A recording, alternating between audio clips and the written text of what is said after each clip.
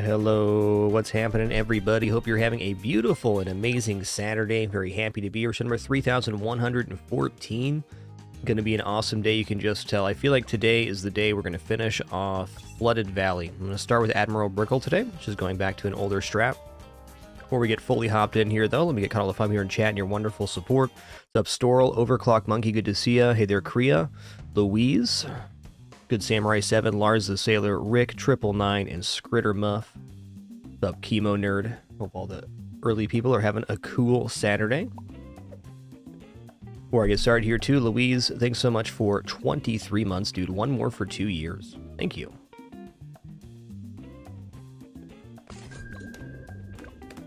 Alright, so we had some really good attempts yesterday. We were getting into the 90s very consistently. I just want to do a few attempts here with the Admiral, and I may end up going back into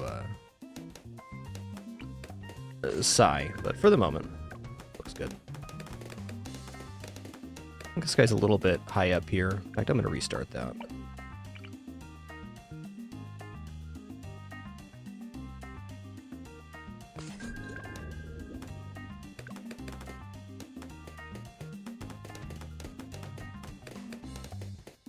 Nope, it's going to slip, right? No, we're good.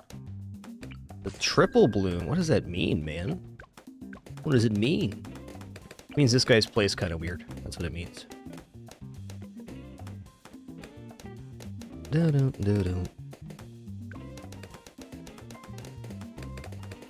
Alright, the Admiral's going to go right about here.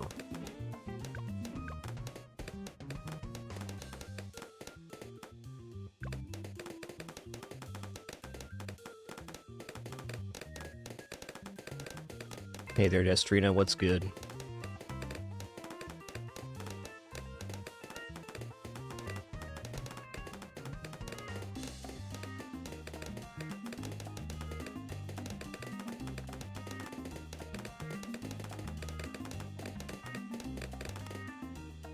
Okay, that's nice that it's not mid-round.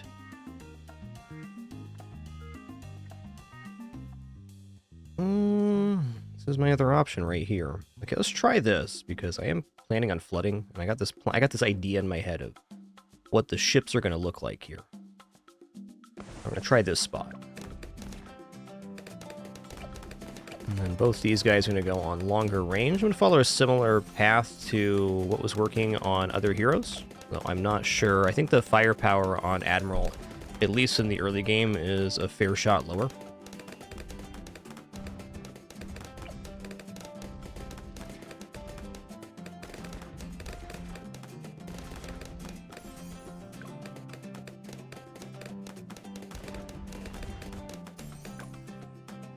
Okay, I'm going to use my ability here on 15. As soon as we see any yellow balloons on 15, I'm in.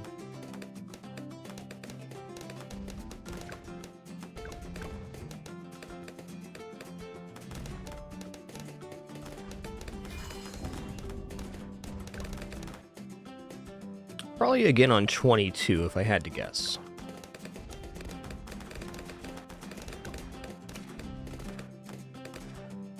Okay, not level 5 yet, so we're not seeing the radius increase, but I gotta believe that if I put this right here on the crevice, maybe just slightly above, should be in the radius. I believe.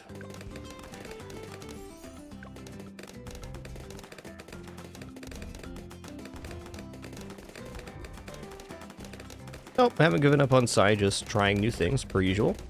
Wanted to start with this today.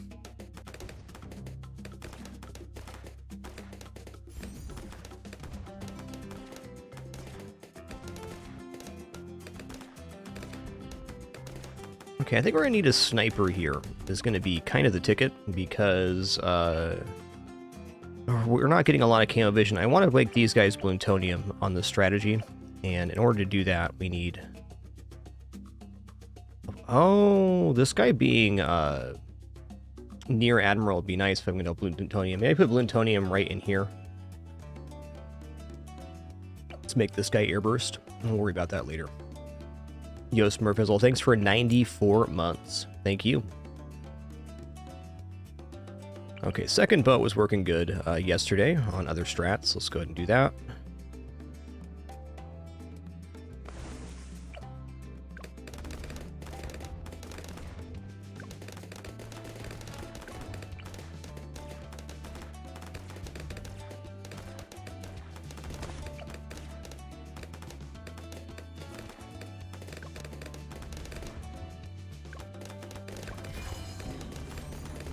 Gonna need a camo by 24, so here it is.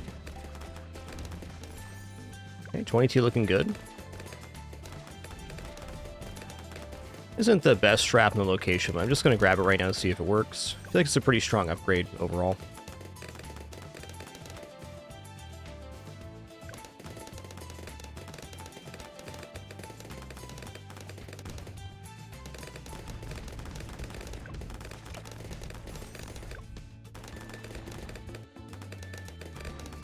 Alright, looking good.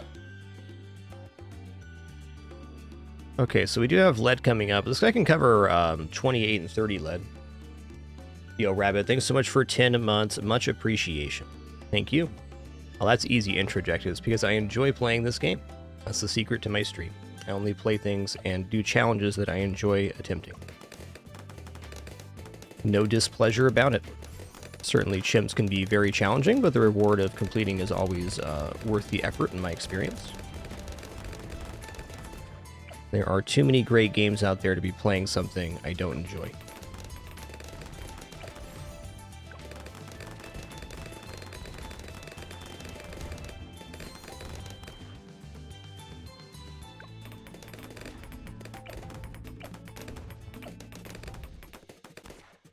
Okay, do we have any type of camo vision on you yet? Okay, so level 7. We should be hitting level 7 before 33 here. Let's find out if that's true.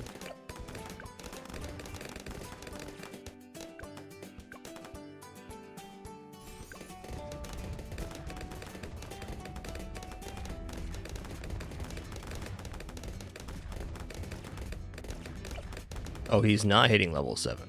Okay, that's a little troubling. I don't have another camo source unless I go into camo ship on this one. Might not be the worst idea because we're not into it yet. Let's go ahead and do this.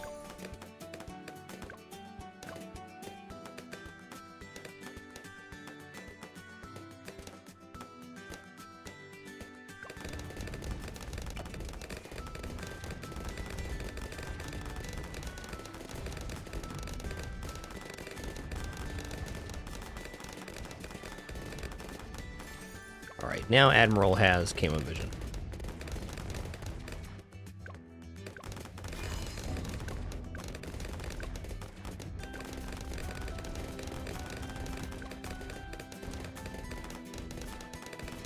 Well, I'm worried about 36 if I don't buy an upgrade here. I guess with 2400 we definitely have enough to make monkey pirates either way, and we are in range of Brickle. Awesome.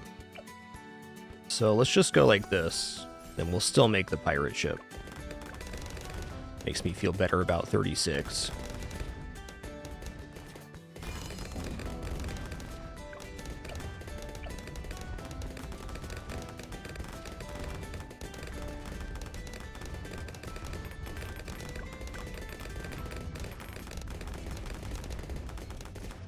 Congrats, Daisy Doo. You found an Order of a treat from yesterday. Congrats. Let's all give Daisy Doo the cat a hand. She did it.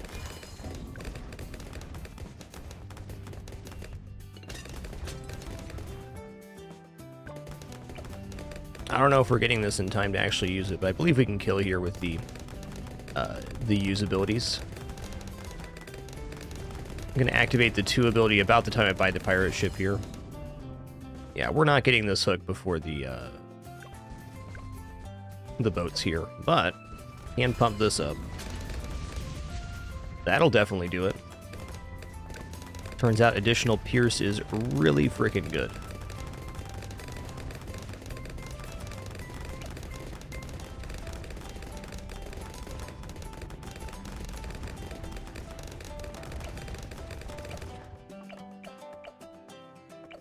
I prefer not to upgrade a bunch of units that aren't in range of the Admiral, because then we don't get bonus off the Navarch of the Seas and other bonuses. I can squeeze 2 in here. Maybe.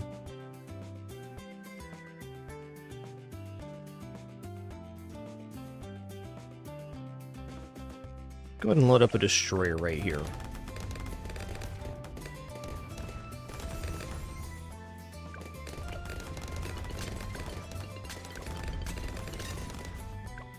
Hey there, Matthew Silvers. What's good?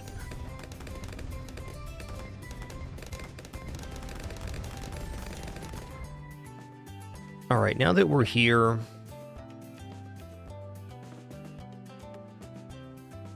what's next?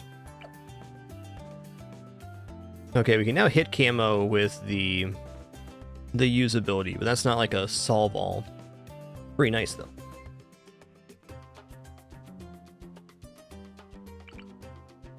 Ooh, we are fitting in here. Okay. I think I'm gonna go for Bloontonium reactor at this location. I'm gonna get that going right now. This really is about reducing the cooldowns on the hero. Okay, round 45 leak, what was it? It was a camo balloon. Alright, so we were on the right idea. Probably just need to upgrade this guy. I'm liking this placement for the Admiral, because we're getting this corner, and when we flood the valley, we'll have the 3 central placements, which should be extremely strong. We got to amp up our camo coverage, though.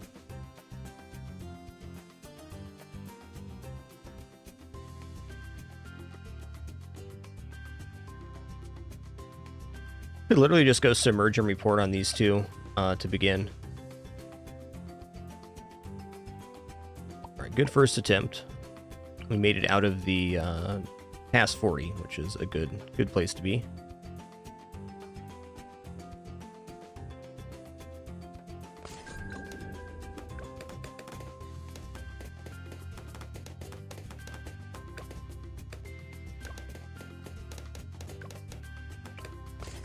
This triple again, interesting. A pretty well placed sub. Yo, nice, Matthews. Enjoy your session later. Hey, Mr. Bine, thanks for 45 months. 3 more for 4 years.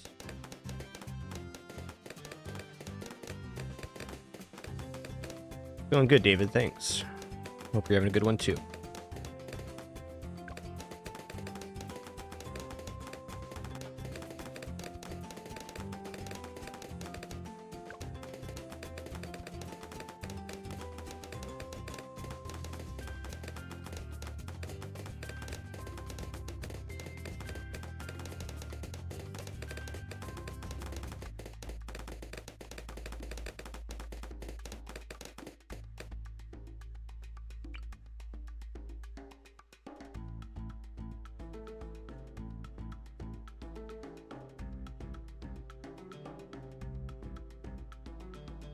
Yeah, worked out good last time. Let's do it again.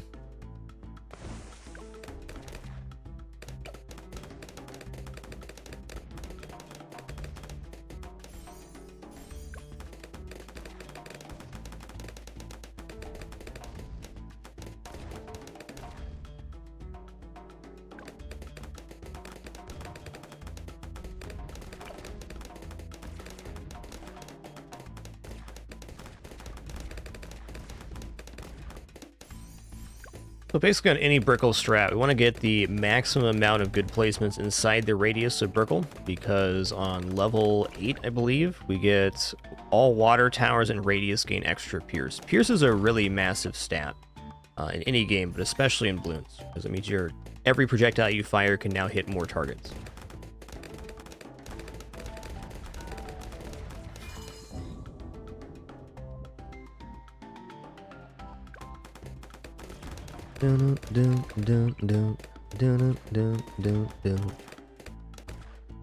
Okay, right here.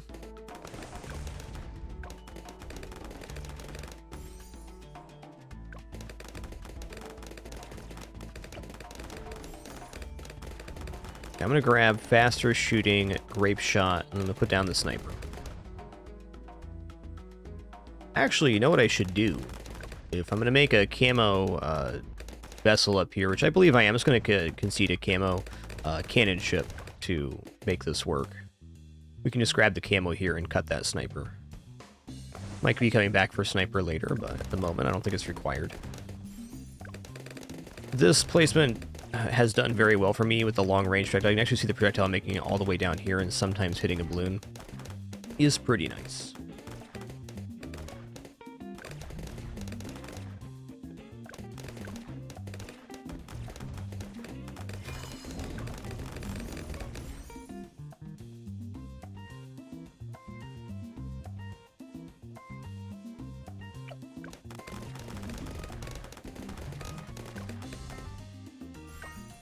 It's staying alive. Do I not have advanced intel yet? I do not. But let's get that before 33. That'll clear it.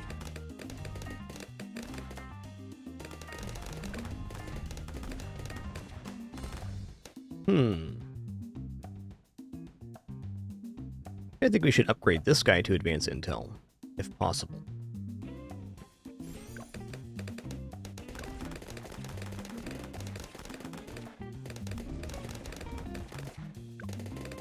Hey, Yellow, welcome in, man. What's good?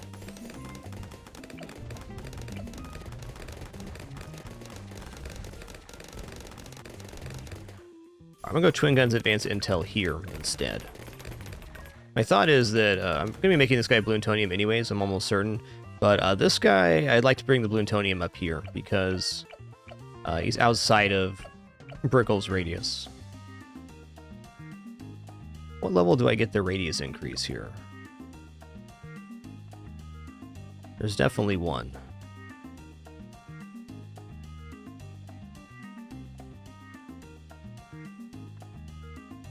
Huh.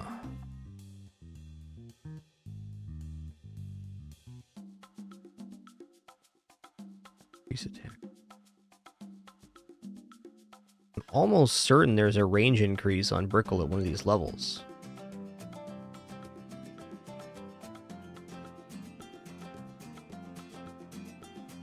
It has to be, because I placed this last time and it happened.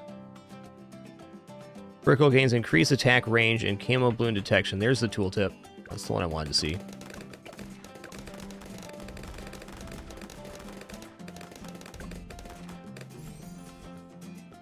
What was that noise, Sketty? What are you doing? Oh, you want the treat? Come here, girl. There you go. Oh! Alright, that was a jump. Thanks. Thanks, Skritter. What a good kidders. Lucky I had a pillow in my lap there, I'll tell you. Oh, you're being a sweet kitty. Okay, you're purring, I get it.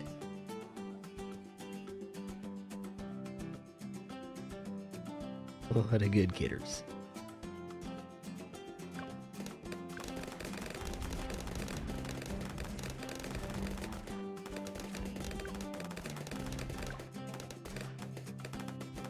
It wasn't too bad.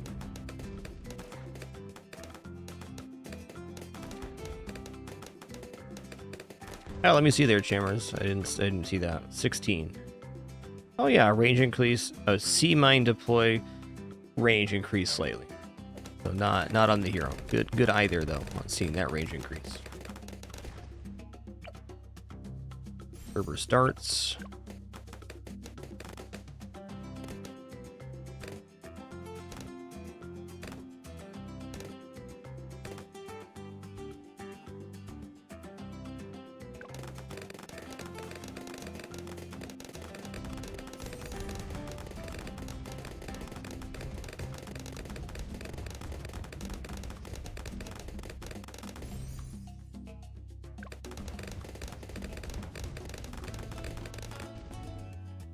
Happy in your lap, Daisy Doo is the rarest of all Daisy Doo. Yeah, what a good kitty.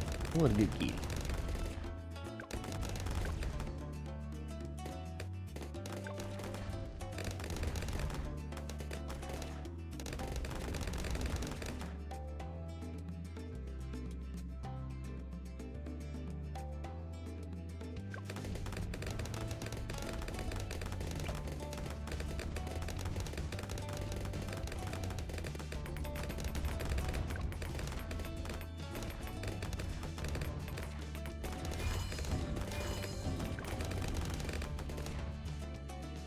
Yeah, 38's a little gnarly here. I'm gonna go ahead and grab a cannon ship here. That'll help.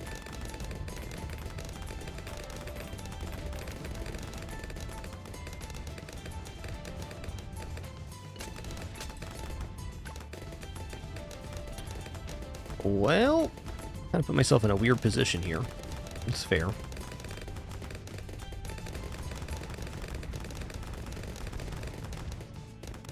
Yeah, not quite enough for pirate ship here. Here's what I can do, though.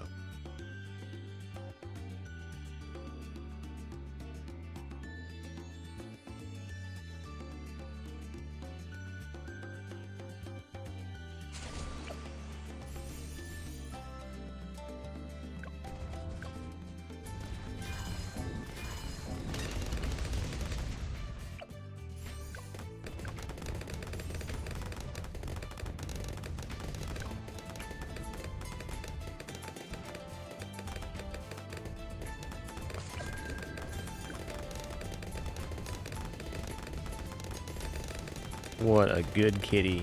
Got a cat kneading in my lap right now. What a good day to be me. What a good day to be me.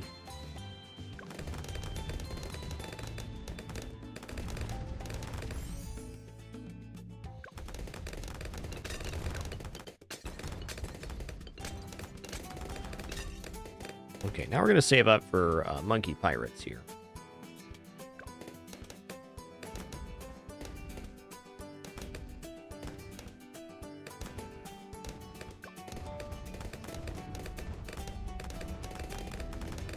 Daisy, this is too much. Okay, just go. There you go.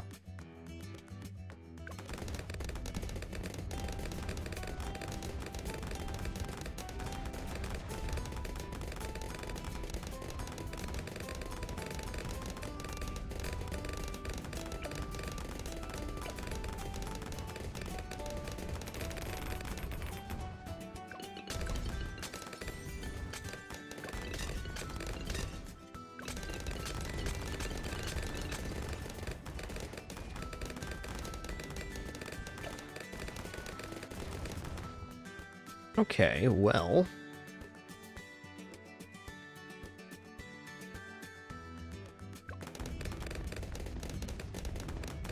We're to the moment yet where I am flooding the valley. Feels like I might be.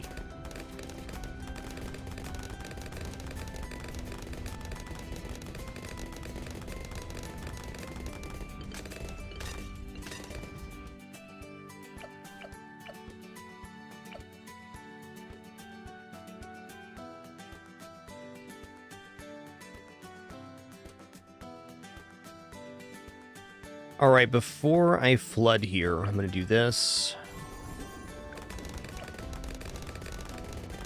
Okay, I do want Bloontonium in this particular strategy for more than just camo reasons. It's going to give us reduced cooldowns on both of these units, which is going to be nice. 15% faster cooldown on this Navarch of the Seas. It's really nice. What's the thing called now? What's the name of this skill? Naval Tactics. Navarch of the Sea is the Paragon. Okay. But this comes up pretty fast already, and now it goes even faster. It's beautiful.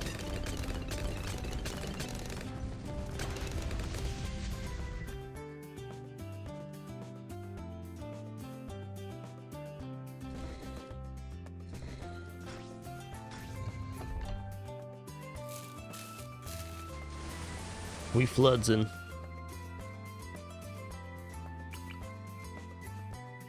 Uh-oh. Uh-oh. Just one Twillibits.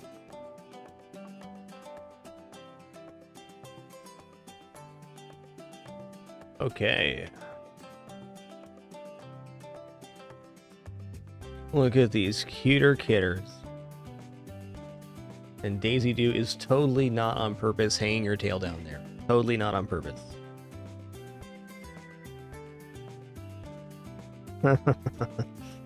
Yeah. Okay, Daisy. You're fooling nobody.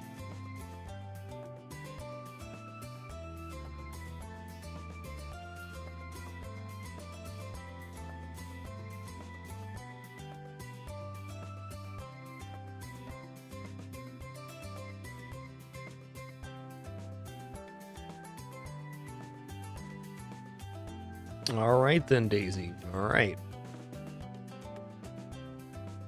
You're in trouble, S'more, right now. You're in trouble, bud.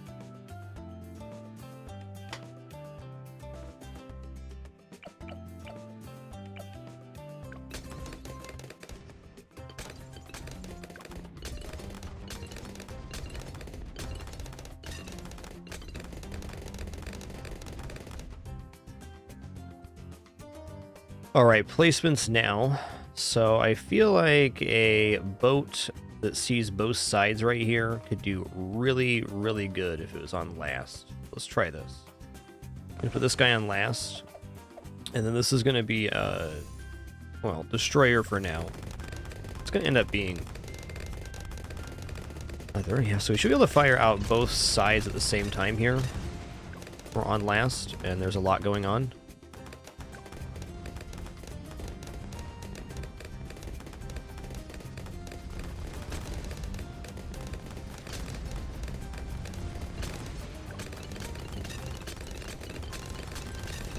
There it is. We saw it, both sides firing. It's beautiful.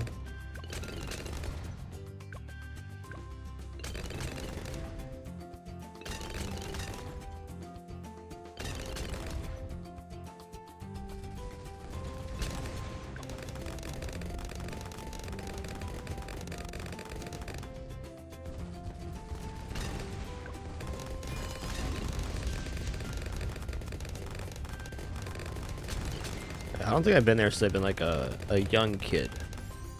7 or 8 maybe?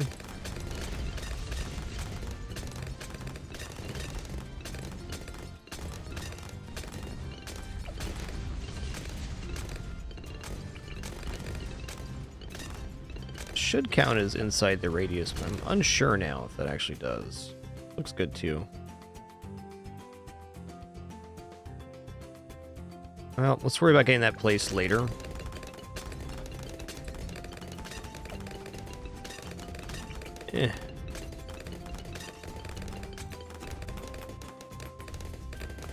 One way to find out here real quick. Let's do this and see if it activates. It did.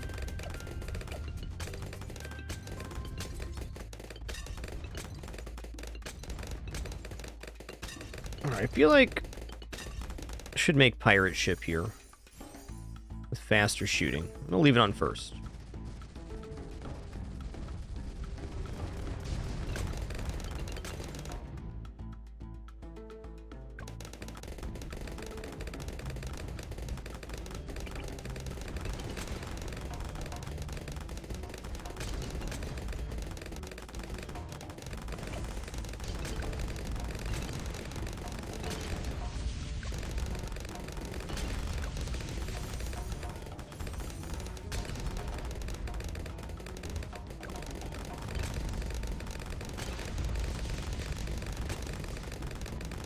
Alright, so 63 is going to be a doozy here, no doubt.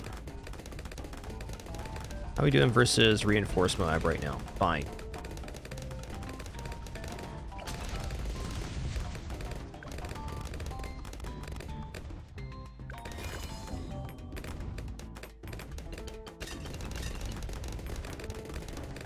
Looks good. Okay, I'm going to use the naval tactics on set 3 of 63 here.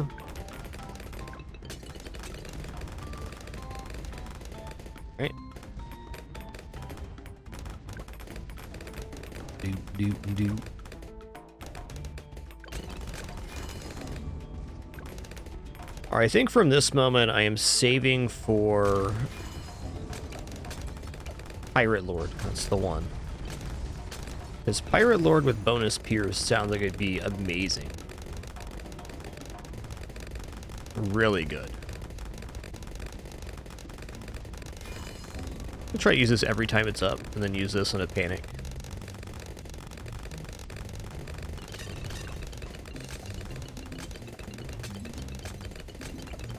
Alright, this isn't Monkey Pirate shit, that's fine.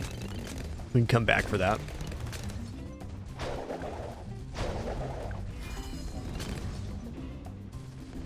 What is the tooltip for this ability? Sea mines fire off quicker for a short time, Brickle gains increased attack range, and camo balloon detection.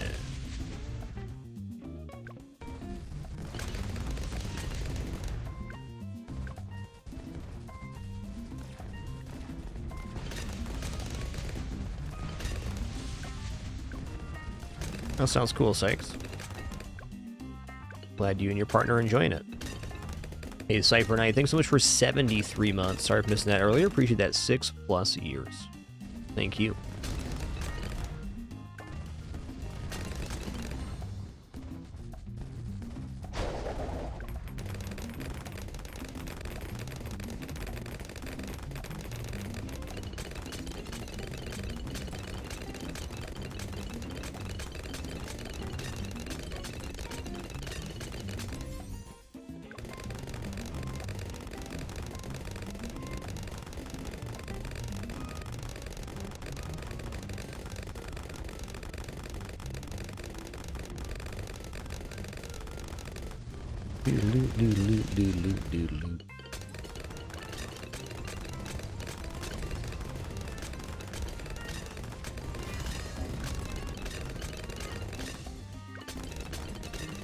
The uptime on this is pretty good, about 25% of the time.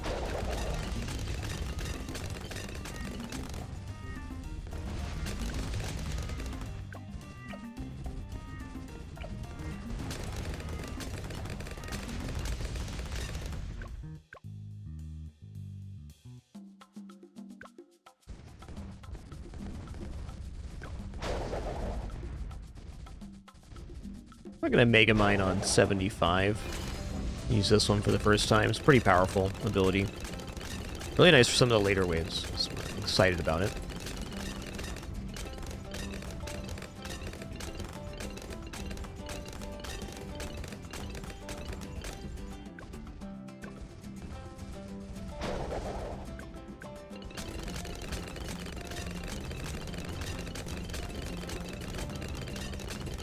I want to save my usability for 76, though I have a feeling that this current composition clears 76 without help.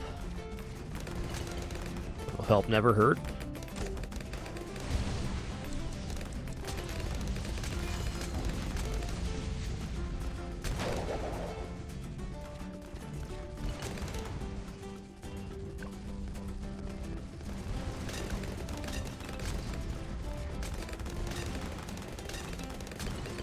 Oh no, we're fine. Okay, almost there too. Alright, that'll do it. Okay, Pirate Lord's out.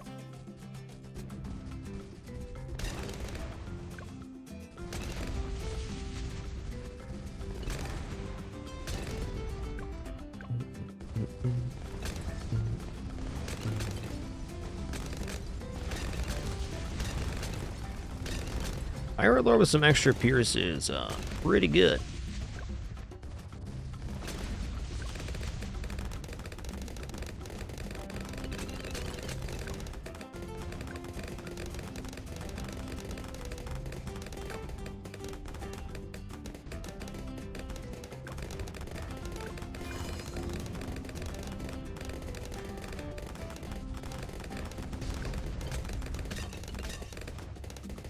I'm going to go ahead and finish off Monkey Pirates here. Then come back for Tier 4 carrier ship. Yeah, all naval units in range of Brickle get bonus Pierce, +1.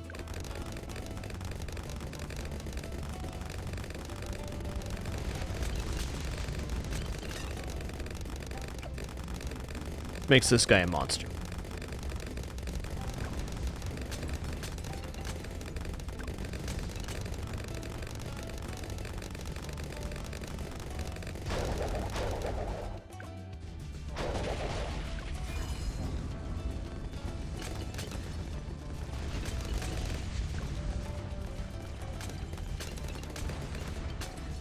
Okay, I'm starting to feel a little issue there.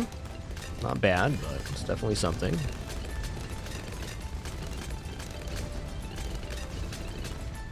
Alright, so we're here now. Aircraft carrier. It's out.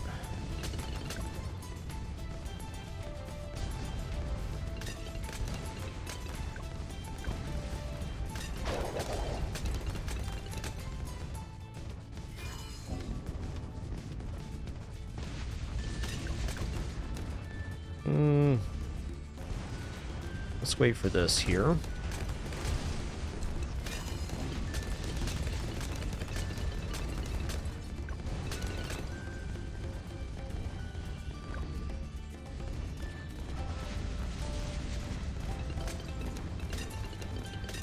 A reinforce almost got through this. Scary.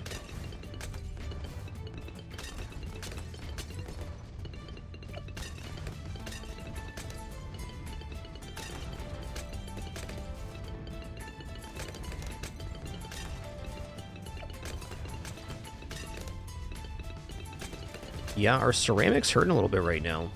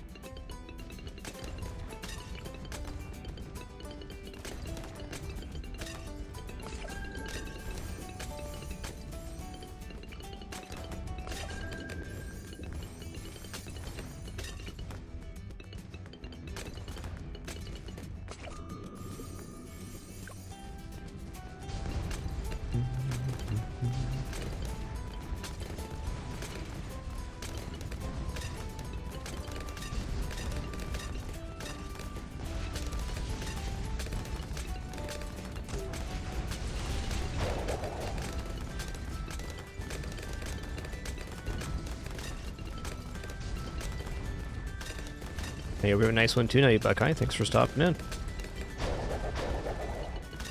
Alright, 84's cleared. I mean, honestly, let's go AP darts here on all these.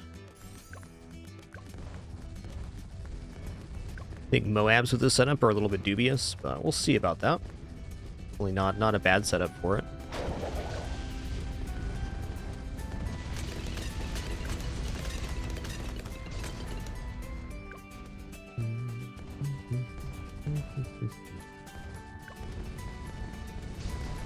I think this triple AP dart was maybe not the best, but could have been worse. Let's just keep adding in subs here and see what happens. Maybe a main Moab next. Yeah, alright. Let's review.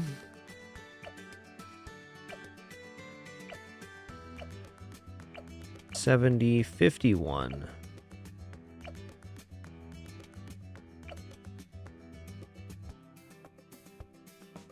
Yeah, I'm thinking maybe the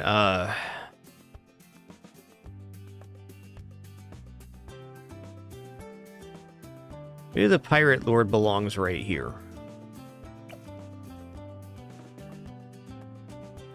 Would you still be in range of this tower? It would. He was operating very nicely right here, but in the center would have been, I think, an even better value. Had a lot more double firings, because in this position right here, not centralized, the balloons had to make it all the way down here before we're activating both cannons at the same time. That was an interesting attempt, to say the least.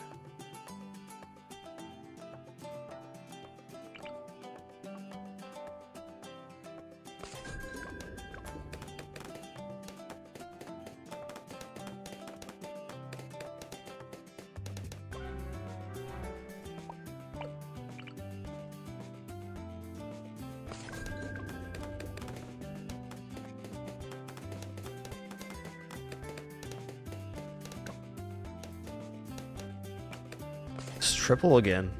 Interesting. Definitely some happenings here.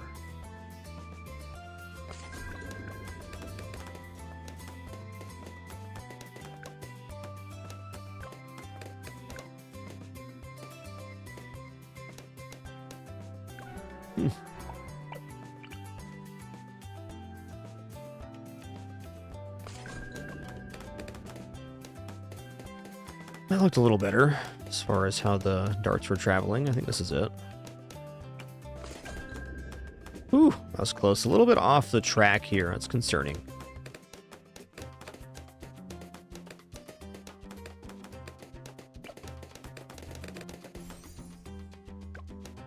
Yeah, I don't think, unfortunately, I don't think AP subs are reliable here.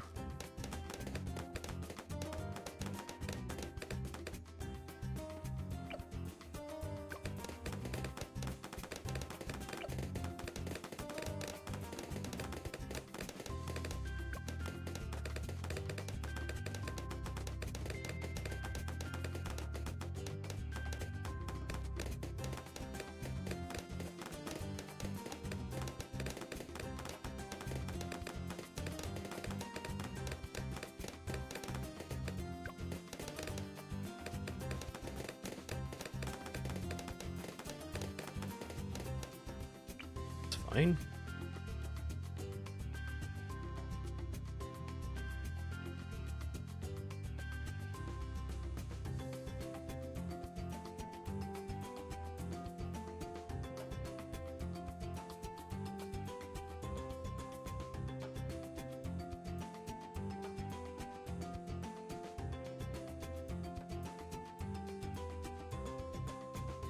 Right there.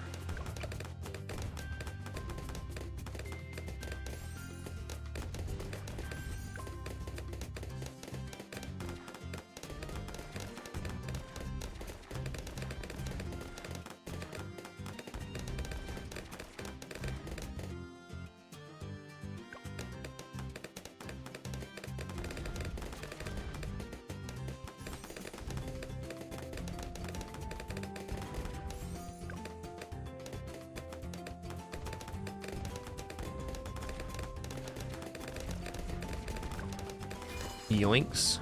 Okay, looks good. We're on boat now. Swap the owner because he's kind of abandoning this unit down here because he's outside of Brickle's radius anyways.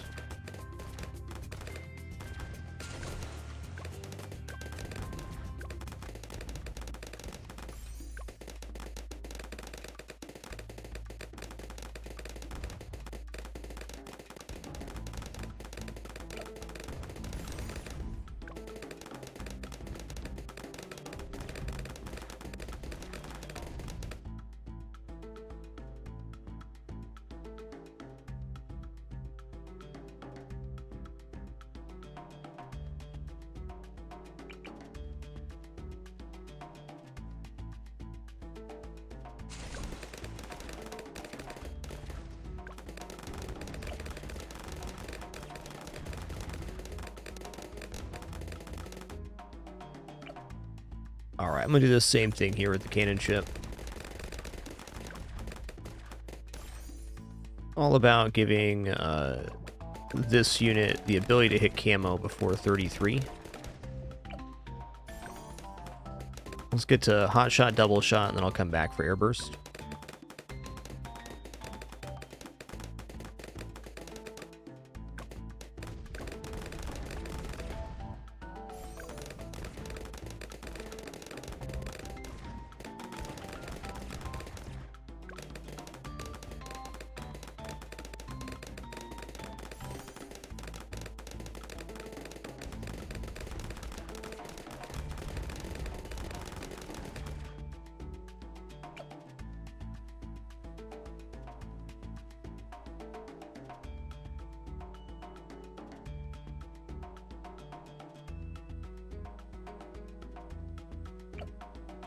Okay, we're around 27 now. Let's grab advanced intel. We'll go airburst darts, cannon ship, so on and so forth. Actually, I think I'm going to grab destroyer here on this guy. It's going to be a little bit tricky, but worthwhile. I think after this attempt, I'm going to go back to using Psi. I just want to try a few things out on Brickle to start off today. It's been fun.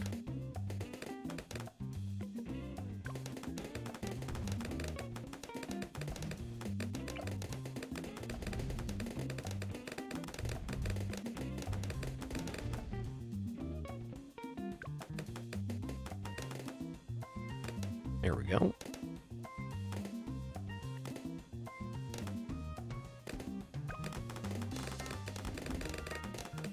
I have a hard time seeing this clear 36 as it stands.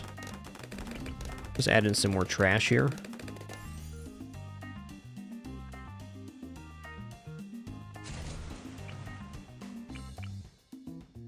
This guy's going to be Bloontonium, so what I'm going to do is I'm going to give this guy advanced intel airburst darts as well.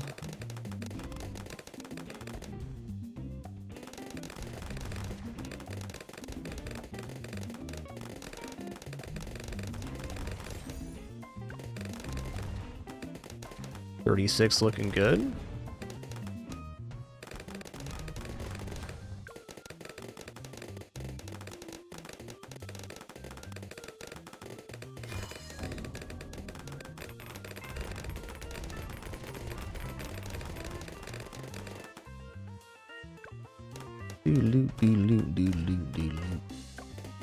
So there's more than enough camo coverage for the moment. Adequate.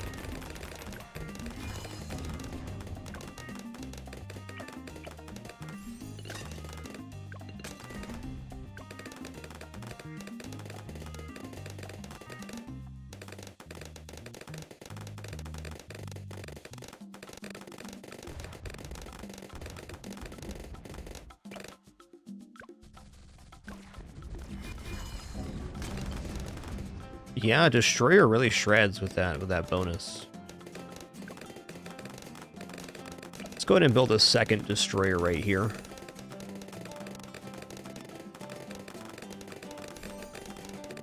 Feeling like destroyer's probably overall more cost effective than the pirate ship.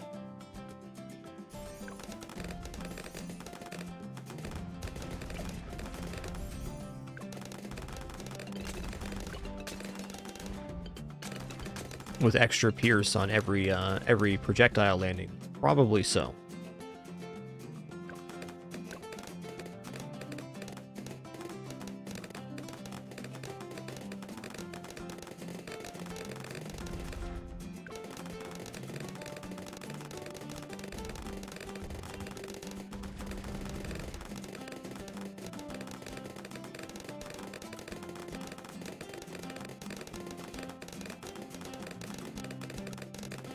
Alright, let's flood it.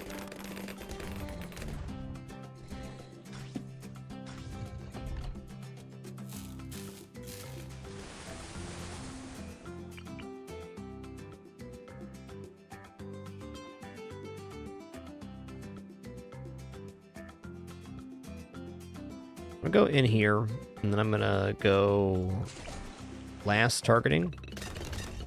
I'm gonna go for pirate ship right away. I want to see how it's firing as pirate ship here.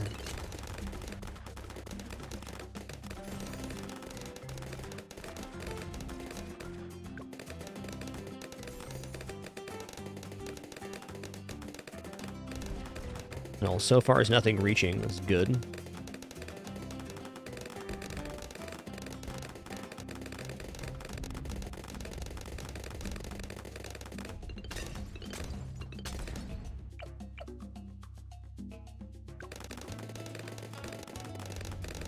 Yeah, Tibbs, we have all other metals on this map. This is the CHIMPS, the most limiting mode. Been a fun set of attempts.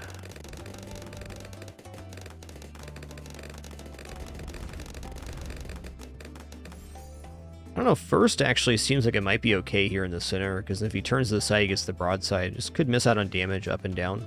It's tough.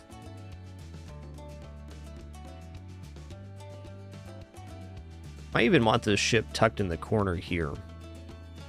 Anywho, let's go faster firing on this one.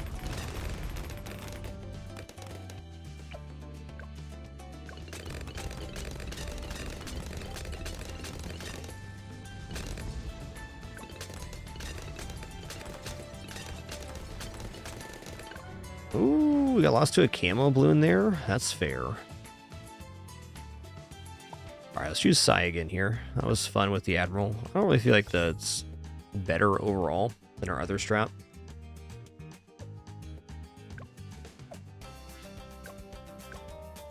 A fun attempt nonetheless.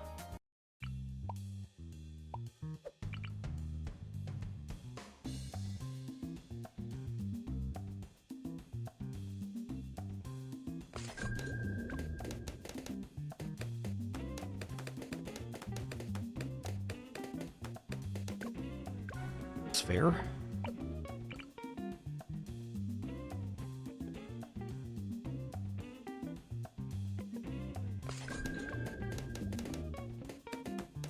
Not sure about that one.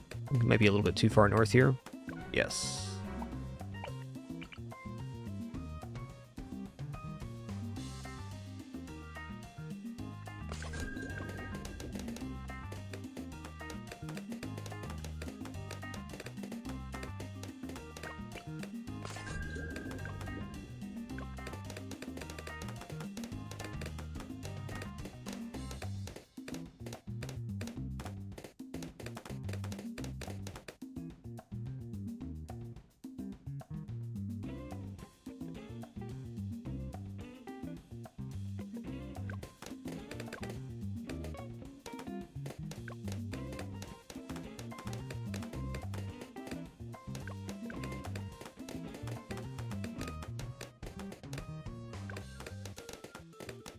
Doodaloop, doodaloop, doodaloop, doodaloop.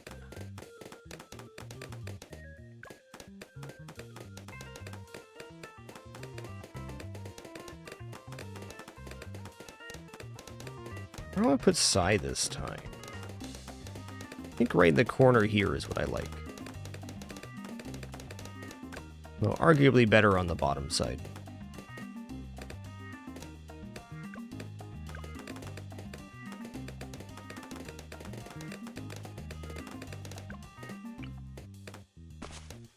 Okay, we got the hero down before the end of the level. That's important.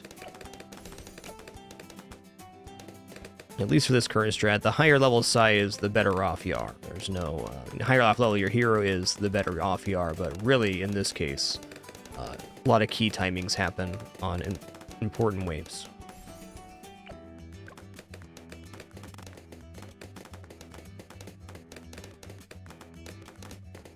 Okay, we're buying twin guns before 15, because it's a smart thing to do.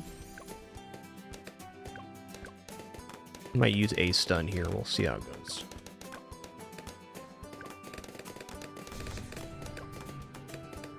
Yeah, we're good. All right, after this, we're going to put a boat right here.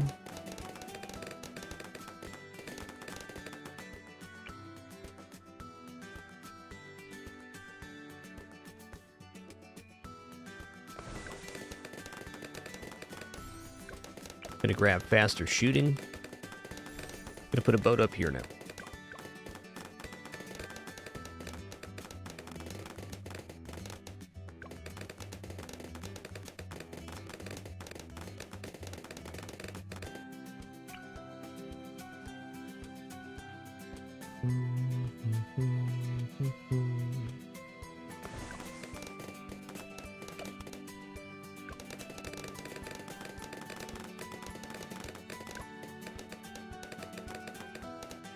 Well, 21 and 22 feel pretty sketchy, but we're getting grape shot basically the start of 22 here, which should make it pretty safe.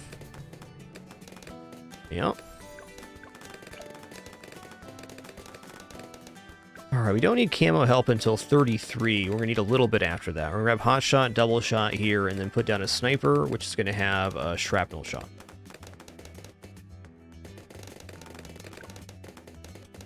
Yoinks.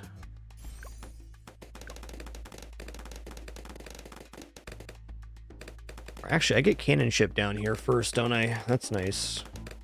Or maybe go in for airburst now. Yeah, it's airburst now. That's the one. Don't need advanced intel at this moment, but this extra firepower is pretty good. Okay. Now it's sniper-oni time.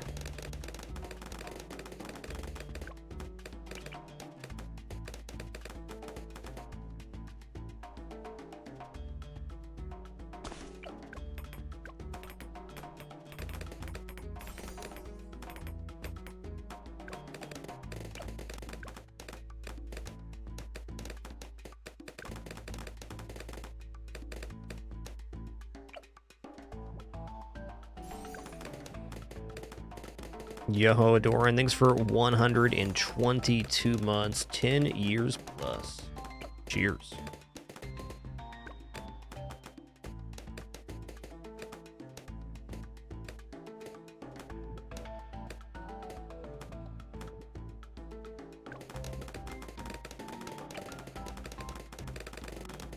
Go cannon ship, advanced intel.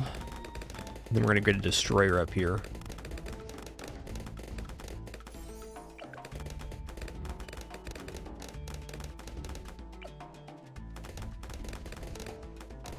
I think I got this size start down pretty good.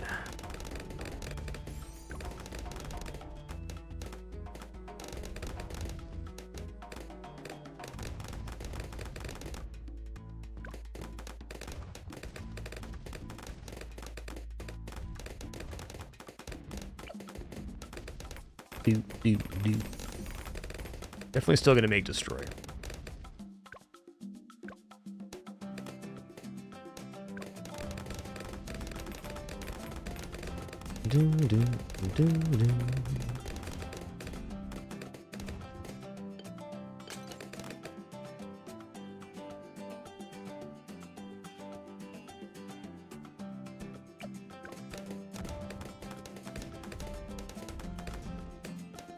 What's really amazed me about this strategy with Sai is how little camo vision we get away with having.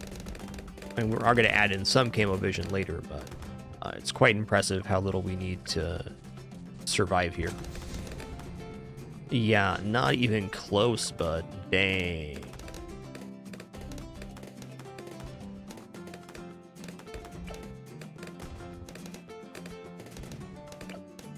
Alright, next up should probably be Monkey Pirates. They're pirates who are also monkeys. That's cool.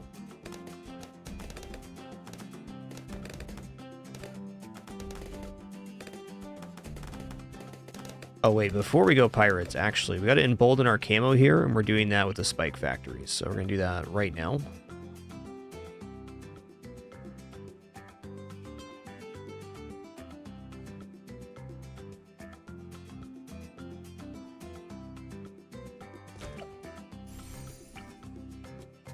Spike factory, among all the other things it does amazingly well, does not require anything to hit camo balloons, because it's dropping them on the track. What a tower. Yeah, that was just in time there, too. Almost like I know what I'm doing. Almost.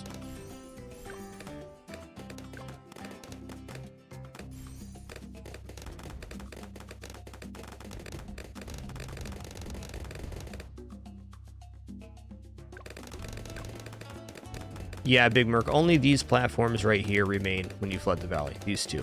The bottom platforms and all of the ground is gone. Okay, now we're going to go back for Pirate Ship.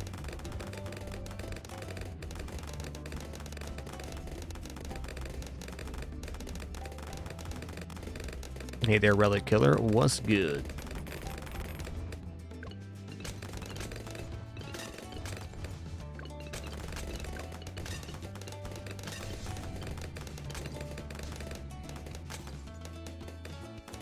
Scarier than you want it to be, but still safe.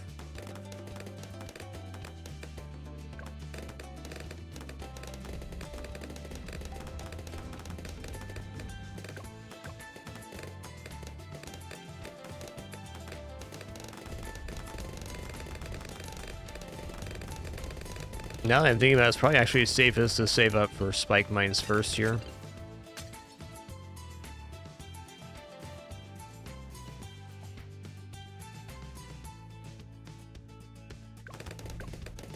Hey, good luck with your runs, Relic Killer.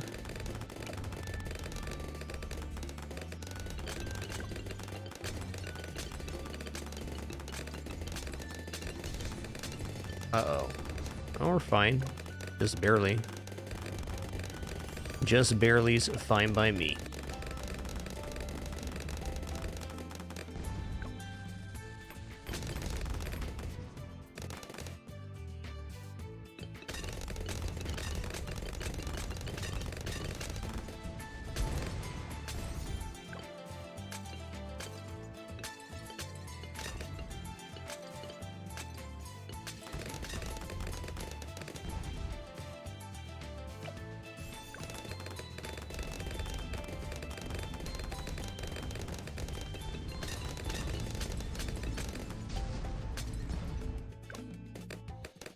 We are not flooding the valley on this attempt, so there's no losing of the units down here.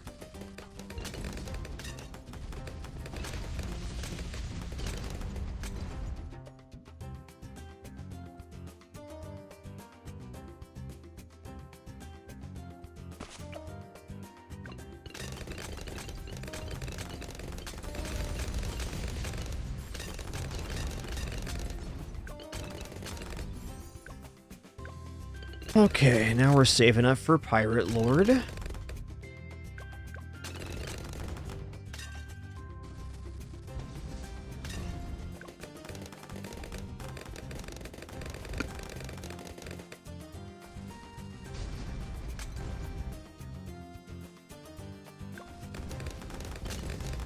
All right, here we go.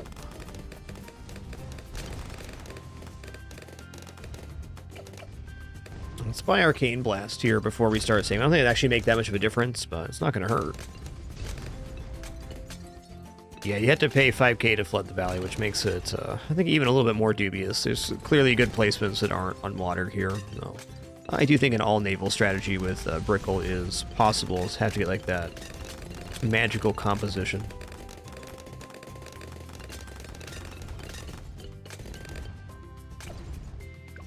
I think Sai as a hero is a lot easier to use than Brickle.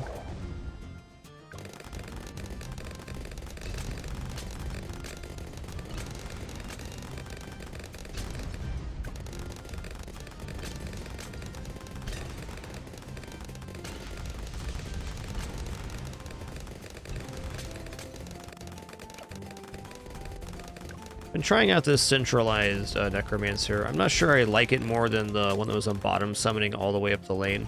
But I do like the hut placements a lot better when I don't have to worry about that.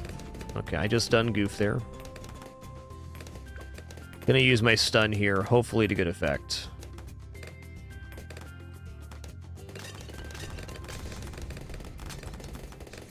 Yeah, that'll do it. Okay, we're fine.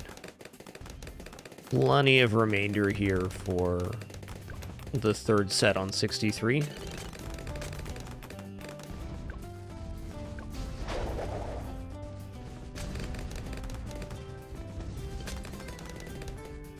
Uh-oh. Spaghettis? The spaghetti is cooked. I repeat, the spaghetti is cooked.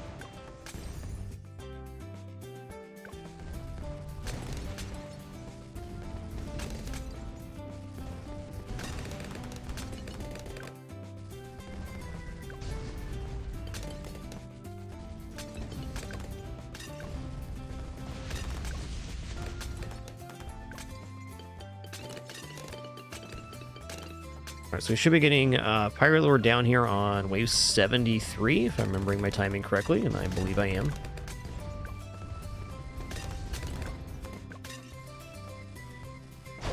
Go ahead and give that a yoinks.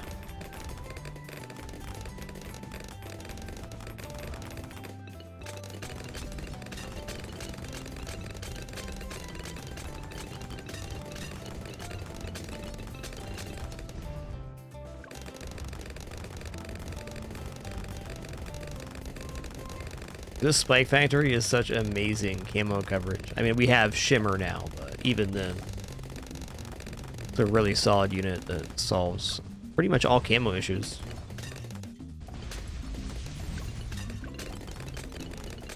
Up until those DDTs, that is. Probably going to use an ability here. Let's go ahead and stun some. Wow, the stun's still hitting all the way down here. That's incredible.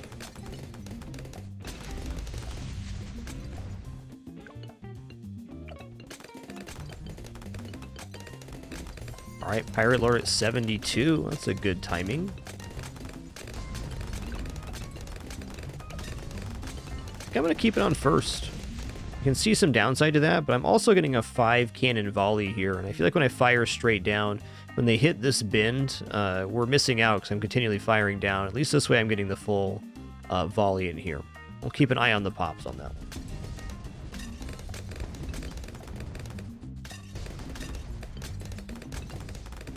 Alright, I know I can save up to Prince of Darkness here. Let's just start with this attempt on that. Spike Factory's at 27,000. And the amazing part about the Spike Factory pops is the only things that get past the Pirate Lord. On our previous attempts, it's been about 150,000 or so. It's definitely justifiable for the cost of the unit, about 14, 15k.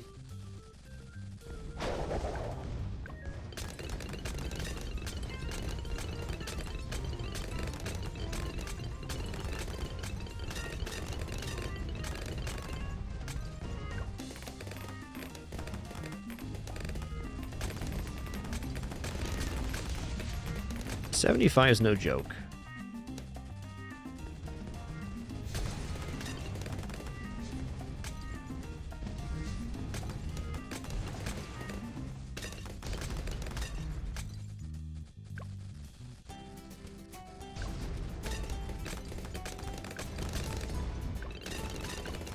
Later, Tater.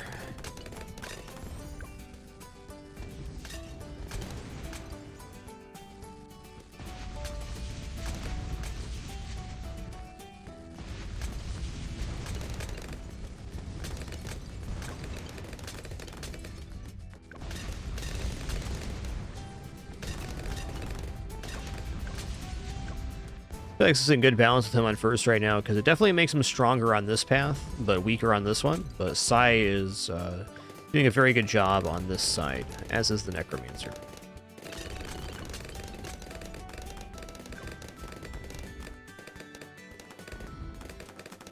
Even though the next set is camo, now the Spike Mines have so much time to build up, there's no fear here on 78. It's going to be a bunch of junk, then this, and then another huge wave now we have thousands of balloon popping value on these mines. Not a chance.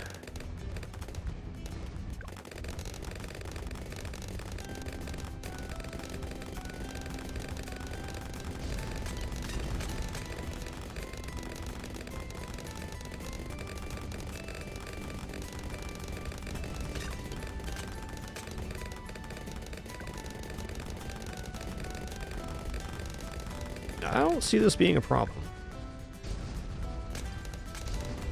Because it's not. Alright, let's just give it a yoinks. We're here.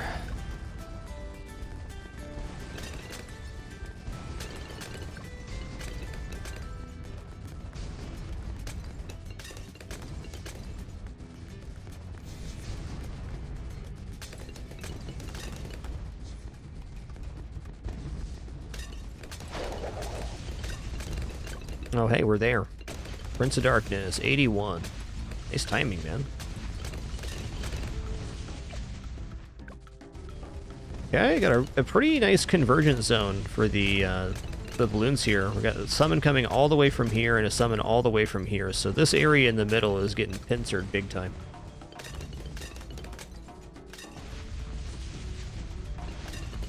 You get the red balloon equivalent of the Moab and Chimps. So yes, like a larger Moab would be worth more bucks, but not technically. Okay, I think it's time for jungle drums. Okay, next step here.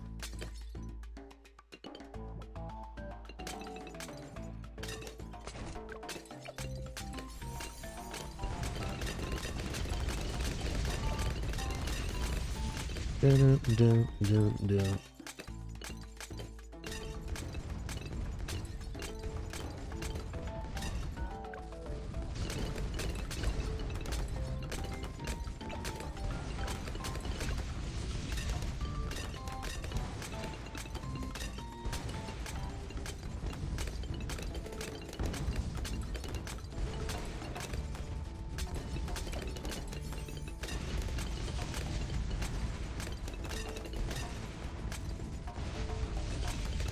Pretty clean 84.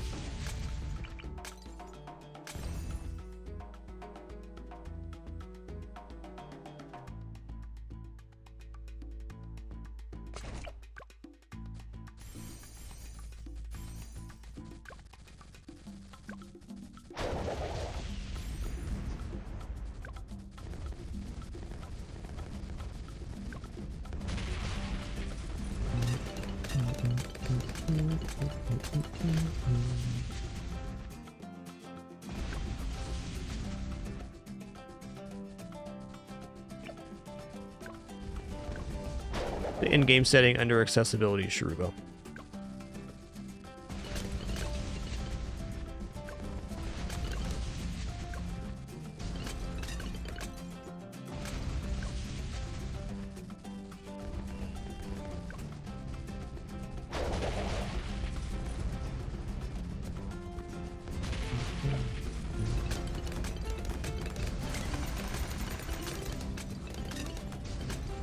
So the really cool thing about this ability on the Spike Factory is it releases a set amount of spikes, 200 plates, I believe, regardless of track length. So we get a very condensed form of damage in this usability.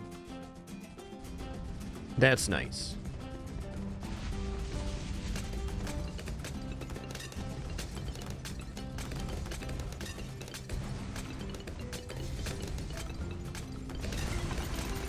It's a little preemptive, but you can see how heavy these are stacked up. This is the real deal.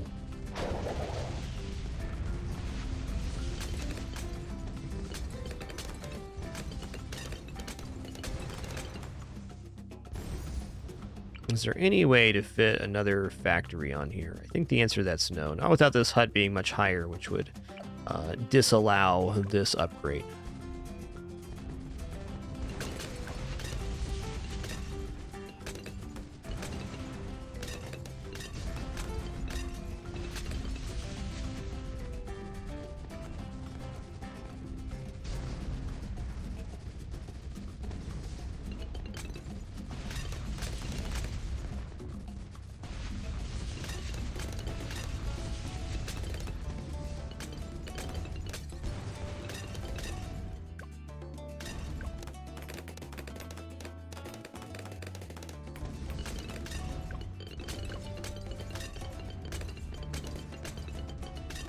Yep, that's the one, Shrubo. The only one. You got it.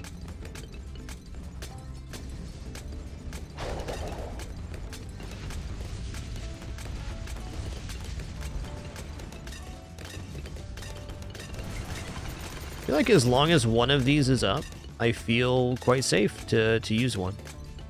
Am I not there on one of these? What's going on with this? Oh, is it using both of the Spike Factory's ability at the same time? I see. I wonder if I can individually use them.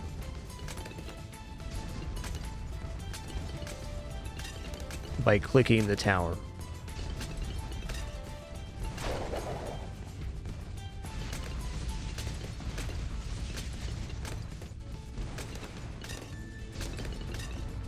Also, now's a good time as any to find out.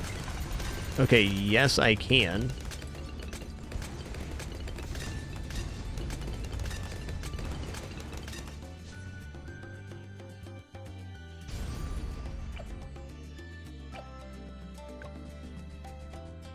Maybe I was just mistaken there, but I felt like when I clicked this button, it used both of them at the same time. Which isn't necessarily bad, but maybe not ideal.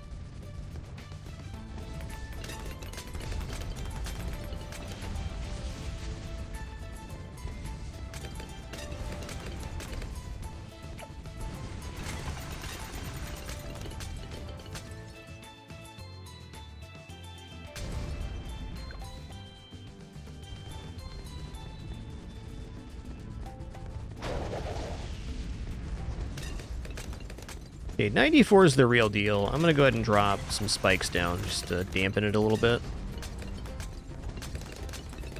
It's a big wave.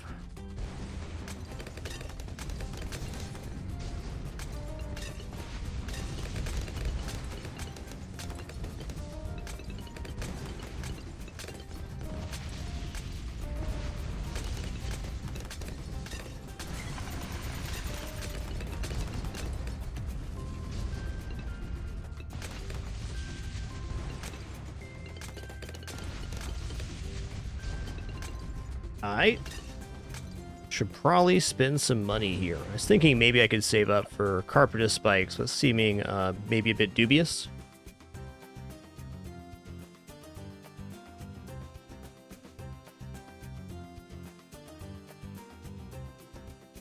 Main Moab sniper is almost certainly not wrong. Aircraft carrier would be some considerable damage too on these larger waves. Let's just grab some tier 4s here and see what happens.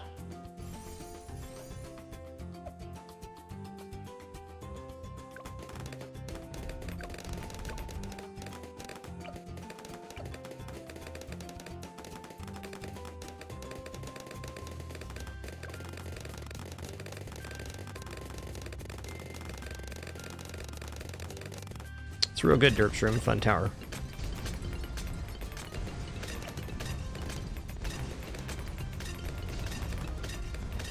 Okay, I don't see the mines getting broken through here, so I think we're good not to use an ability.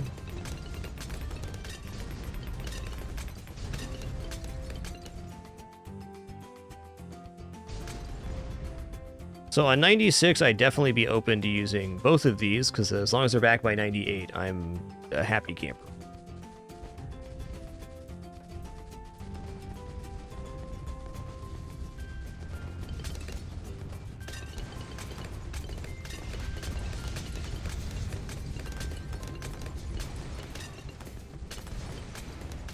If I even need to, choose one.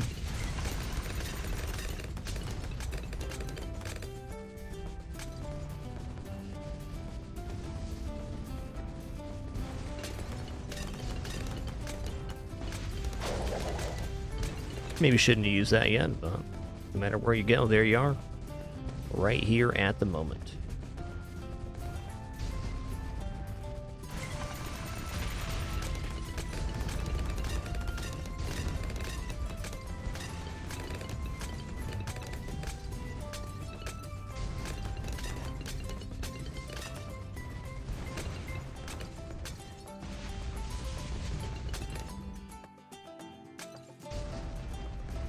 Hot dog.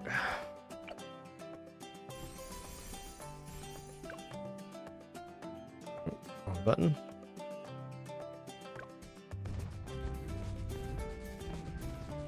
Big 98's still going to be an issue here. We'll see. Let's get one yoinks.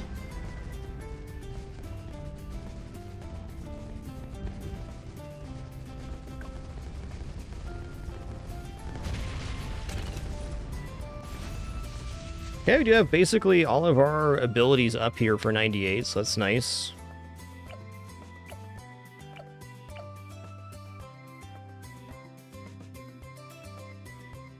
It's definitely possible we clear this. Likely, not so certain of that.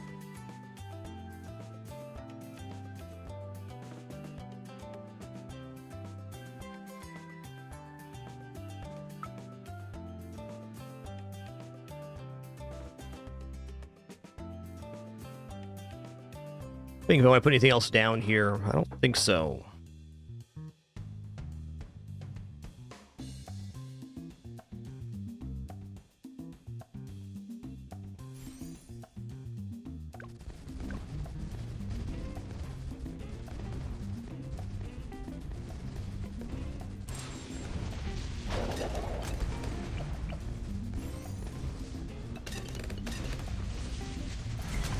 Okay, it only used one there. Interesting.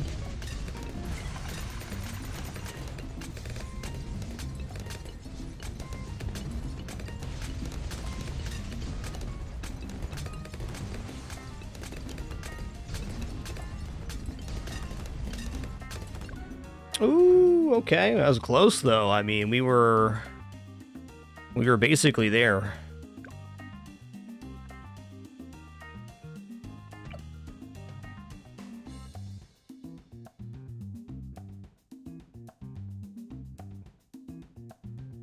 That was really good. Okay, let's check some pop counts here. So on first, this unit performs slightly worse than last by about 40,000 pops. This guy, I'm not convinced either. I feel like that was pretty good.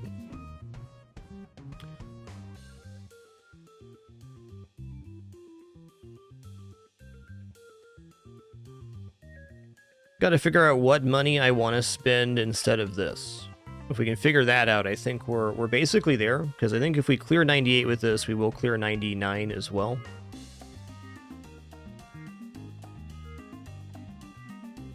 Got some cheaper options like just tossing down buff. We can probably afford close to another Moab sniper.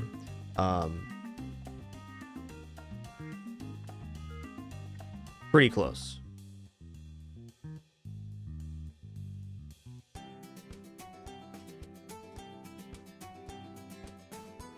Maybe even get like Alchemist here and Alchemist here, buffing the 2 spike towers. It's a little bit out of our range though. And I'm unsure how much buff would actually help the usability. That would be nice for both these towers to have that. Even this guy going a little bit faster is a lot more damage.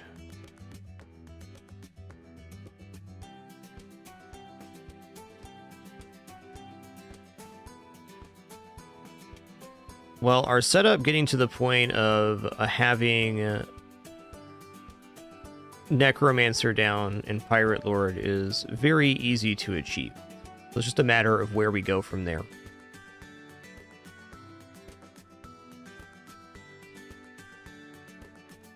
All right, quick break for me. It's going to stand and stretch real fast, use the restroom, grab some water, and then we'll head right into another attempt. We're going to get back to Prince of Darkness, and then we'll take a slightly different route. I don't think the spike factories were bad by any means, though it's a lot of managing usabilities. Yeah, be right back.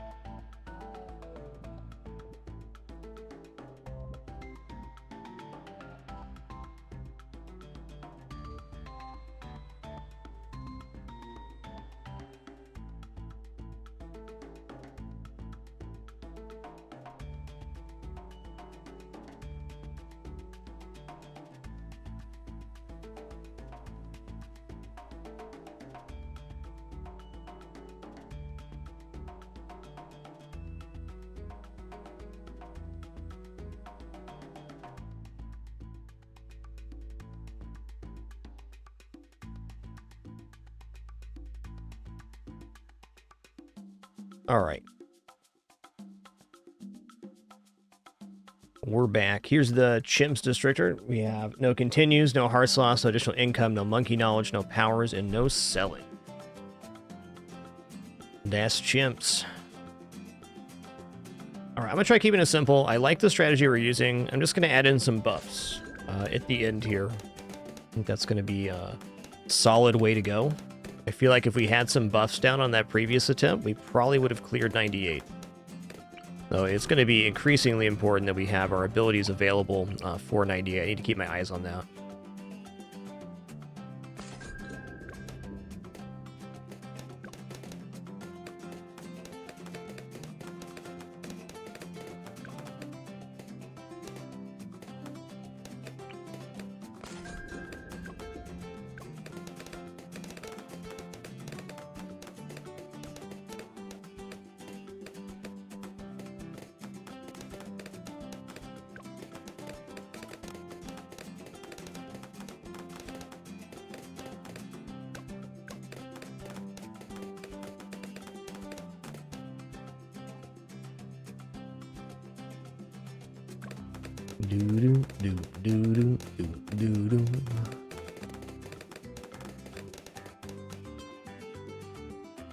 I was going to put Sai here again. I have some arguments against putting him here, but he seems to be performing fine.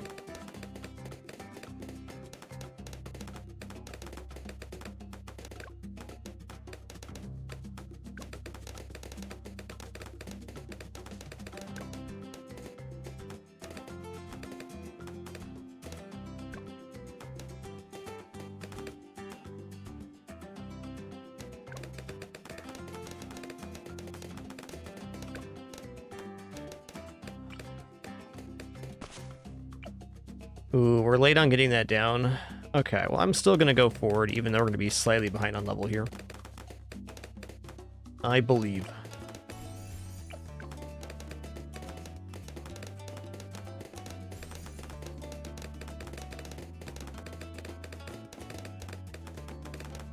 Yes, our best strategy, well, not best strategy, but our another strategy, our first strategy we had on this map was Etienne getting Pirate Lord down on 62. I am not following a set build order or strategy. I just try a lot of things out. We're currently using Sai, and I think we're closing in on what will be our winning run with it. Seems likely. Let's go twin guns up here and see if this performs as well. So if I can avoid buying any upgrades down here altogether, that'd be even better. Great stun.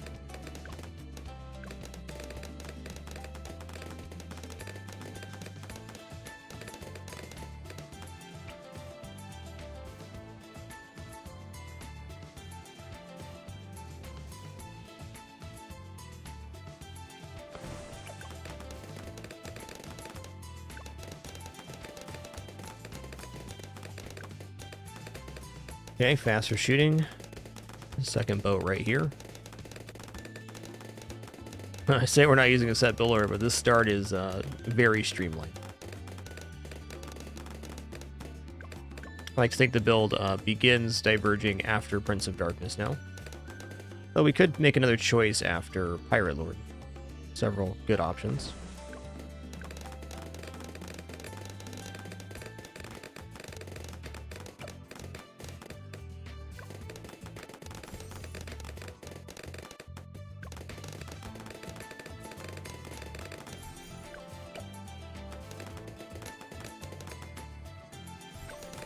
Okay, we're gonna get to double shots, then airburst darts, and then a sniper for camo.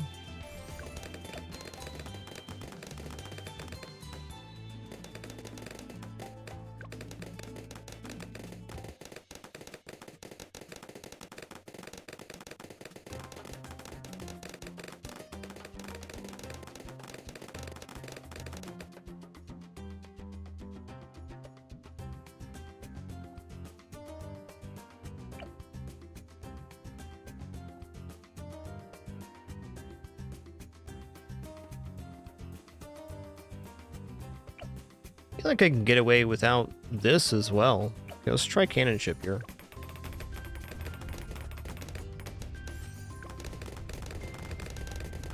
Okay, now we're going to put the sniper up here. I'm going to put the sniper on the cliff this time. I think this weakens the shrapnel shot a little bit, but I got plans for these podiums.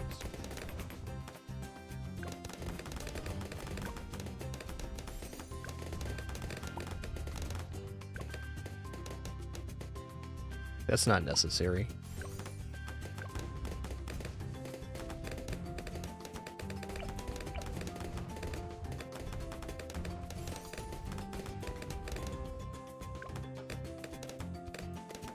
With no airburst, I'm curious to see how 36 is going to go.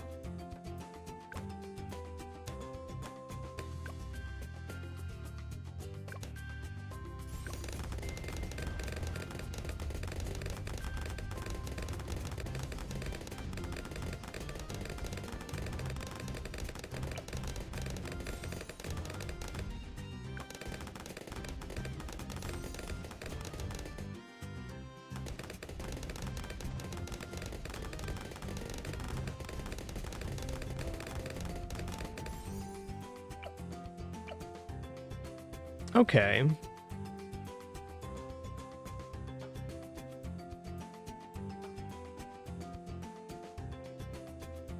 Wait, it's kind of tempting to use this stun ability and then drop the spike factory down now. Let's see if this clears or not. Yeah, it's looking fine. There's no issue here.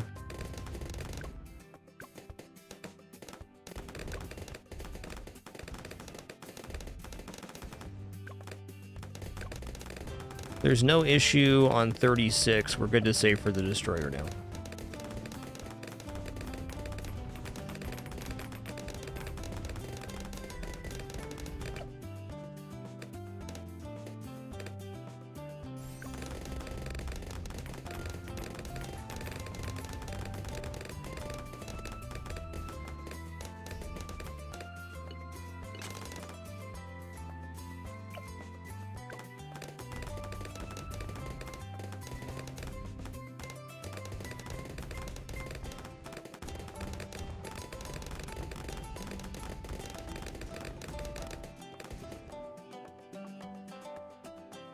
I hesitate to do this round with no, with 3,000 held, but I believe it clears. Let's just work on doing this. We're able to save it for monkey pirates now. It's probably best. Oh yeah, we're fine. Easy peasy. Paragon Tricks, thanks for 24 months. Appreciate that. I did some Brickle earlier today and a couple days ago too. Water strats are pretty good.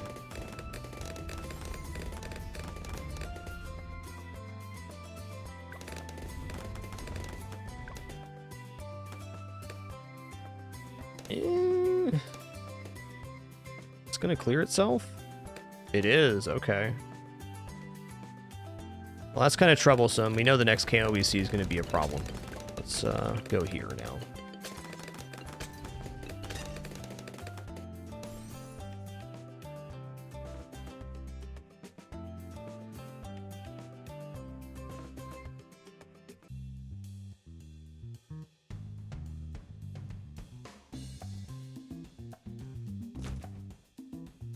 Just make sure this still fits. Okay, it does.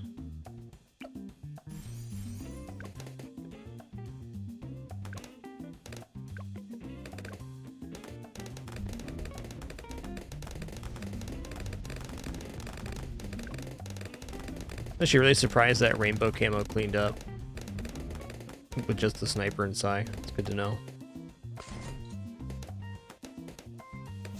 Yeah, that's fair. Okay, so what I gotta do here is I just gotta put the spike factory down before I go into monkey pirates. Easy fix. I knew that too, but I was trying to get away with too much. The spike factory bridges our camo deficit quite nicely, but it's got to go down at a specific time. You cannot gunhead. The largest unit that fits on the carrier is Gatling Gunner.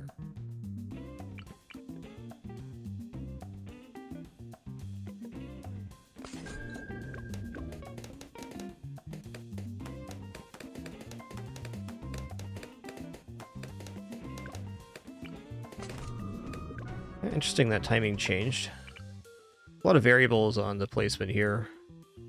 Sometimes it goes perfect. If it goes perfect, there's two balloons very close next to each other when we place the second sub. Sometimes there's 3 balloons, and there's 2. This is the one right here. That's the only one.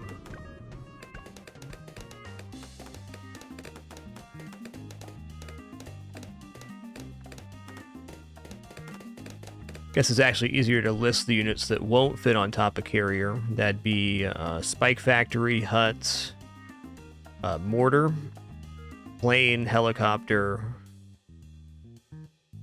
and obviously boat units. That'd be it though. Just the biggins.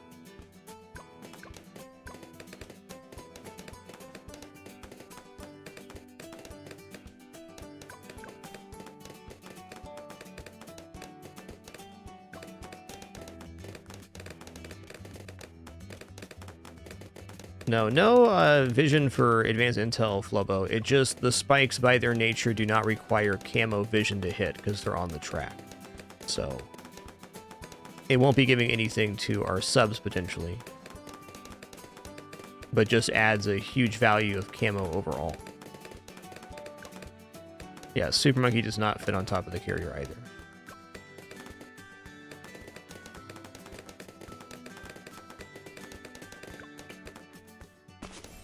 Okay, we got the hero down in time that time.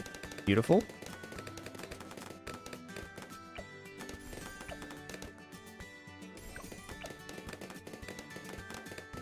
Twin guns worked good up here last time. I'm gonna do it again.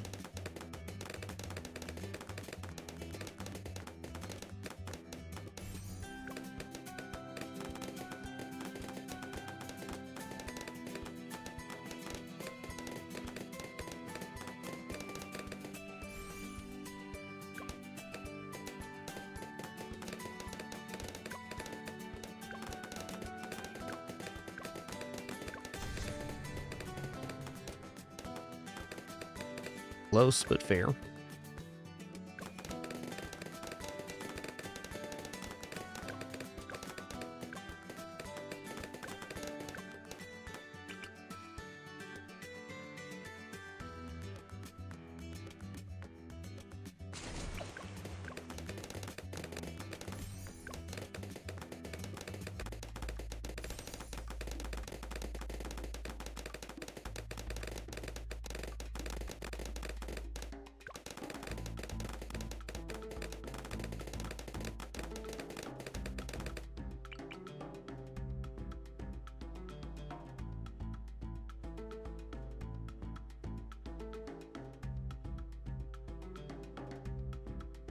That's the one.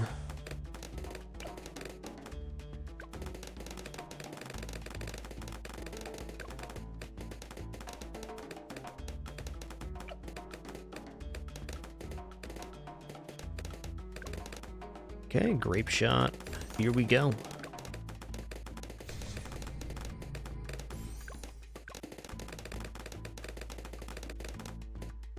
There we go. Hot shot, double shot, cannon ship, and then a sniper. This worked last time, no reason it won't work this time. Unless.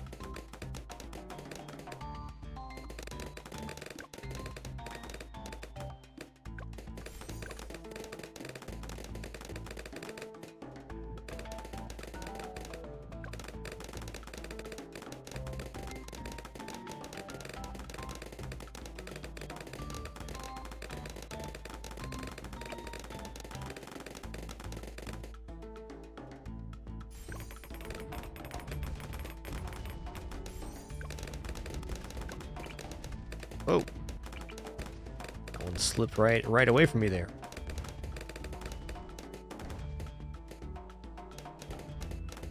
I think inside corner is gonna be best if we're using the upper platform.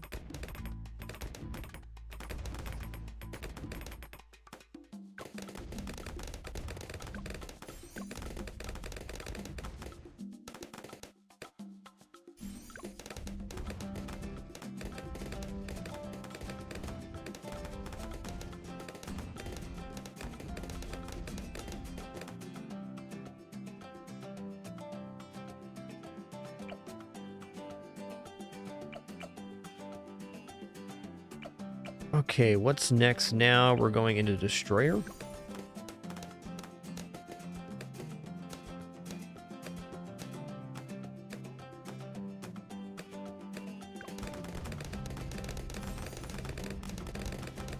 Sniper's so good. Really enjoying this combo of Psy and the shrapnel shot sniper. Did a similar thing on Sanctuary. We had two snipers with shrapnel shot, one like this, one with the fast firing. Definitely not as good as shrapnel angles on this map compared to Sanctuary, but regardless, this combination clears camo through 44, which is pretty impressive.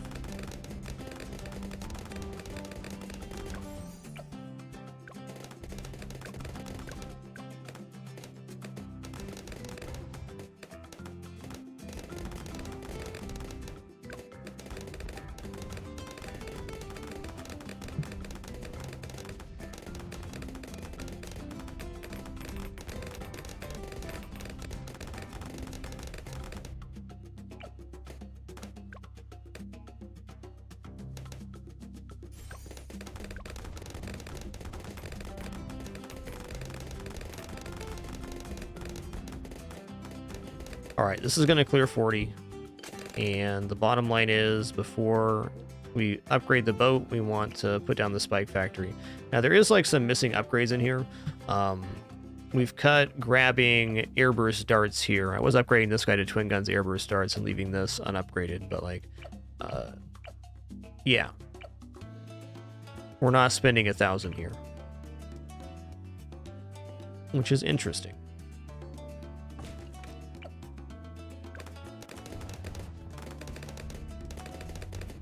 Anime Kid, if you take Shrapnel Shot with Moab's Stun, it's able to hit multiple targets. So on the clustered waves, the Shrapnel Shot is very effective at hitting 4 or 5 plus Moabs at once.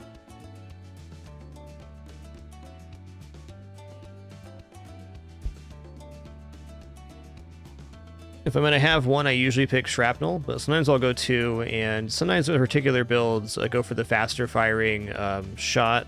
Etienne is a common use of that, and it's like if you're using permaspike strategy, then having the faster firing stun is really nice, because on wave 97, you're basically stunning the reinforced ZOMG in place, which makes it take forever for the wave to go, and you have a lot of time to build up spikes and things.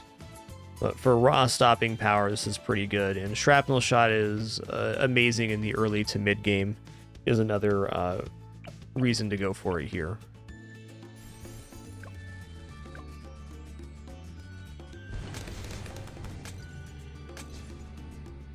But all in all, both paths are very good. Nothing wrong with either one. They both stop Moabs in their tracks.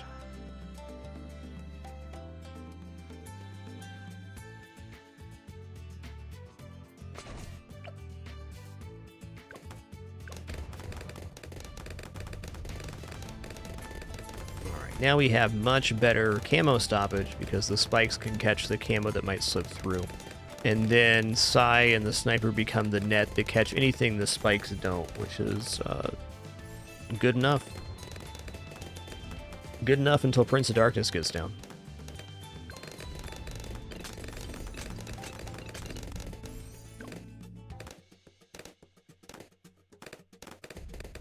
We're going to go spikes here, then we're going to go monkey pirates, and we're going to go spikes. We went directly into spikes last time, but I felt there was a sketchy wave in there. And I don't remember any sketchy waves if we go pirate ship first.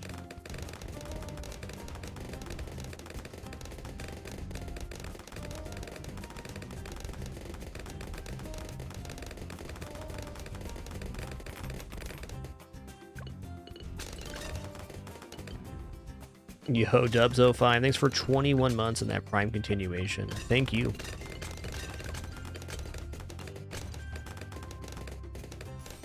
Alright, they're monkeys and they're also pirates. That's awesome. Armitasha on last. So on first, on this basically the same composition, we had 598,000 pops. I believe on last we're going to have closer to 630.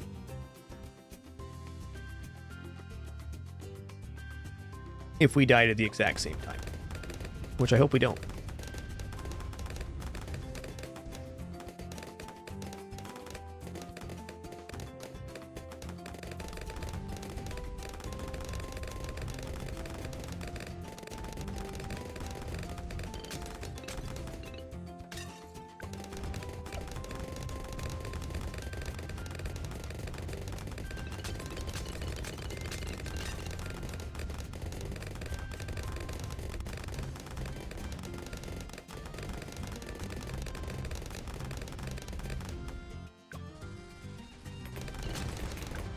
Whoa. All right. You got me there. Got me there. Probably wanting to use a stun on 50 then. Got it. I think that was feeling the difference of not having the airburst start. I think now that we have the spike mines down, we're not going to feel the missing airburst start whatsoever. Okay, next up is Necro in here somewhere.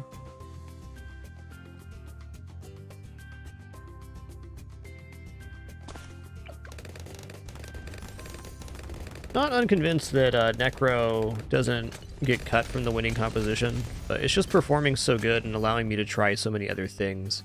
It's almost impossible to think of getting rid of it at this moment.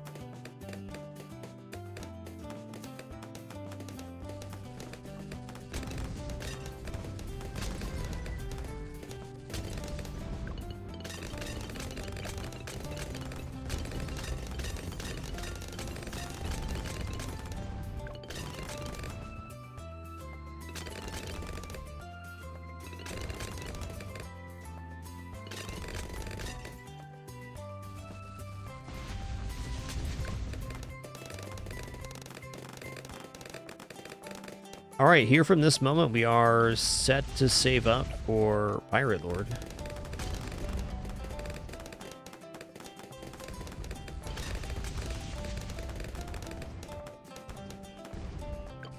Kind of wondering what happens if I try to go Prince of Darkness first and then go into, like, the Carpet of Spikes.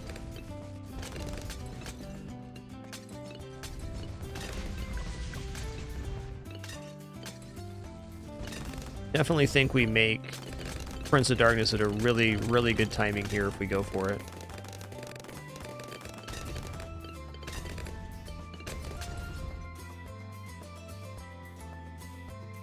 I think the Prince of Darkness idea might not work because it doesn't help as much with 80, 85, 87. But think about it.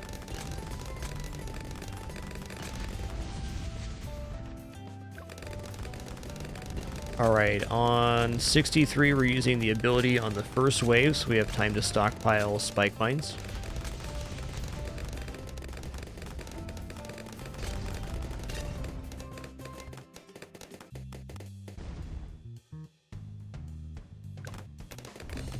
Oh, I did that too soon. Unfortunate, but we're still clearing it here. It should be fine. Maybe. I think we're okay here.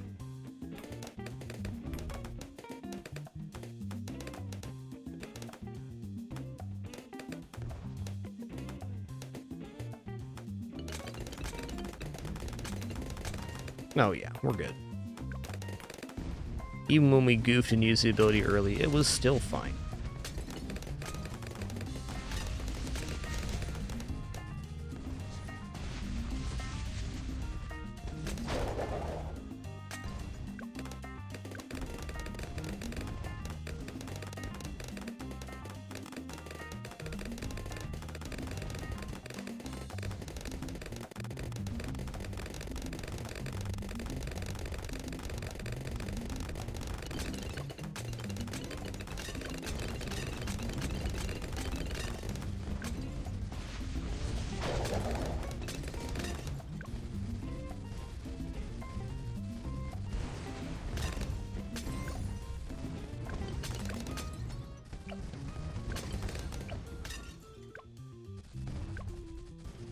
Yeah, I think in this Prince of Darkness Spike Factory is like it's not outrageous.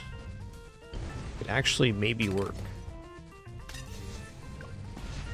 It's just really hard to imagine giving up Pirate Lord on this map. It's gotta be one of the best units possible.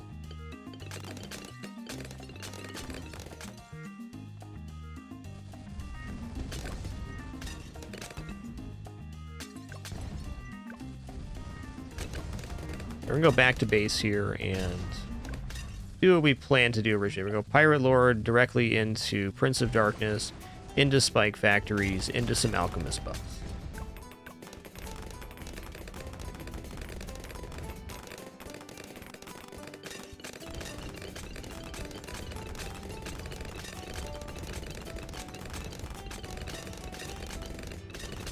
basically, Flubbo, if I'm gonna buy jungle drums, but I would rather have my tier 5 out sooner than I would have an upgrade that I don't need. So if I can make it to Pirate Lord without buying jungle drums, then it's better to delay.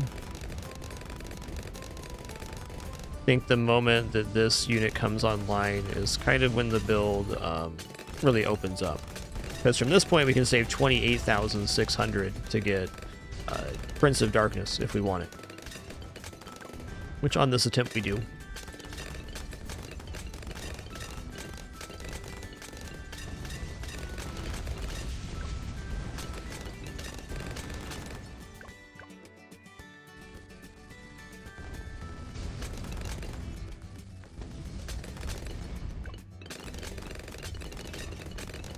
Jungle drum's definitely okay here. We're on the smooth road.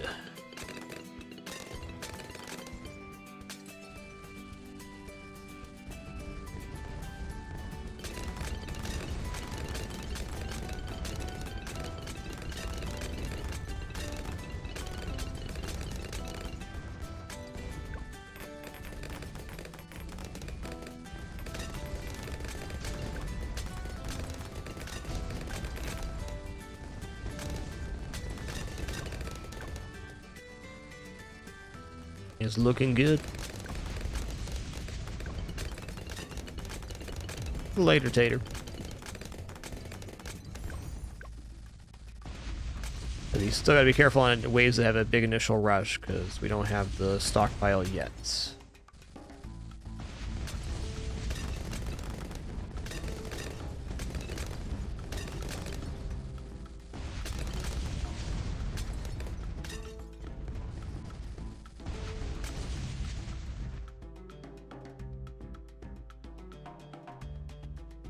Hmm.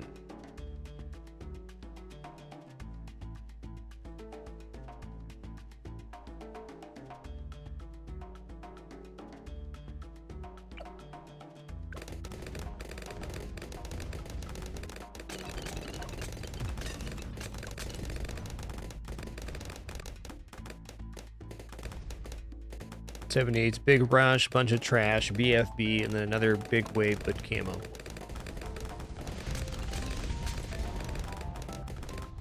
Camo wave would fail just to my spike mines alone, though. So we're all good.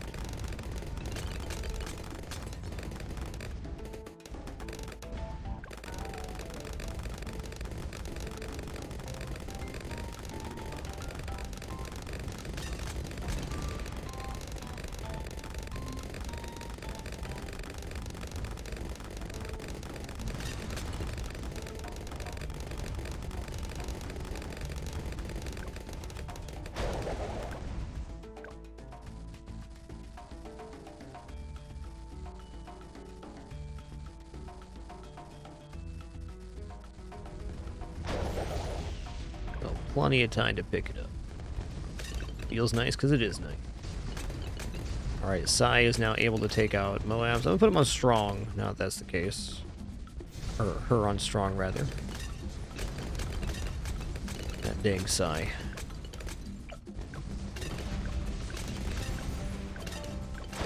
Alright. Odds down.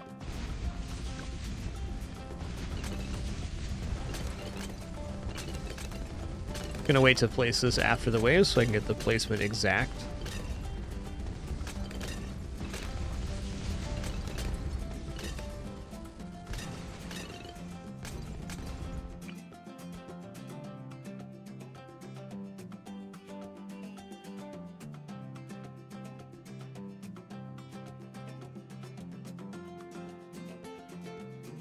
Gonna be on the track barely.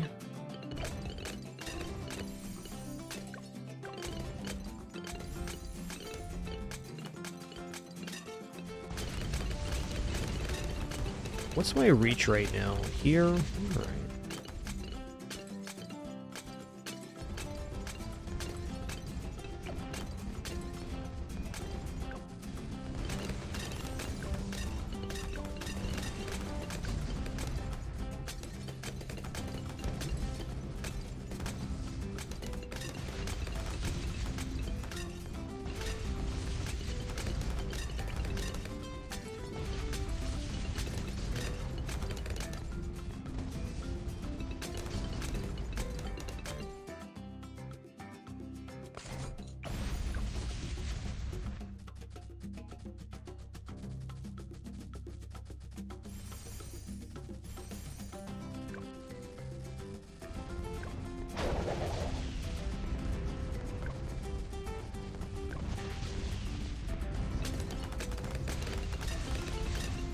Looking pretty good.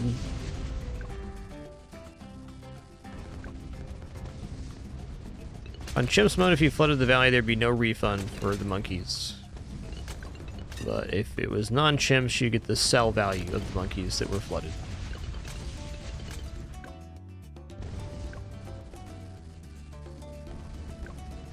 So they are technically sold, but you only get 0 for them. Because that's how it is.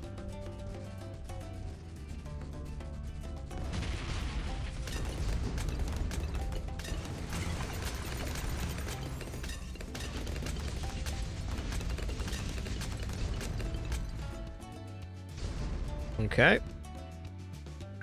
Got double spikies down.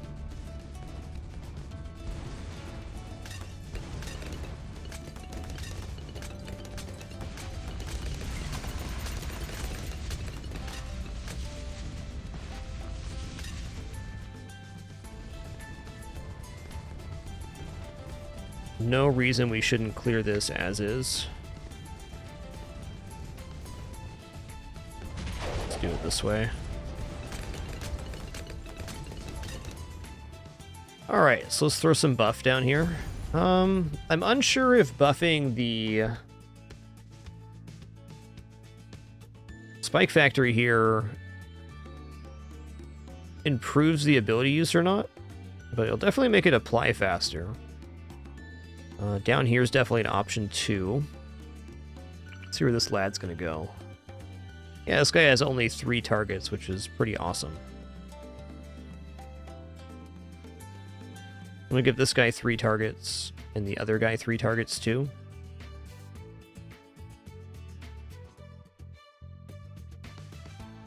Also touch the track, which is nice.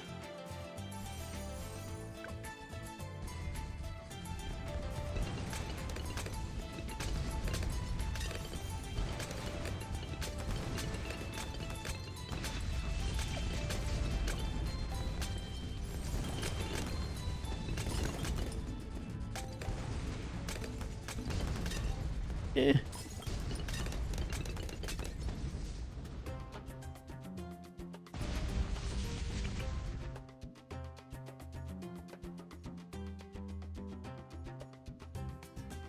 Alright, so they each have 4 targets here.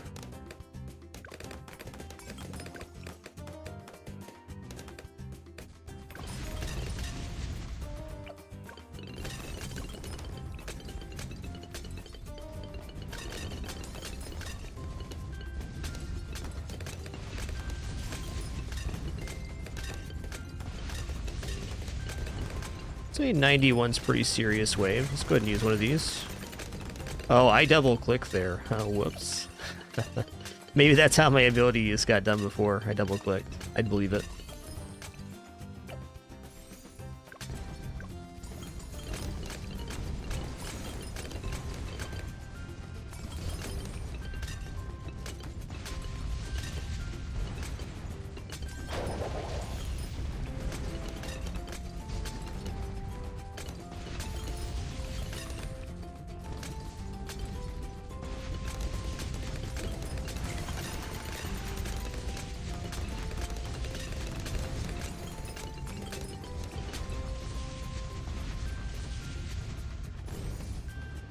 Alright.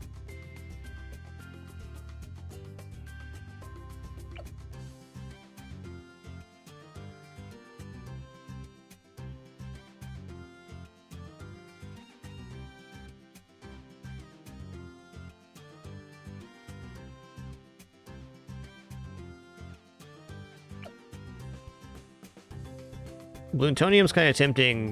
Give him slightly better DDT coverage and 15% faster cooldown on this. Let's go for that. I think that's a good utility here.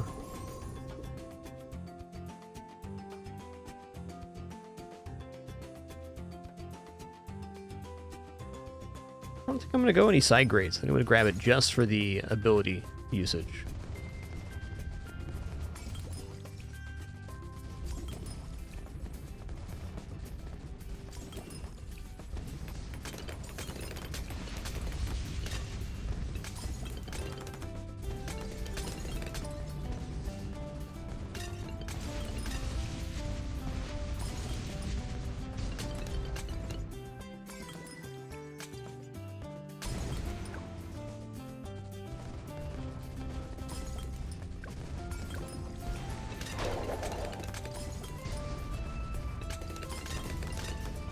until it's a little more condensed to use this.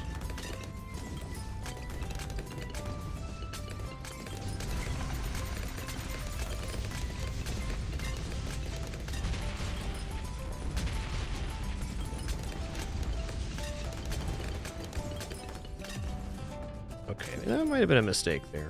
Should have time for our cooldowns to come back, though, on 95. Yeah, 95 should be clearing okay here. I think we're gonna live.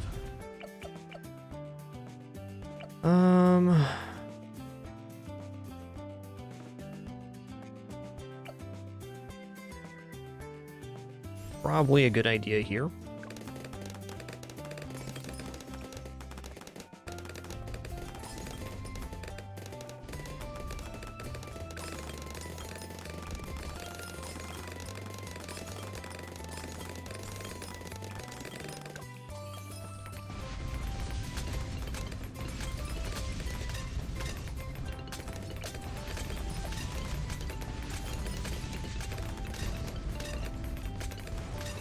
Our spikes have maintained a very nice value here in the middle.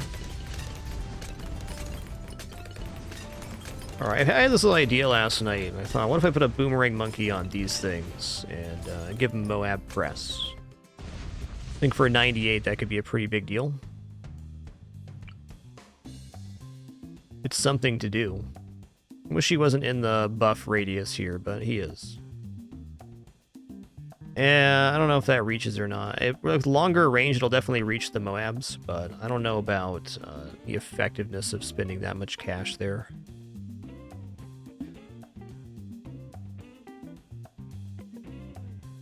That's a toughie. Yeah, Sabotage Ninja could definitely be a choice here.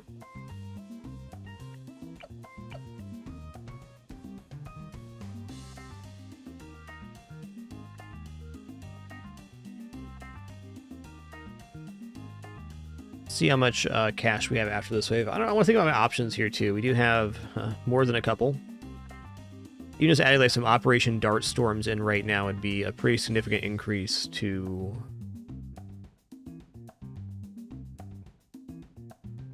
be okay.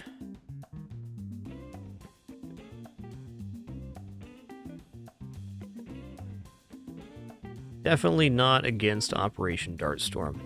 Should maybe even just think about getting a missile sub down too. That's probably actually the ticket for Wave 100. I don't really see how this clears 100 as it stands without the first strike sub. Maybe it can.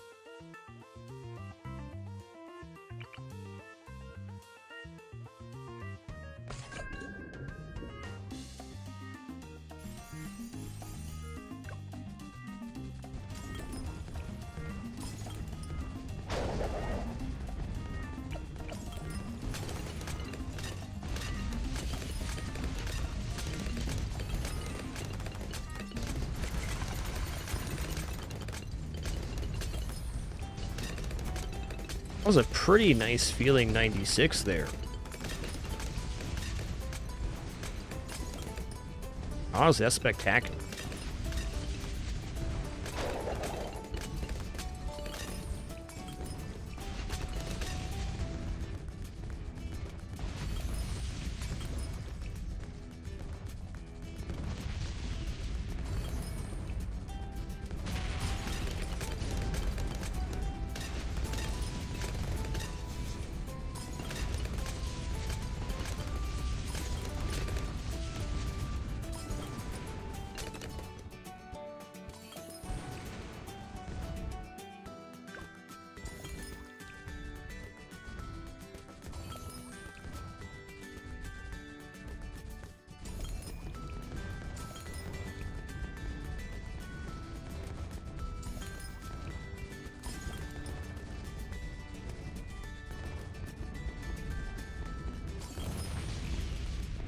I'm not convinced I even need to use an ability here, and I'd really prefer to have this up at the start of 98, so let's try to hold here.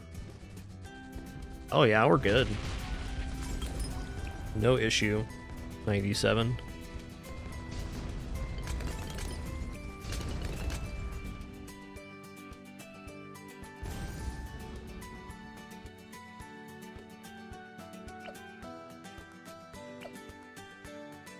Yeah, I think we're just gonna go for this or bust right now.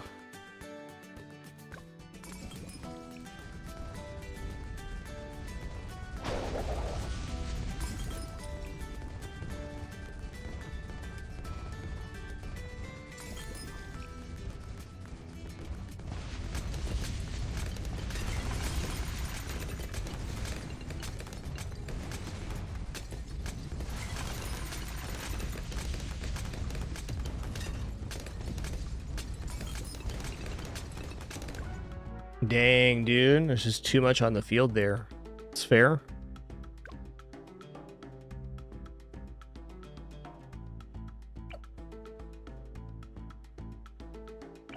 All right, 72, 129. This one went out first. 154, 528. What was the pirate at here? 518. Okay, so first was actually better on this setup. Interesting. Remember, we had over 600,000 on one of the placements.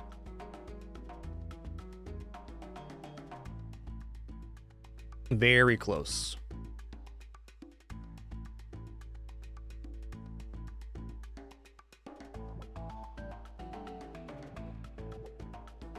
I mean, if we're not putting down the sub, we do have a lot of money to spend. It could very well be the case that just a second Moab stun sniper is kind of the solution here, huh? Could see it.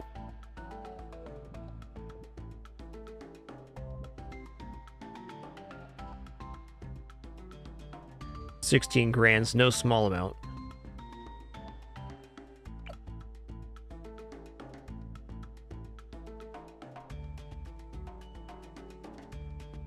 Also thinking maybe this buffer right here, buffing the Prince of Darkness is probably actually best for the main buff target. Could even add a third alchemist down here to have like a continuous source of all of these being buffed. That is quite the expenditure, but could definitely see it working.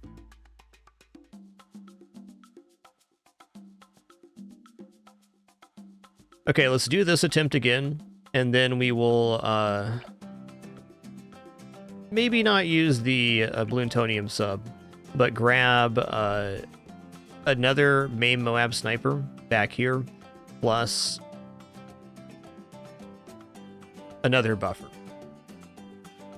Another interesting option would be to take this snipers back here, the main Moabs, and give them jungle drums for about 2.5K. That's not an inadequate option.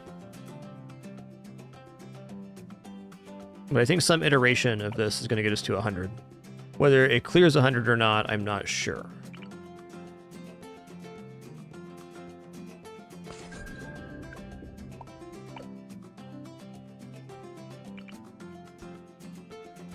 Okay, here we go.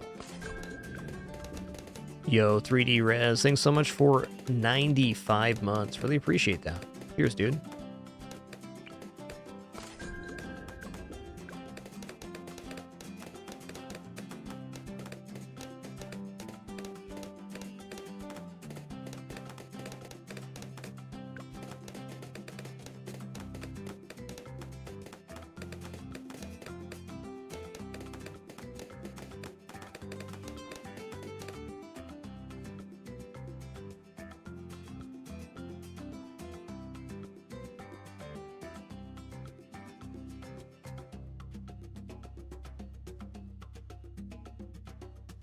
Okay, instead of thought, I'm going to try replacing the spiked mines with the long-term spikes. I think these might be a little weak to do it, but if they're strong enough to pull it off on 63, then that's great. I'm somehow doubting it, but I'm kind of dreaming of perma-spike with the double spike storm setup now.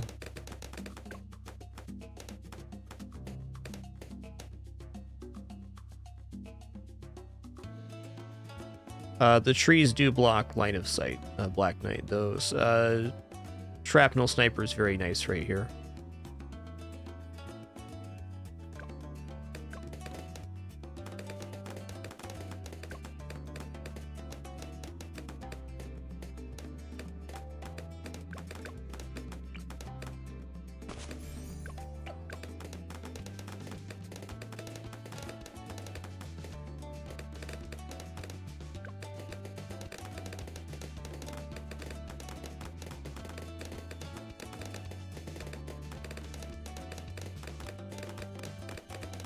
Placement's pretty sweet.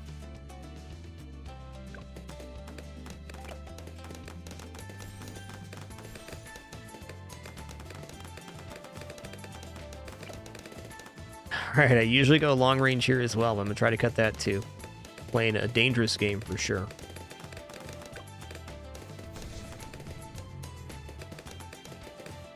Oh yeah. Who could have seen that coming? I did.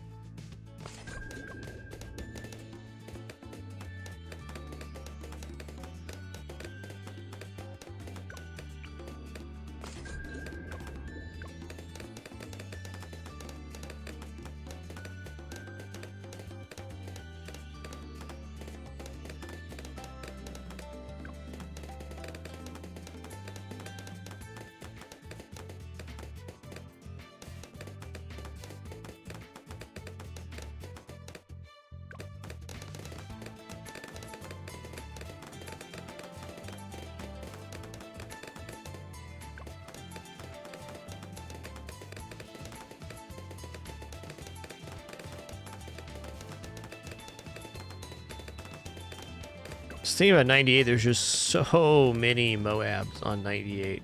Incredible amount of Moabs. Sai really does help out by being able to, you know, clear a ton of them out, but even after that, we were still falling behind.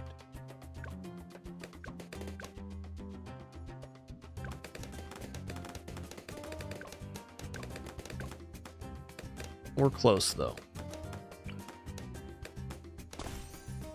I got the hero down barely in time there. Beautiful.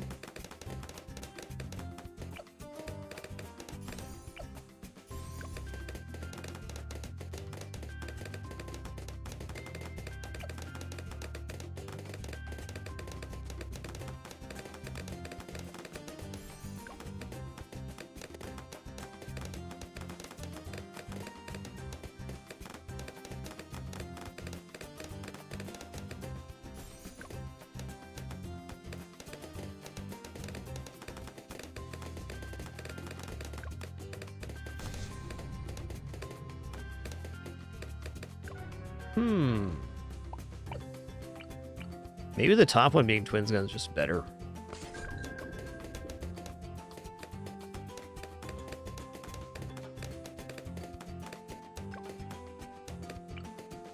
Well, that placement's right. 100% on that.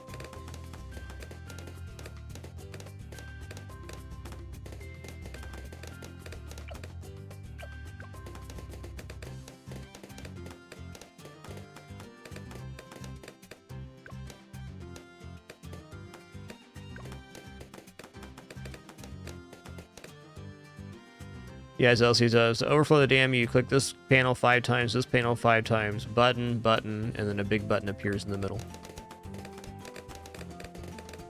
Definitely want to do that while the game is slowed down. It's very hard to do on full speed.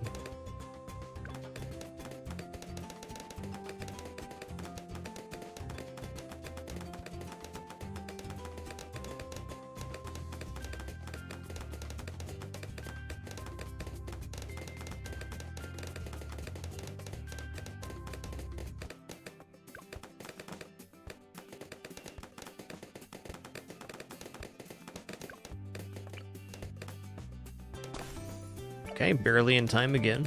Butte. Alright, long range, long range. So I'm going to make this guy twin guns. So that works out better somehow. I think it's because when you get the initial ambush, this guard is looping around and hitting the bottom as well. A helpful sequence.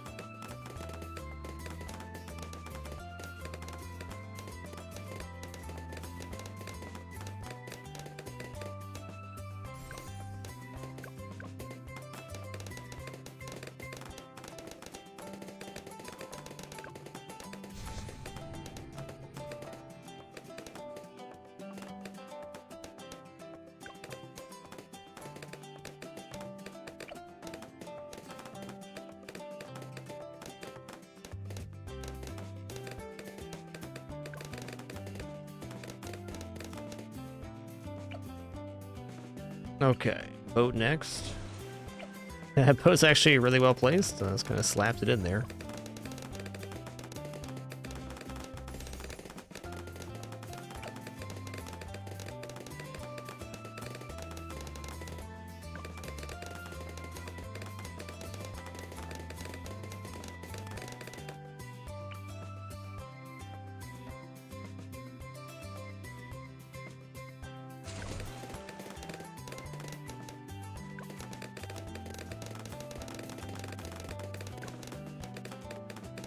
Gonna bring the sniper back to this platform.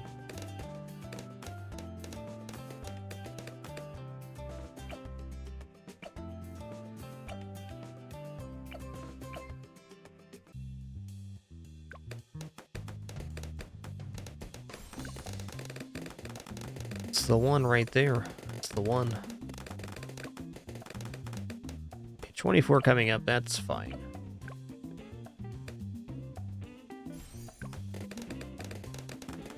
I'm gonna go to cannon ship now and then put the sniper down.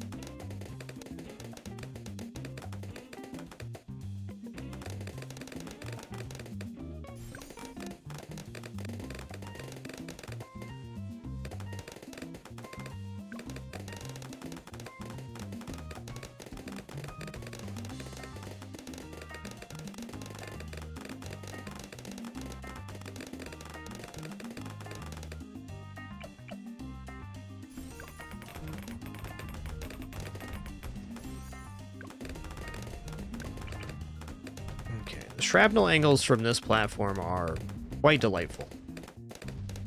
Get a really good angle right here, get a good angle right here as well. Doo-doo-doo-doo.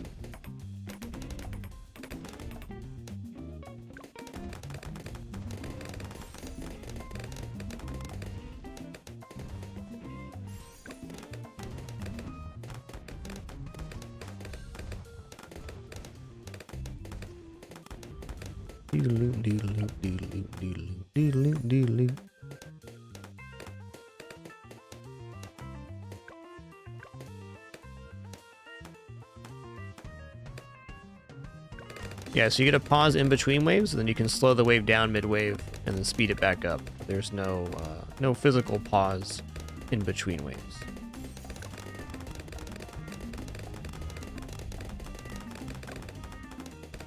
There was that. Using abilities would be a lot different.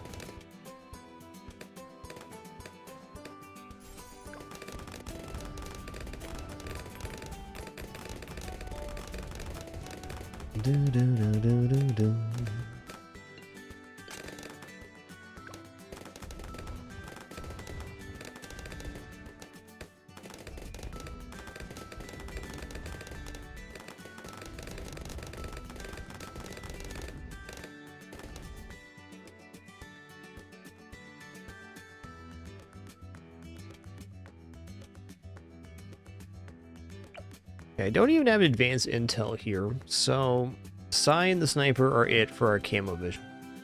I'm a little bit tempted to put down the mage now and try to find a little bit different way to our goal, because I want to try perma spikes here with the same spike factories. Let's put down this hut and then we'll go from there. Right here.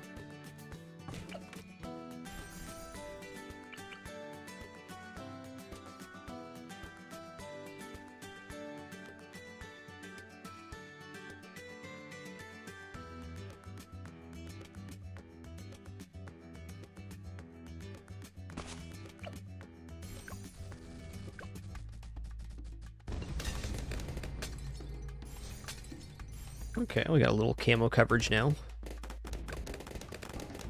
Actually, go into Arcane Blast here. I don't see any reason why getting to Necromancer would be wrong here. Should be the same hold as previously in the same build order, too.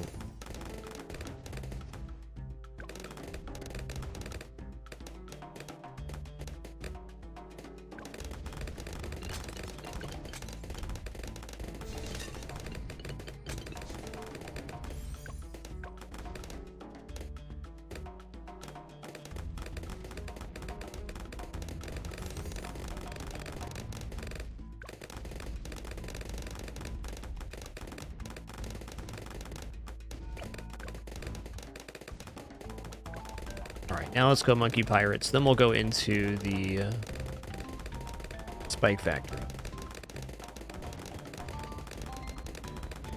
Dun, dun, dun, dun.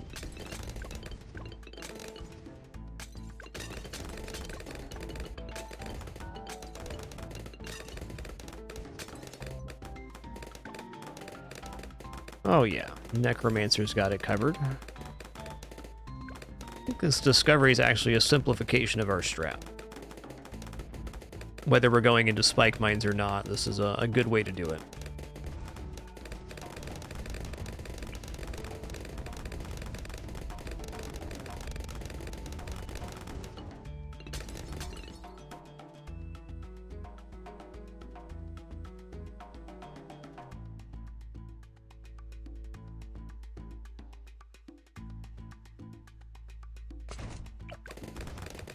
Lyrical Madera, it's a setting under accessibility in the menu.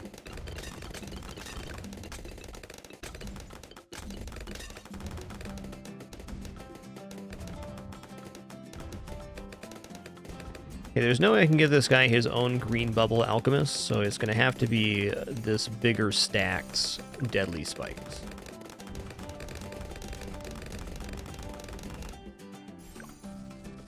Also, close probably. Close looks pretty good.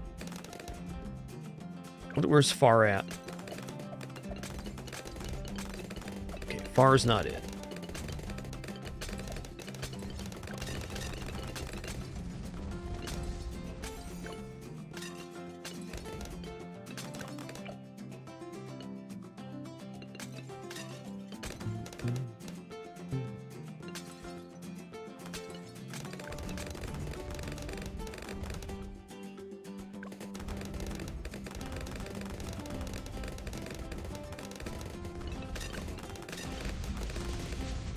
Okay, you know, I'm gonna build these right now, I think. Let's go jungle drums. We'll get here.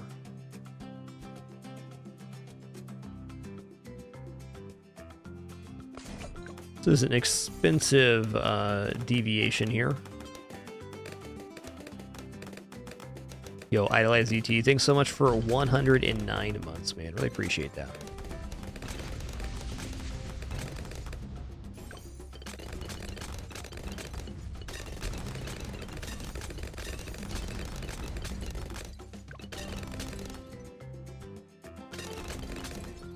Thinking realistically about 63 right now with the only having the long-term spikes. I don't believe it's quite enough without help.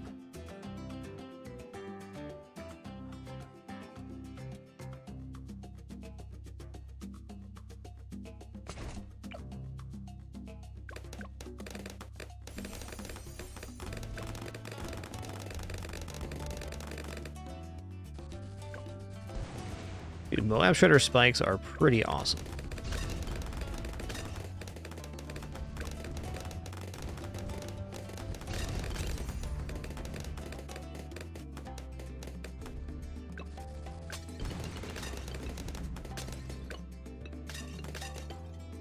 One benefit they have, Great Flying Fish, is the usable ability applies a set amount of spike pads, 200, over the track, so we get a large condensing of the damage on the ability.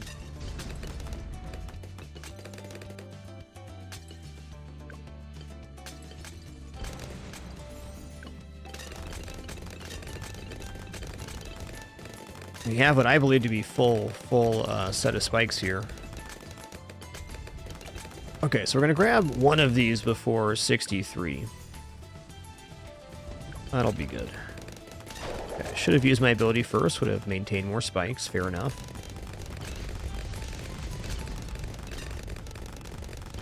I think one of these being upgraded is more than enough for now. We're going to save up for pirate ship this moment.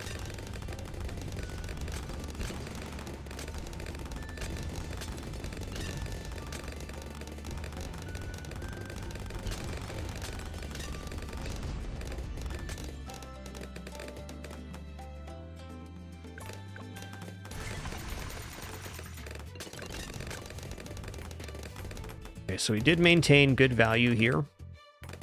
Next one, I'm going to use the ability here.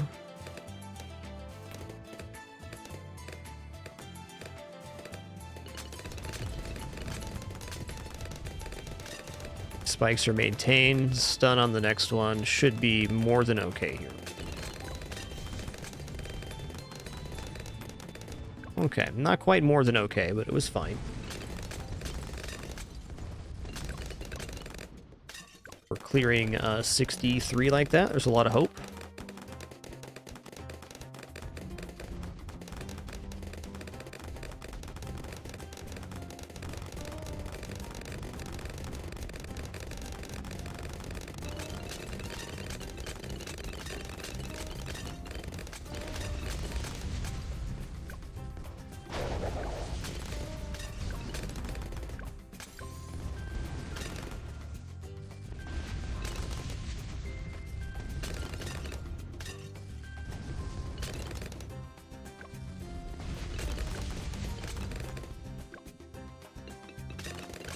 Sure, we can get another one up here. No, there's not. It's really a very small window for that to work.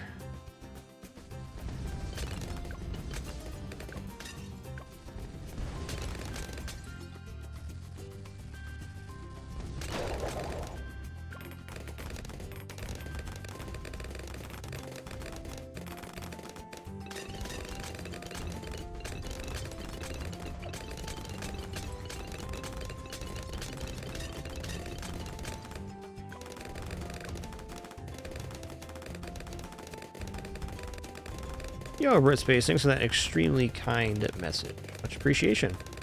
Glad the channel has helped you enjoy games in a new way. Games are awesome.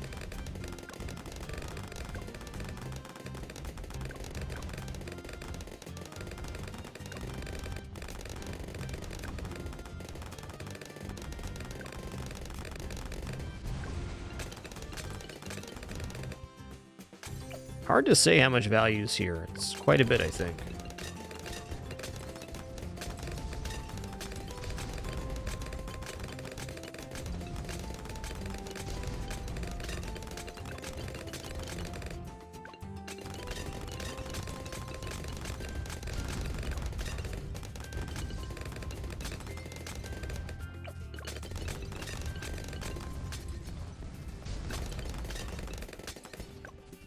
Okay, we almost got used up there.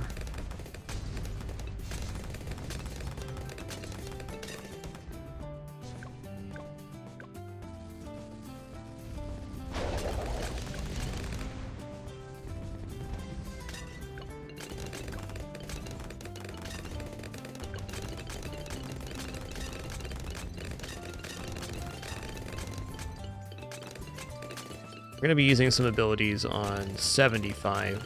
Spike Factory at the very least. Probably our stun too, if I had to guess.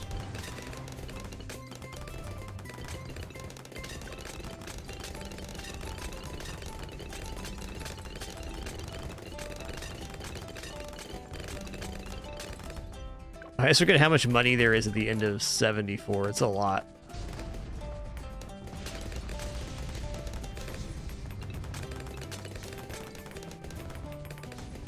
My stuns were way off there. Fair enough.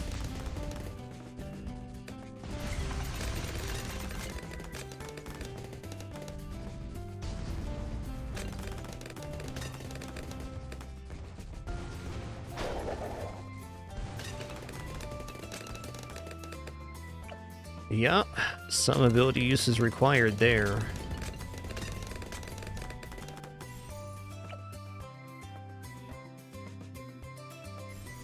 here we go. Here we go.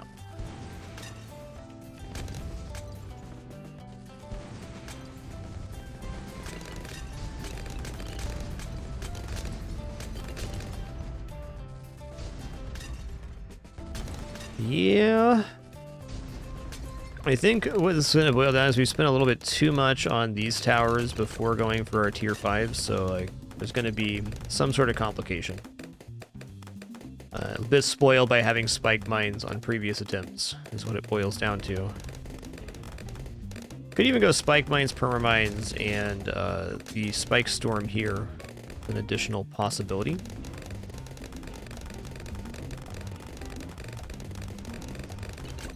I'm gonna use my stun here.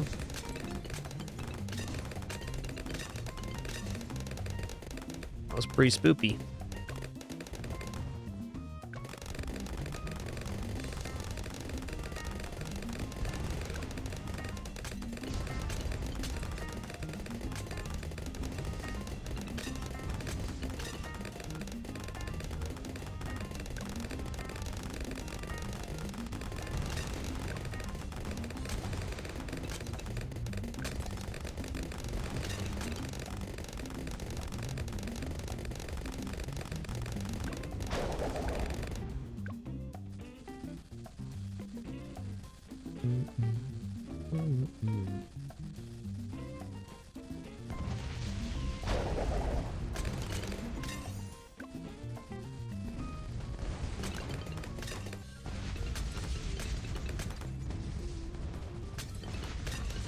So right now, if I don't get Prince of Darkness, I don't really have a solution for DDTs past 93.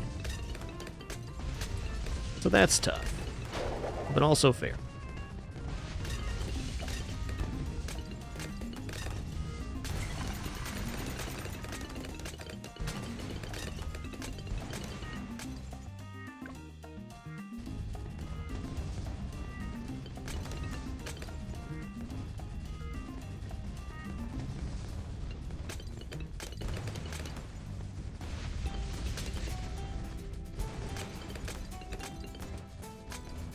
Actually, that's not true. If I take Permaspike next, we definitely have. We definitely have. Scary.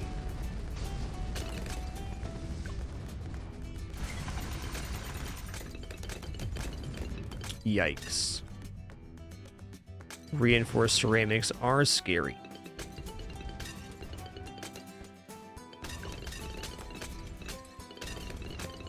Reinforced ceramics over spike mines are really, really good.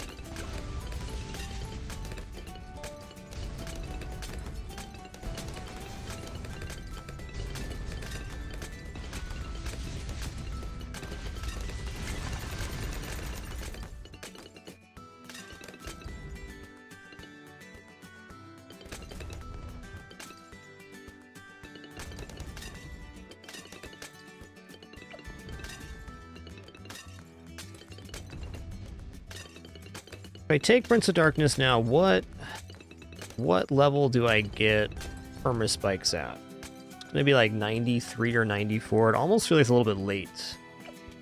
Let's just try to make this happen, one way or another. 84 is a pretty serious wave.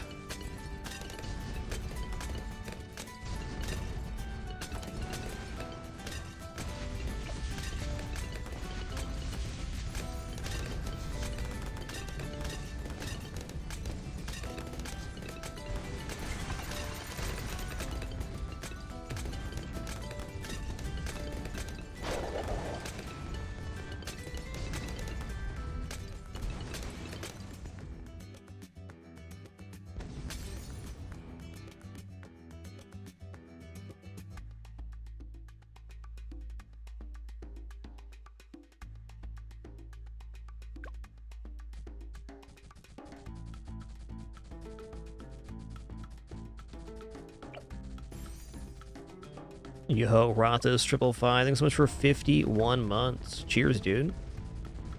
Thank you, thank you.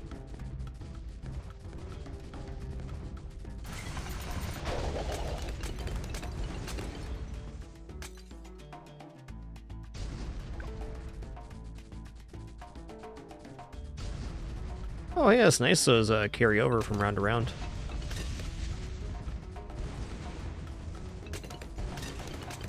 Yeah.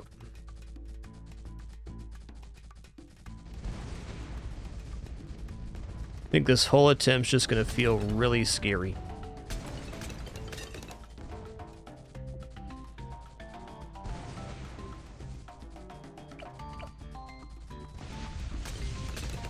Doom, doom, doom, doom, doom.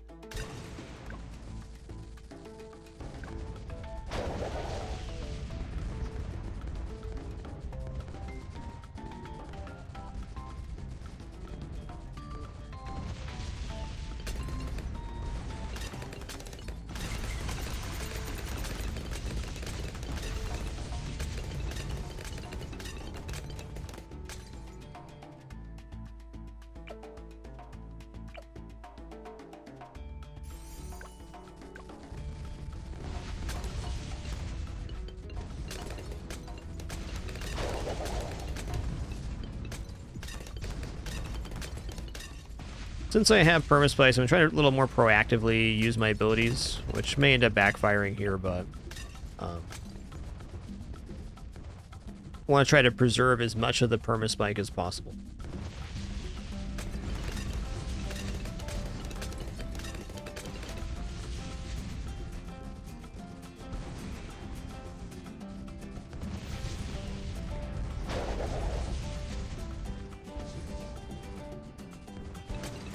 Those late stuns were nice. Got a few more spike pads out.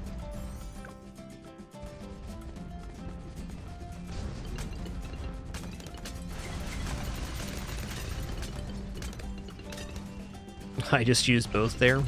Yeah, I'm double clicking that for some reason. Brains, I guess. Can't live without them.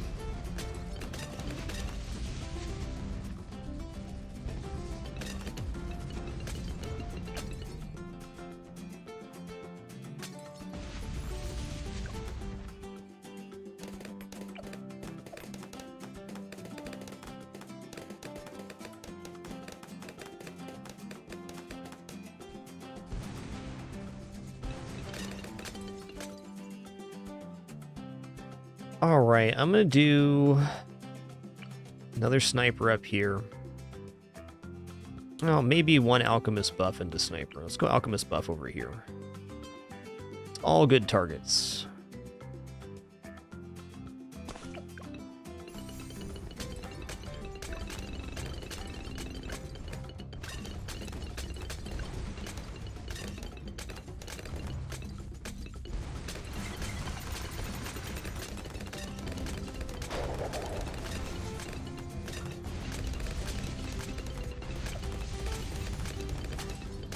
Okay, my permaspikes are holding here. That's nice.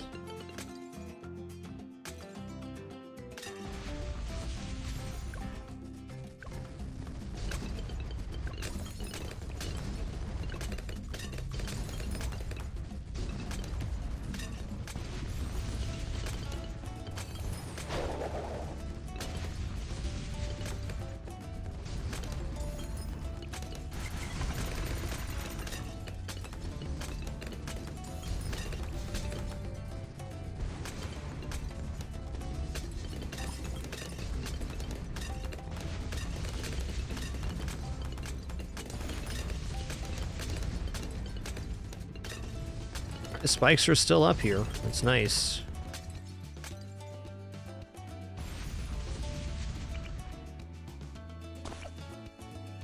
Actually, I'm gonna put this guy on last. Well, I'll put him on last once he's faster firing.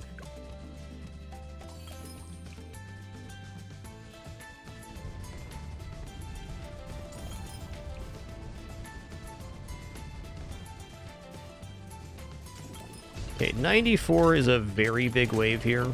Like, let's do one set here. I'll do a hook set as well since all this reinforcement's coming in. I want to save my stun for 94 and probably one of these two.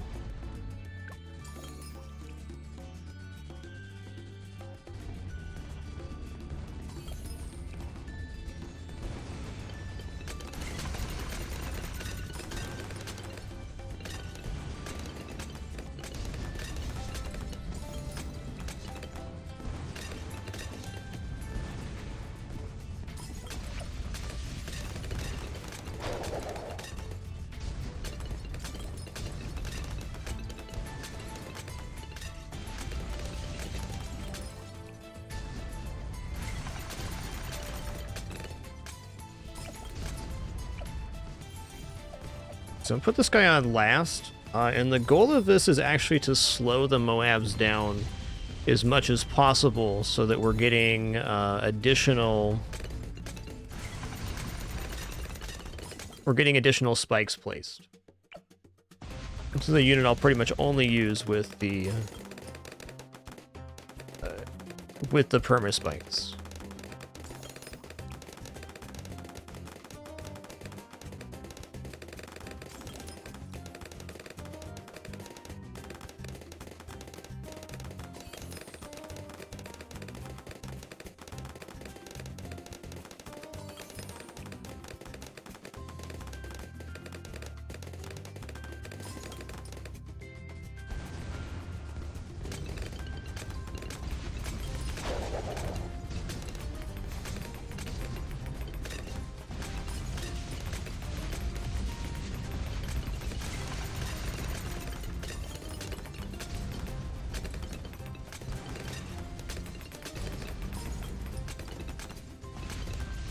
There's still a couple spikes on the ground. That's nice.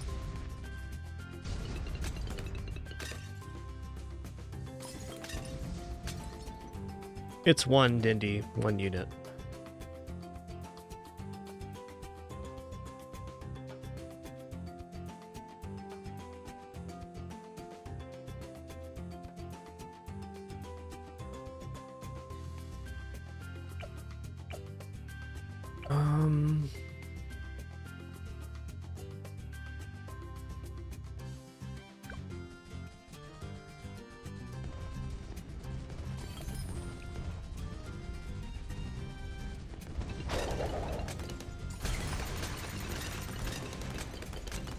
Looking a little grim here. Maybe not, though.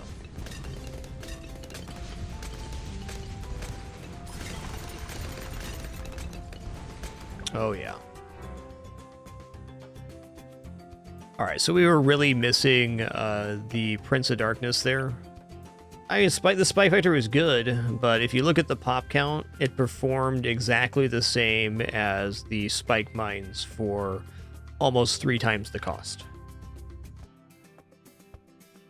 Alright, well, before I am mauled by a medium-sized animal here, my lunch is prepared already, thanks to my lovely wife. We'll be back in just a moment here for some more chimps attempts on Flooded Valley. I'm going to go back into that same strat, except for this time I am definitely putting down spike mines instead. We'll be back in just a minute for some more fun.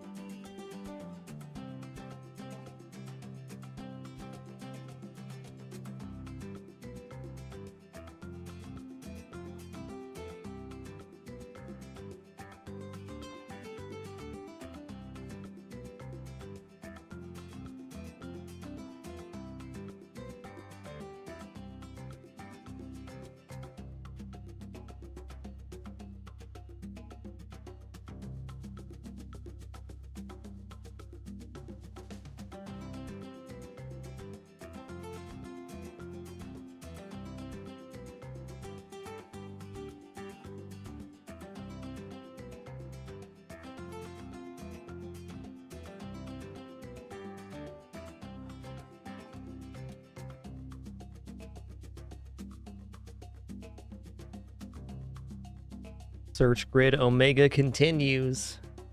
Get him, Sketty. Get him. Look how long that cat is. Dang, dude. By and large, the longest cat I've ever owned. What a kidder. What a pretty kitty.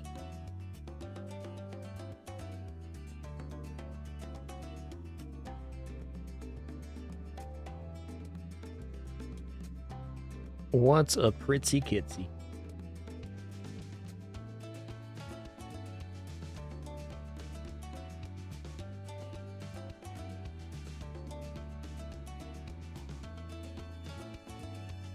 I think she found the rest of them. Good job, Daisy Doo. Good job, Daisy. There was the last one right there, Daisy. Yeah. Last one until the next one you find, that is. Yo, Contratti, thanks for 82 months. Appreciate that continuation very much. All right, let's do this again. I'm doing 1 or 2 more attempts on this map today. I got, I think, like 3 strategies I think can win, and only interested in trying one of them. At this moment, anyways. Okay, great timing on this.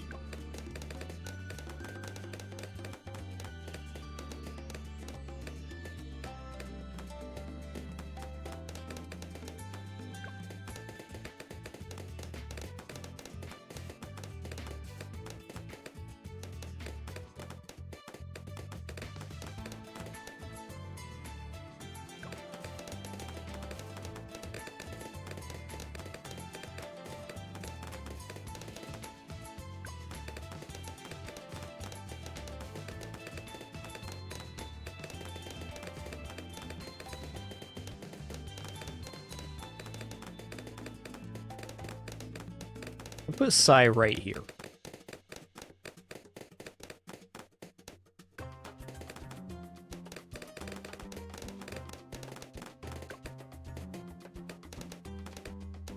I think this is the spot I want the hero. Okay, I was a little bit late there. Fair enough.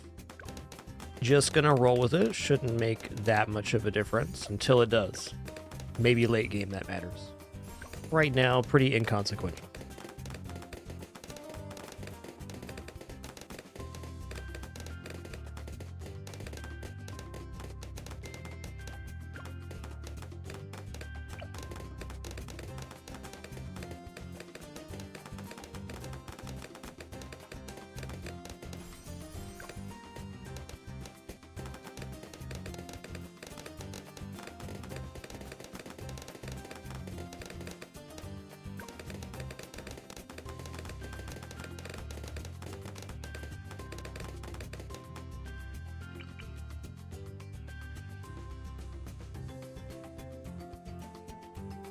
Got pushed up a little bit. It's not necessarily a bad thing.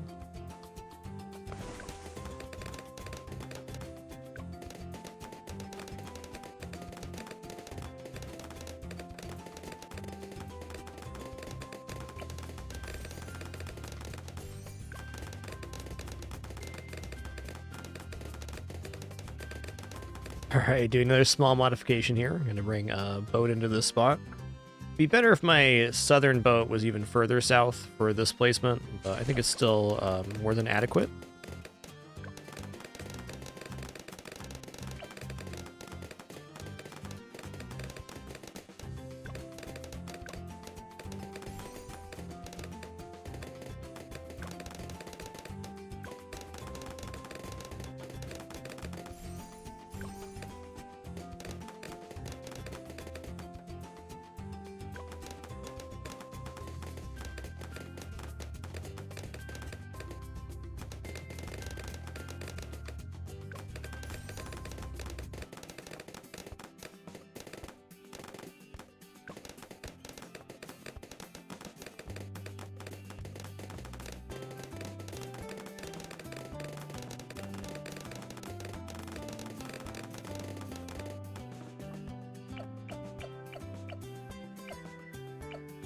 Alright, cannon ship has worked, but for this attempt, I do believe I'm going into airburst darts. Okay, now sniper. We're gonna put the shrapnel sniper right here. I like this guy. For the cost of the unit, he performs amazingly.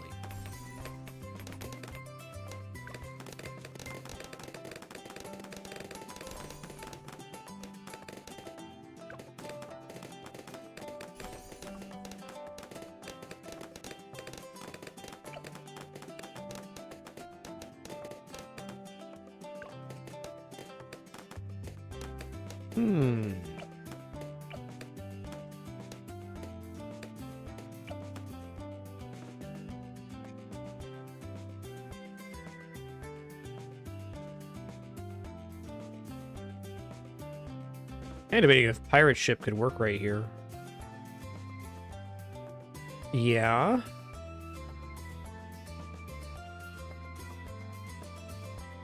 Okay.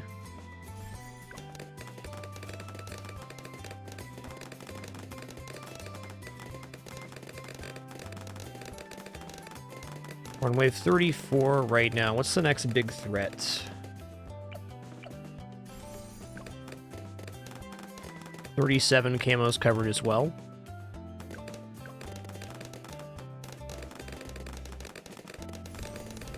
So this tries different in a couple ways. We're going to go back to the spike mines, but I'm going to give this pirate ship long range in Pirate Lord, and my hope is to build a level 5 carrier and then put Alchemist or Alchemist on top here, buffing these two, because if this unit had an Alchemist buff as well, it'd be reaching the edge of the map, and then the coverage would basically be from here to here, and that sounds really nice. We ain't there yet, though.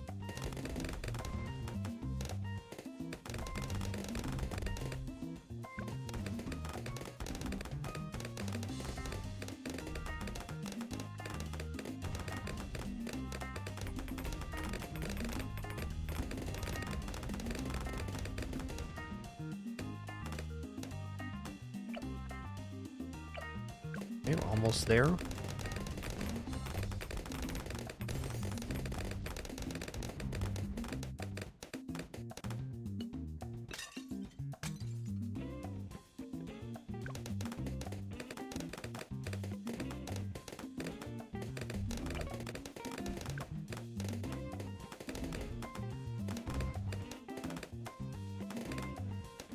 Okay, let's just grab Crow's Nest now.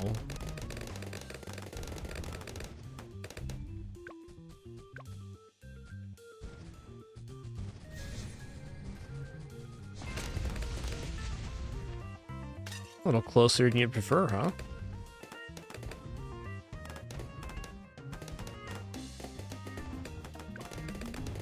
Alright, for this one, let's take this guy to AP darts right now. I want to grab advanced intel too, I guess.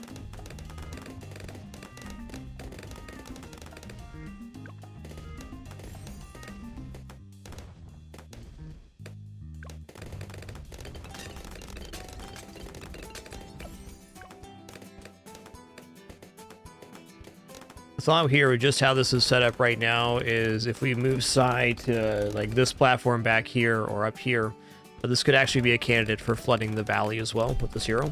So it'd be out of reach for our regular stuns, still have the global hit ability.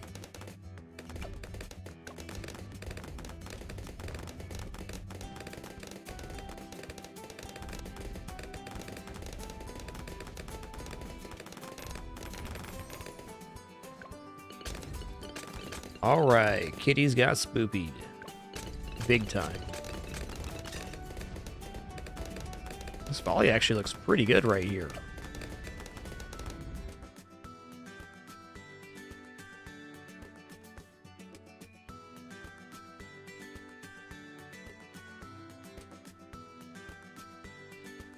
Is there any way I'm clearing 63 without Prince of Darkness? Probably not.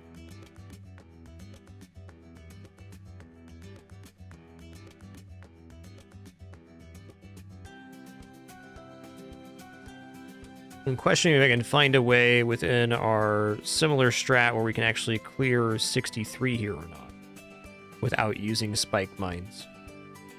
seems unlikely.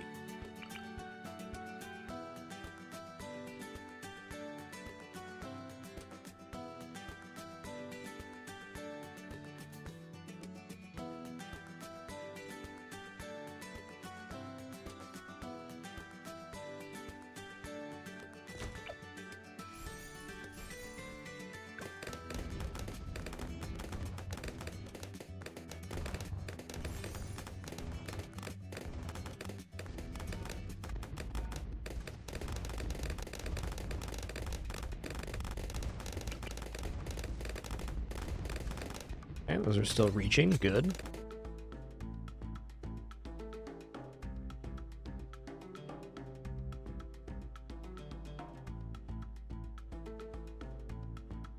All right, operating these at the top.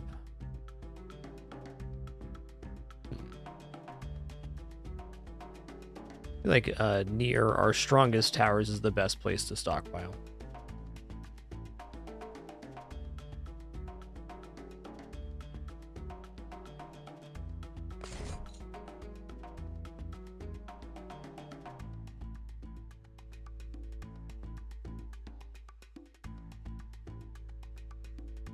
Okay, wait, hold on. I've got an idea. I think we can make double Spike Storm before 63, and then just cut the spiked orbs that way. It's going to be a very comparable cost. A little more expensive this way. We get double activatable abilities, and then we can go into Pirate Ship in our other plan. It'll end up being cheaper overall.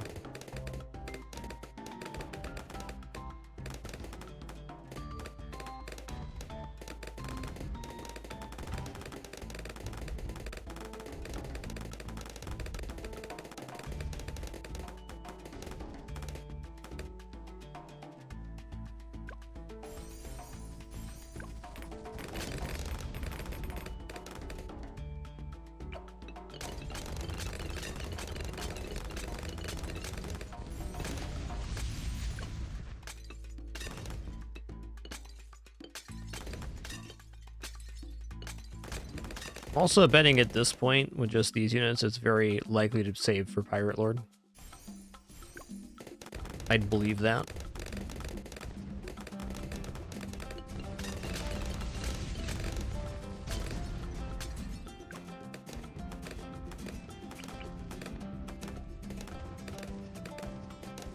Bottom Path Hut does provide discounts on CHIMPS mode. It's not considered economy because it's not generating income, it's just providing a discount that you have to purchase.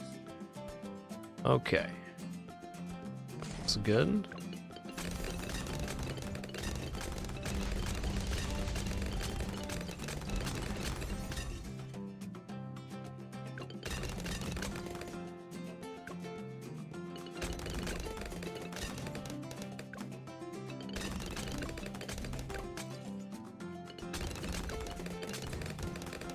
Little spoops.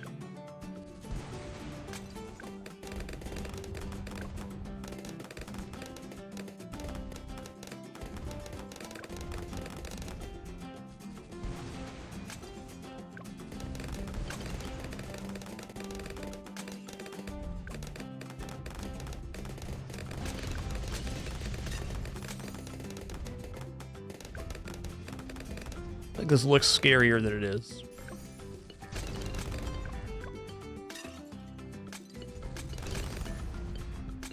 Okay, so we have two usabilities and the push and stun for 63. Should be adequate. We kind of found a way to remove spike mines from the build. I don't think spike mines were bad, but they are 15,000 or so that we could spend elsewhere.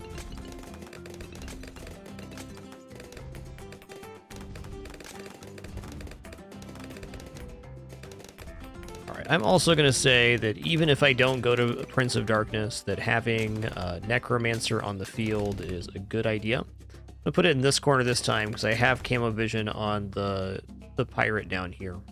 So we'll get camo coverage up on this side instead. Yoink.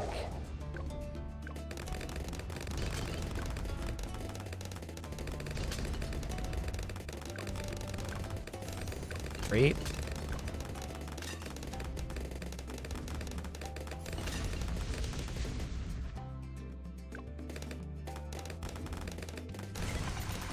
I did not mean to use that right there. Me dang. Thought we were on 63. Whoopsie doozle. Okay, it's definitely not going to be back up in time.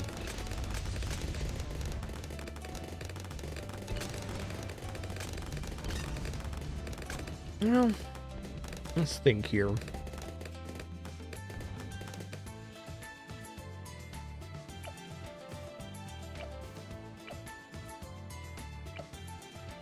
Shows them both off cooldown? Oh yeah, we're okay here. Oh, I used them both. Hot dog. I'm double clicking today. That's a fact. Alright, let's see what happens here.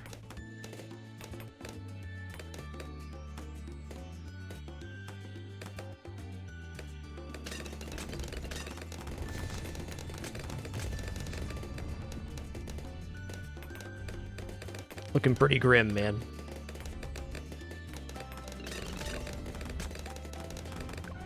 Okay, fair enough. I want to get a serious attempt like this. I think this is a pretty exciting idea.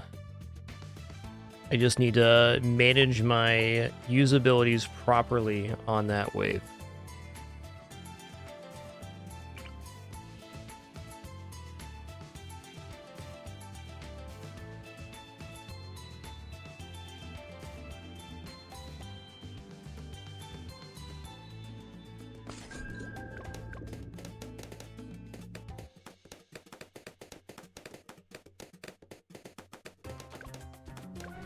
Fair enough.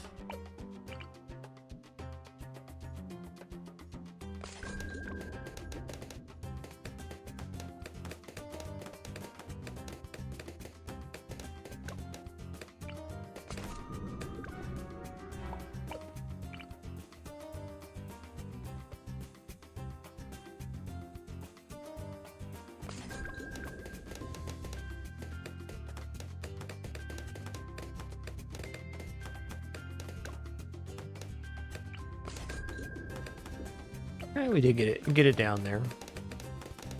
Gonna get the boat placement we want this time too.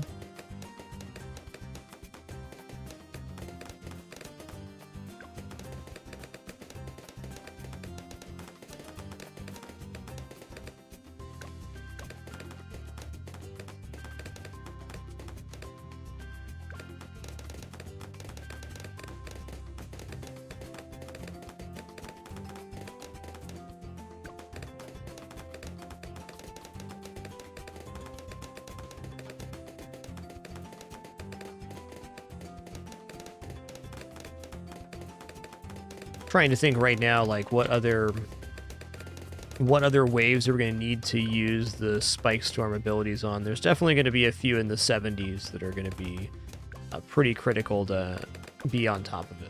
That's the only downside to this kind of build. Well, it's really a strong strategy. You have to be very on top of the usabilities and deciding when you want to throw spikes and when you don't. Nice, got it down in time. Butte.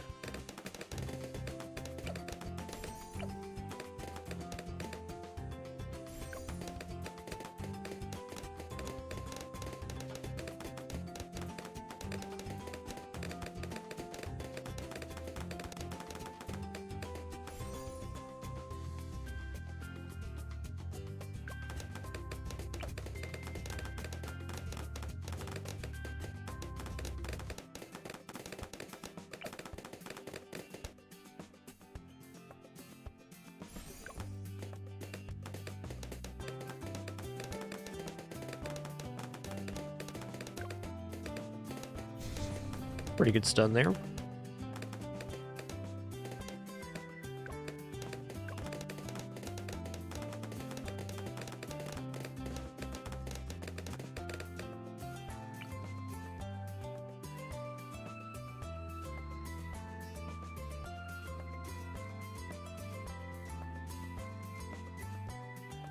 That's the one.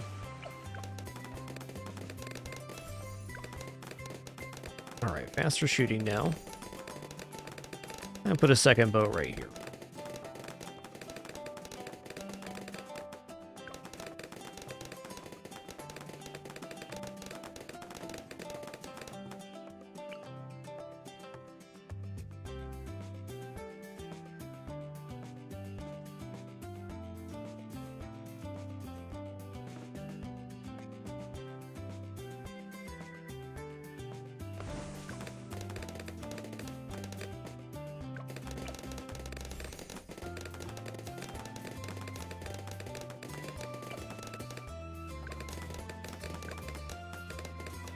Should have bought something else here, but it's going to be fine.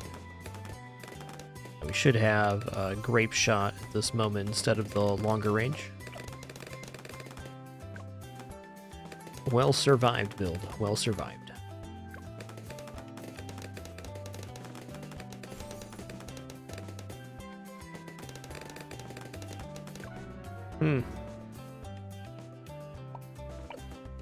All right, one more.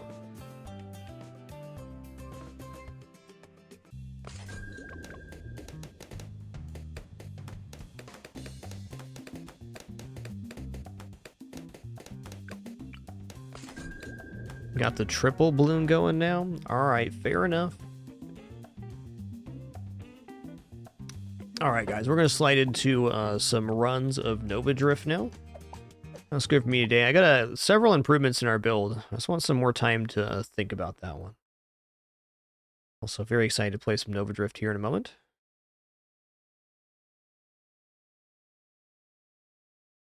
Uh-oh. Oh, it's going to mess my windows up? No, we're good. We're good.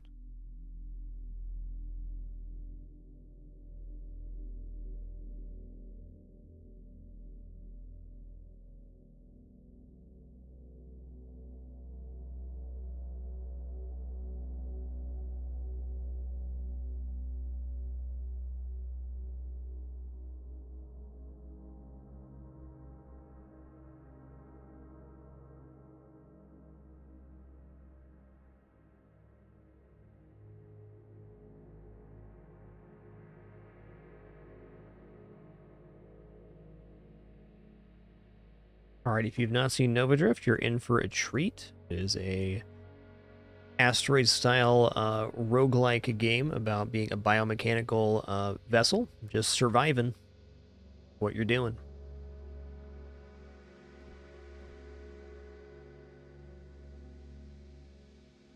Alright, we're going to play on Mayhem mode here.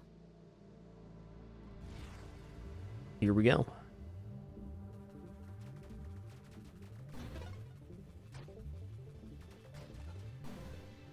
Tough opener.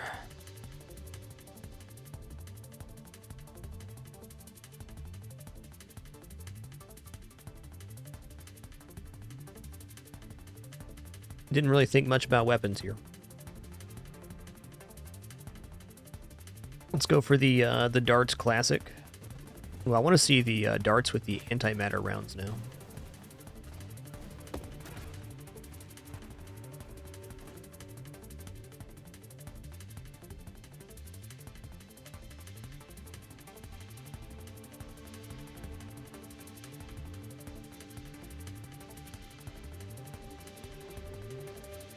Go for Siphon Shield here.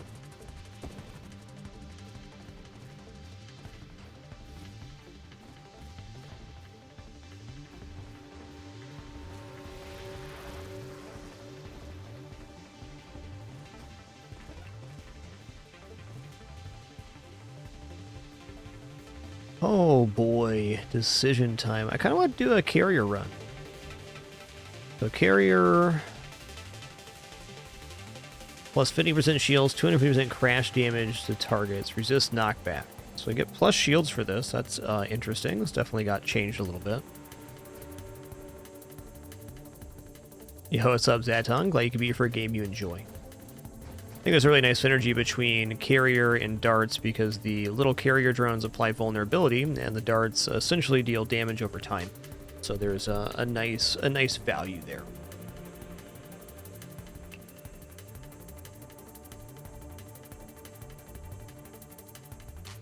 I'm just going to take magnitude right now because damage. The darts deal damage in two ways. They deal damage when they land, and then they deal damage over time based on the damage of the dart.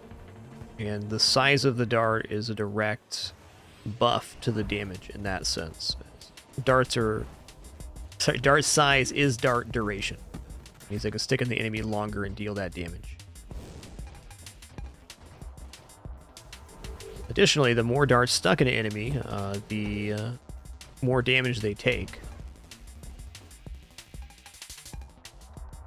Okay, we'll take targeting here. It's going to be a definite on this build.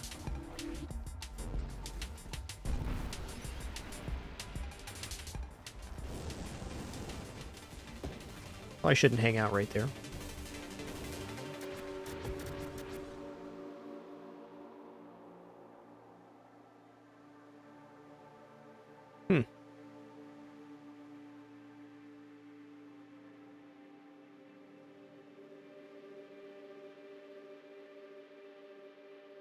A huge damage increase for darts overall. Let's just take it now.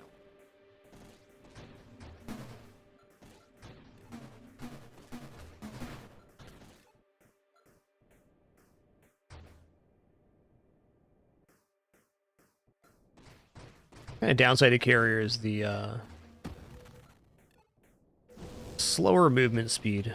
Definitely a big issue. Movement is survivability, especially in the late game. I'm going to take volley here. Plus 2 weapon projectiles. Yes, please.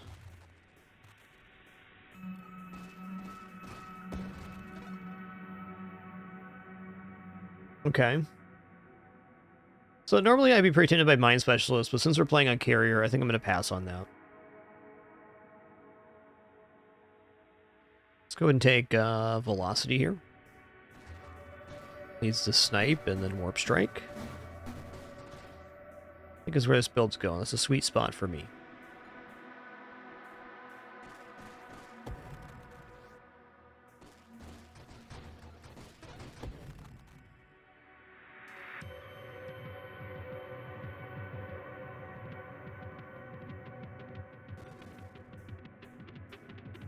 The plus velocity for now is kind of minus homing, but it's leading to some other things that we want.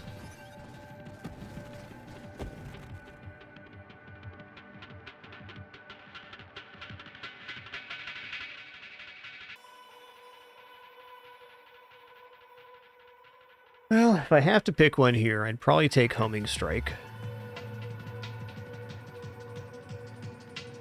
Regeneration does not seem bad either. I do want to keep my shield for this run. We could drop our shield regeneration and simplify here. This does make our little carriers a little bit more destructive, but reduces our defense a lot. I think Homing Strike is fine. It's another dart stuck at the enemy to deal damage. What's not to like?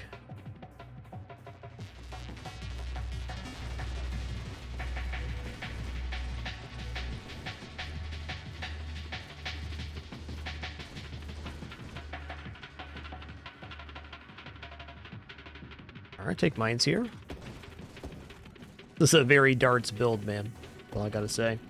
Very darts.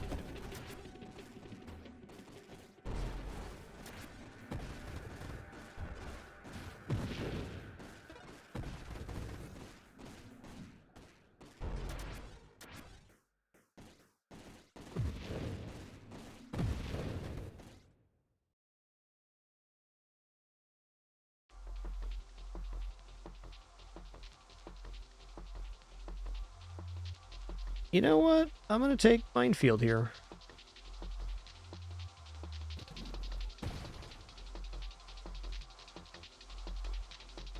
And I'm going to put auto deploy mines off. Put this on X. Alright, so now I can stockpile mines and then drop them on somebody. That's fun.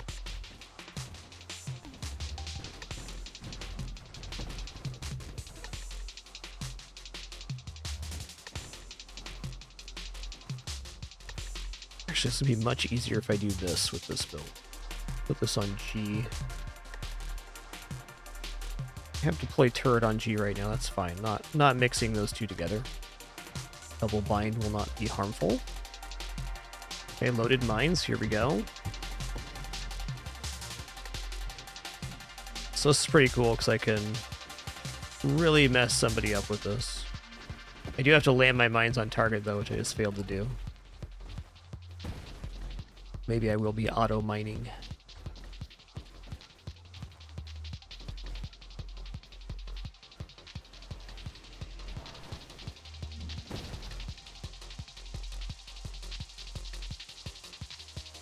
Alright, improved thrusters, gotta have it. Yo, what's up?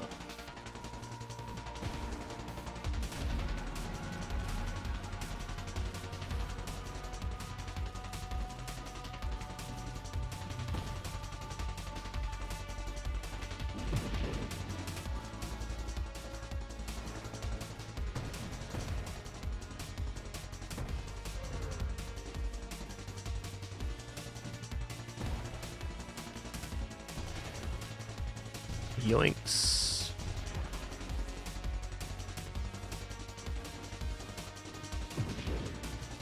There's one down.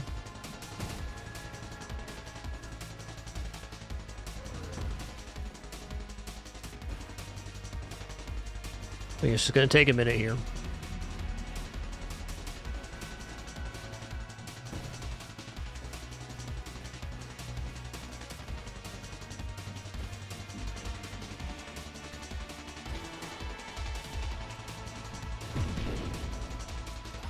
Not bad. Alright, what's next? What's next? Alright, if we're keeping our shield, I'm going to take shield cooldown here, because why not?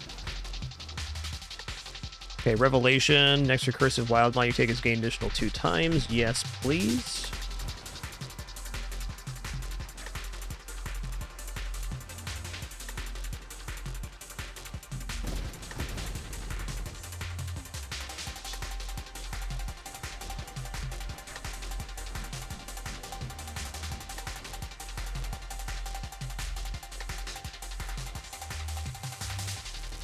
I think Streamline's a definite yes here. Gets Blink in the pool and makes us, I would say, a respectable speed.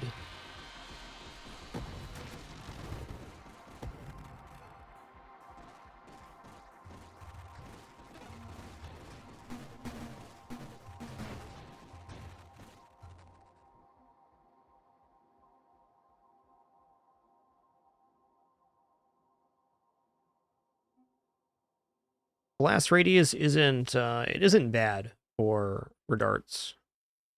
Does bonus damage. I want something non-offensive here. Ooh, 3 Slipstream sounds pretty cool. Let's take Blink right now. Warp Strike's now in the pool.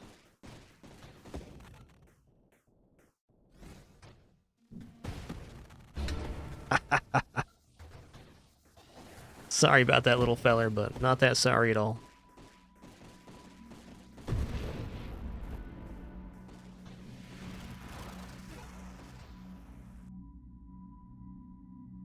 Alright, Construct Assembly Speed sounds great.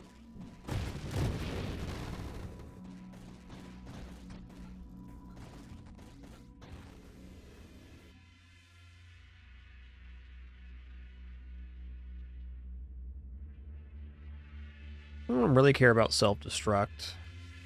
Leaning towards Essence Sap as well. Splinter's fine. Okay, here's Warp Strike, awesome. So now our projectiles can warp screen once, but they lose tracking capability, or half their tracking capability when they do loop. So pretty useful.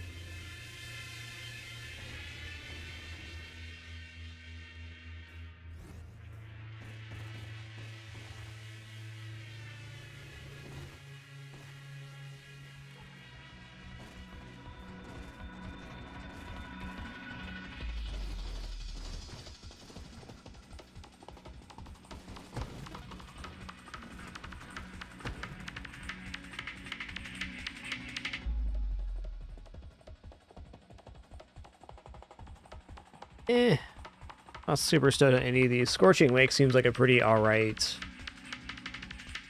triple mod here for damage. I do that a lot though. Let's do something else. Okay, we'll take Stabilization here. That's the old Space Breaks. Now if we see 3 times Slipstream, it's a lot easier to take.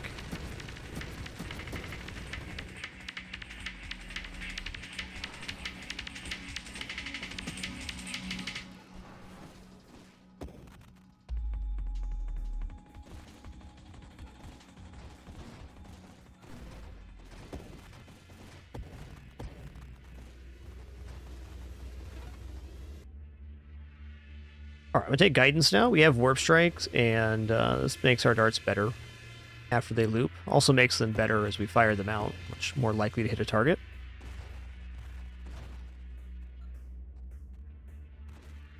Yo, Hardwire Dave, thanks for 60 months, dude. Appreciate that. 5 years of support. Much appreciation. Should have dropped my mines after, you know, the crab spawn. Here we are. No matter where you go, there you are, right here at the moment.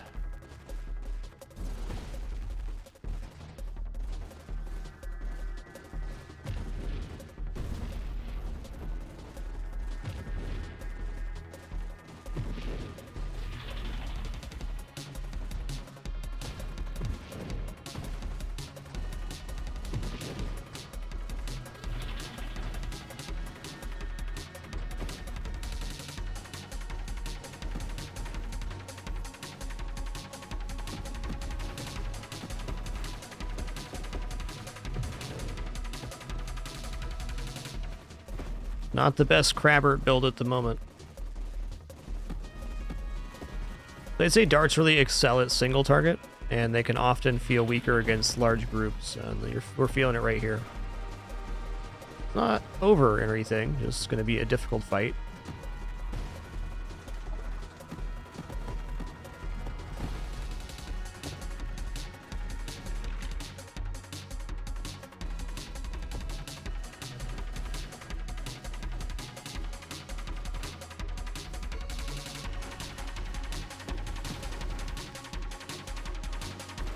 Ooh, lad, you see that health bar drop down? Holy guacamole. Shield's back.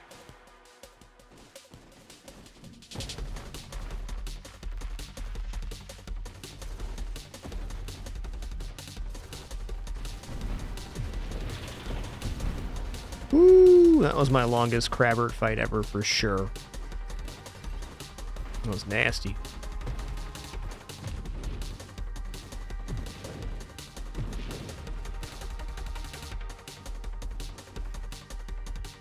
Staying alive.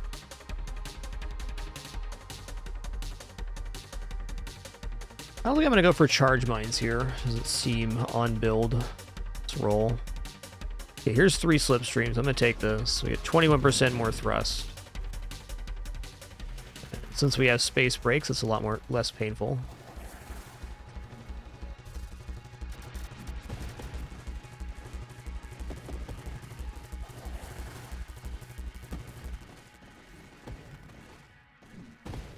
Yeah, the waves are somewhat randomized, but there is some, procedural generation as well. There's definitely defined things of what can be a wave and what can't.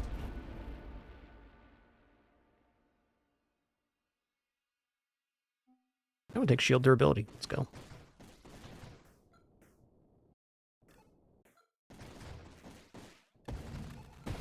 Had a miss there.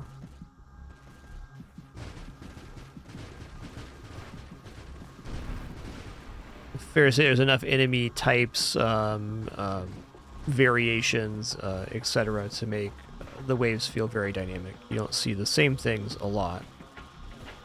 And things get more chaotic as the game goes on. The way I would describe how generation works in this game and a lot of games is like the game generates a point value and then it decides what it's going to spawn with those points. Which is not exactly how it works here, but that's the premise. The game gets more points to spawn stuff with as the game goes on.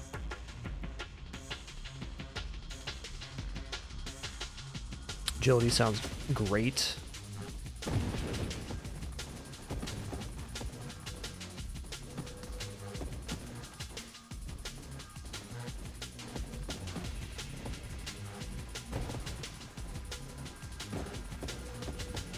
Looking to pick up Splinter next.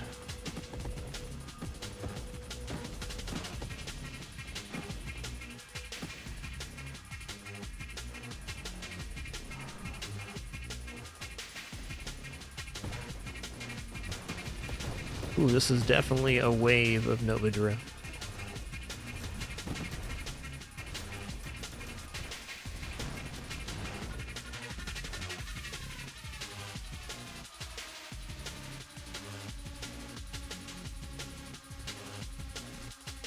I would take Skirmish. I would love to work towards Essence Sap. That'd be excellent.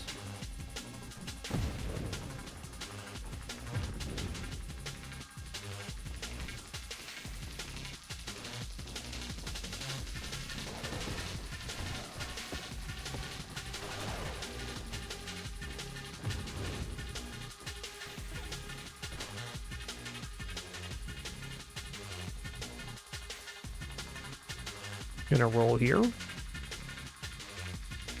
Alright, I'm gonna wait on Strafe. I do want to pick that up eventually, but I'm not to the point where I need it right now. Yo, Cuts of Vader, thanks for 40 months and that Prime continuation. Cheers.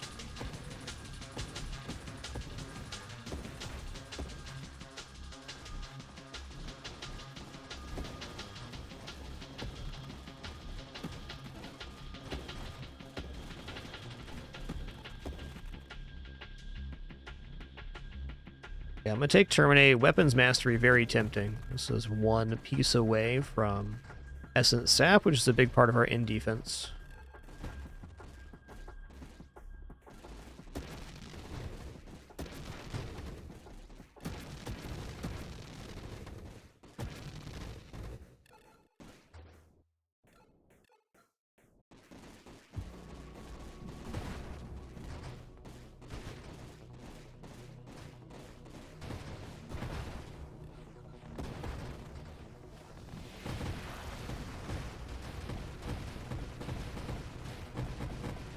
chunky lad.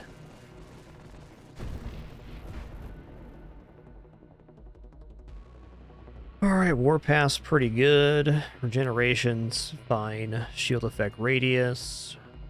Even having some drones in here isn't terrible. You know what? I'll take a galvanic outburst here. Get a little bit of return damage when our shield gets hit.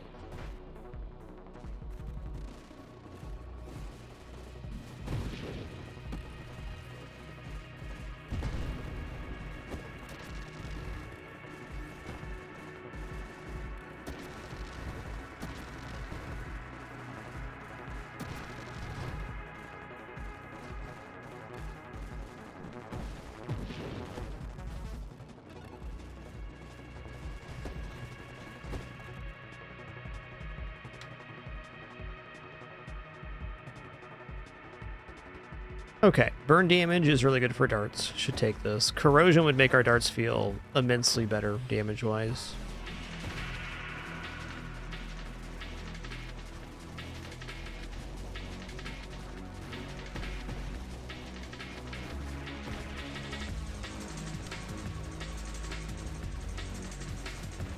So the trick with this boss is there's no warping in between the screen. You gotta stay with no warps. Also, these lines do pretty massive damage. Careful.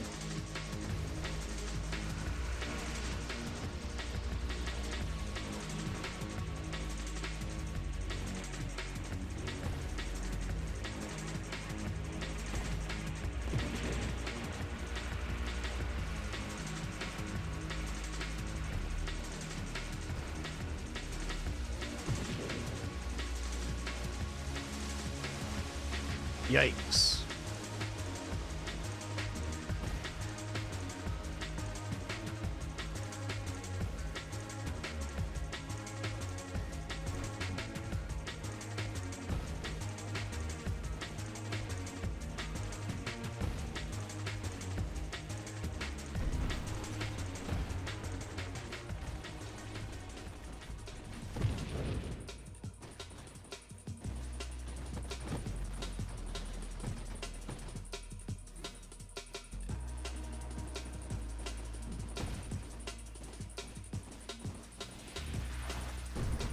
Nice.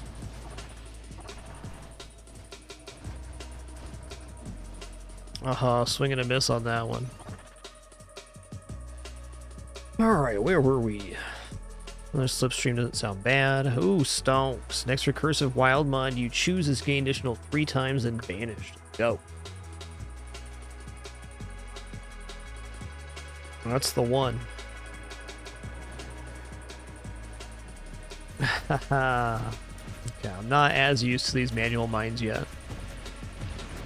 Debating if this hotkey is the best. I like the hotkey G right now because it's right below my fire button, and it is stopping me from preemptively using the mines in bad locations. The downside is like I have to stop firing momentarily to use it.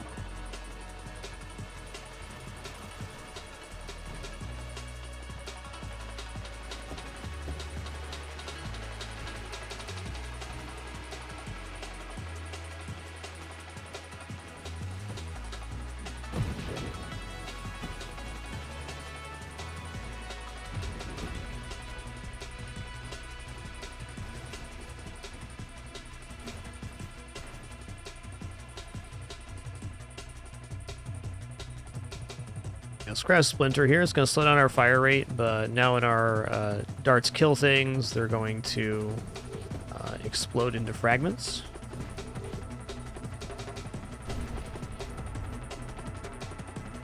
Oh my goodness, look at this guy. Look at this guy.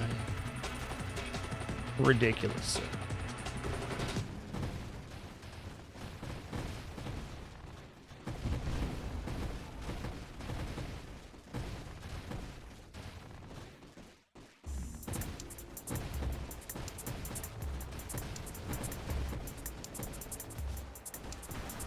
What did I just do there? Just lost my shield.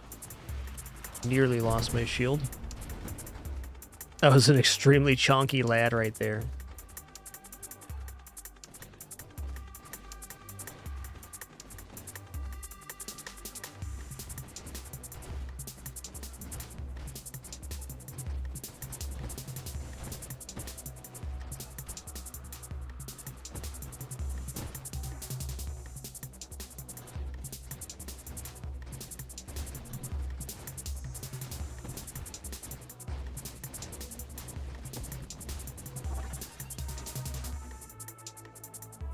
Oh yeah. I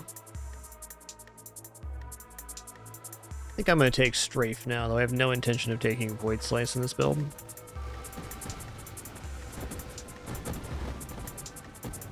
Strafe gives us just another movement ability where we can dash now.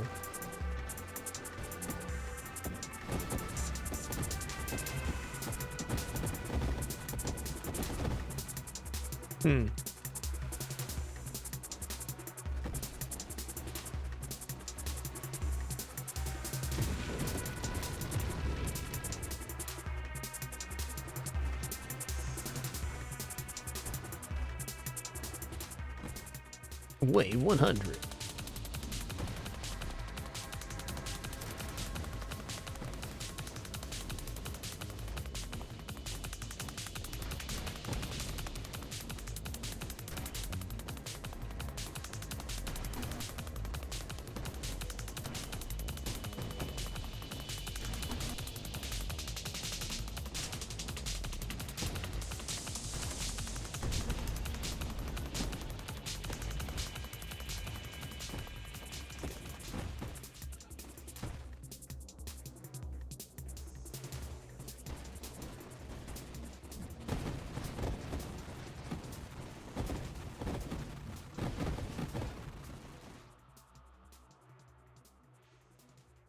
What does this do? Okay, targeting more cold damage, the more damage you are, up to 15%, 3% more damage taken. So probably not that right now. I think Burst Fire actually looks really good. A nice fire rate increase, and gives us more darts per mine.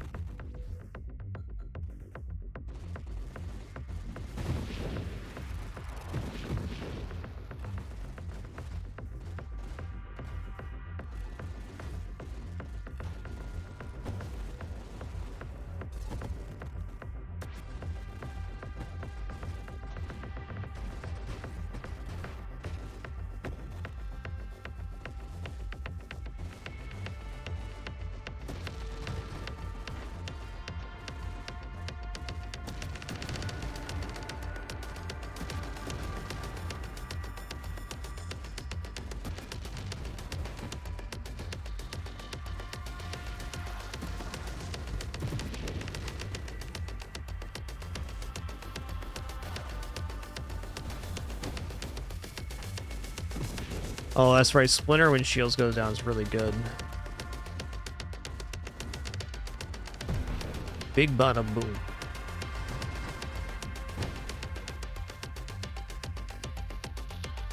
Awesome, really good stuff here. I'm gonna take Discord though. Get some extra damage orbs for every 2 wild mons we own.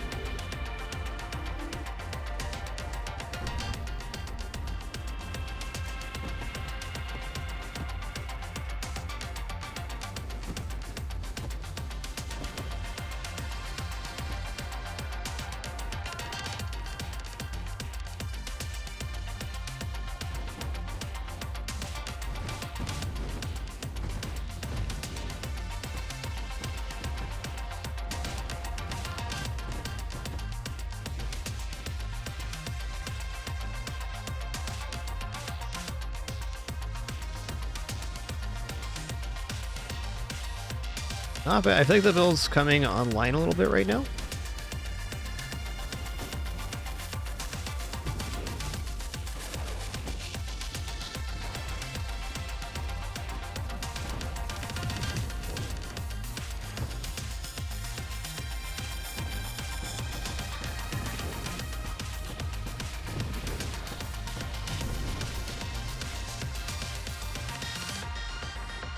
Four times ricochet, that's too much. That'd be, yeah, minus 60% projectiles. That's too many minus projectiles.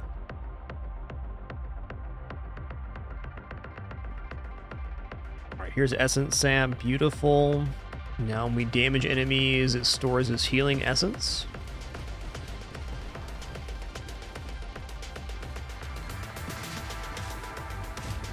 a very consistent source of healing with a weapon like darts.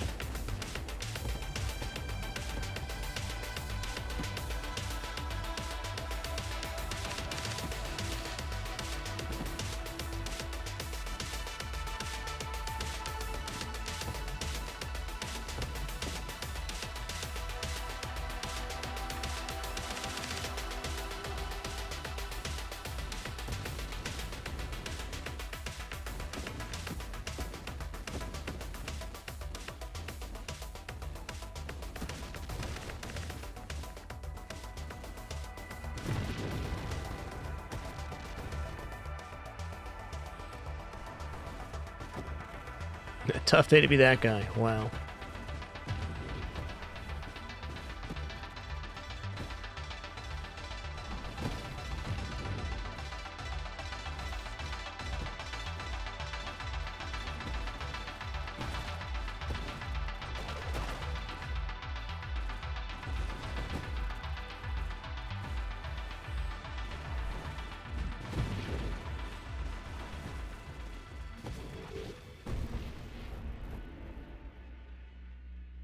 Okay, I mean, 4 times burst fire or double tap is not too bad.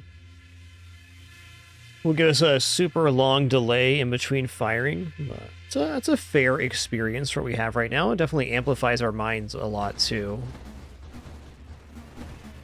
Kind of gives us a jet stream of darts when we do fire.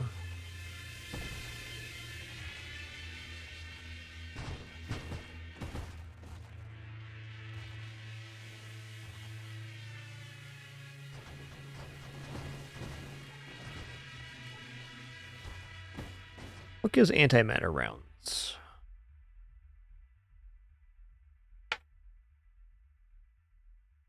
Payload plus concentrated blend. Okay.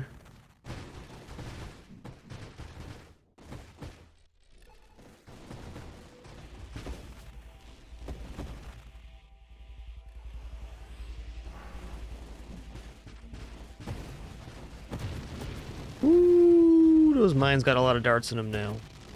Oh yeah.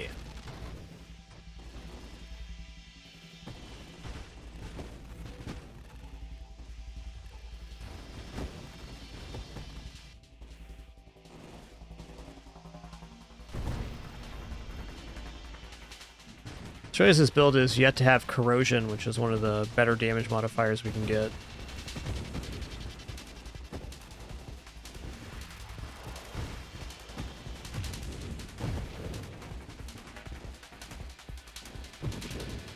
Purple Link Reticle is so crazy far away from the vessel right now. One of the longest blinks I've seen. Okay. Definitely some okay stuff here. I'd say specifically Kinetic Boost is a nice damage amplification. Like if we hit stuff and then dash away, it ups the damage over time a lot.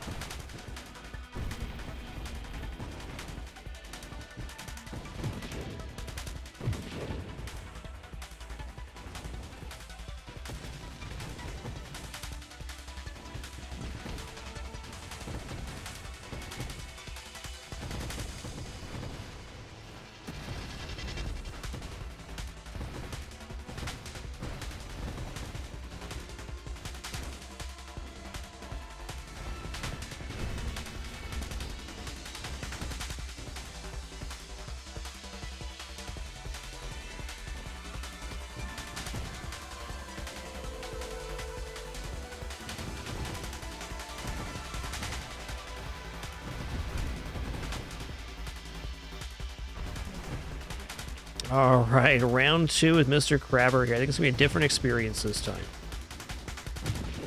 I have a much better build now for this guy.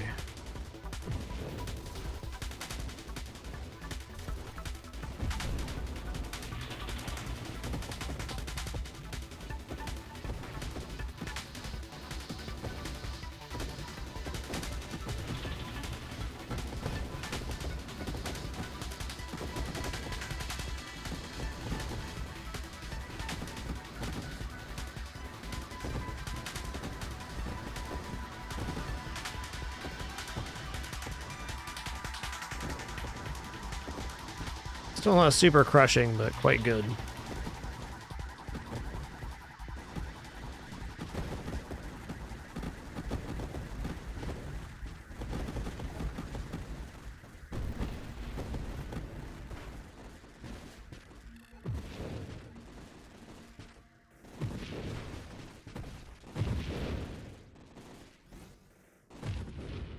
Not bad, man. Not bad.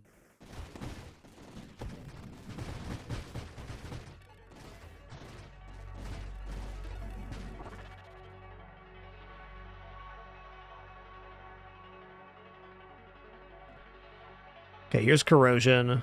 Your damage applies corrosive stacks to targets, igniting them for 2.5 burning damage a second per stack. When a target affected by corrosive stacks is destroyed, it distributes its stacks to nearby targets. Additional stacks distributed based on the maximum hull of destroyed enemy. So it's just another way for us to carry damage.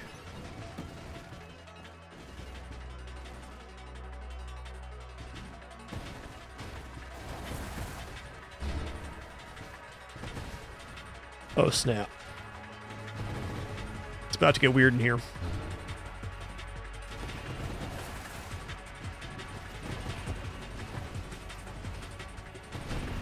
Okay, it's less weird now.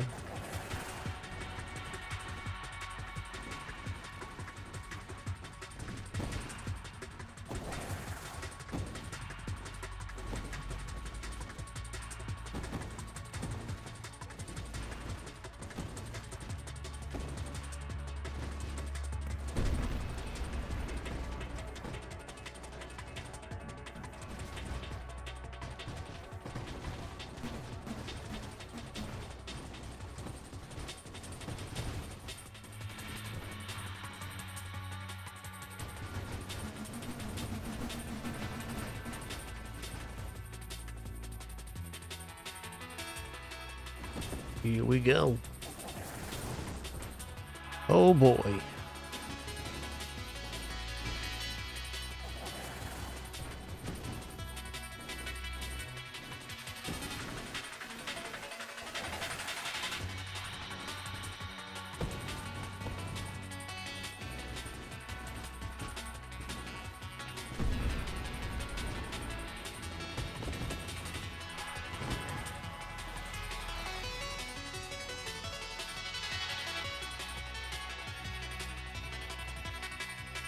Roll here. I'm gonna take efficiency now. I want to get to Gemini Protocol. If I get Gemini Protocol, damage is split between our hull and our shields.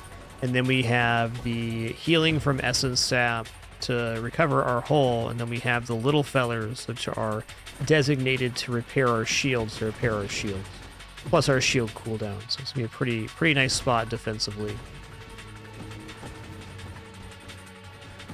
I'd say this run is like very medium for offense, but it's quite well off on defensive capabilities.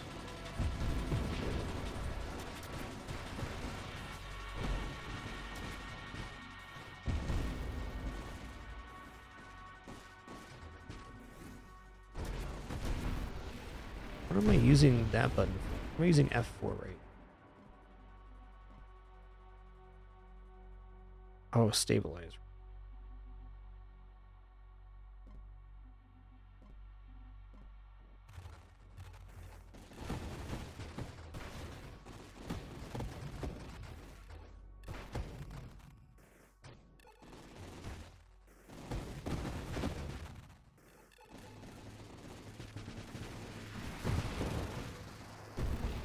Ooh, some nice sprinkies.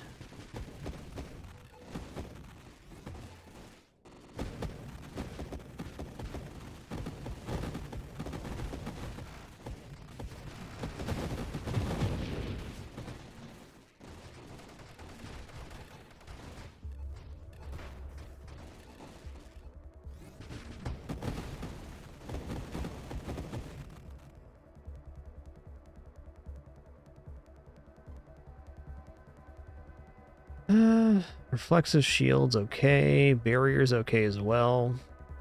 You no longer collide with enemies, targets, and most celestial hazards. I probably should take Apotheosis. And then if I make it to Gemini Protocol, we got a pretty safe-ish build. Listen here, crab triangle.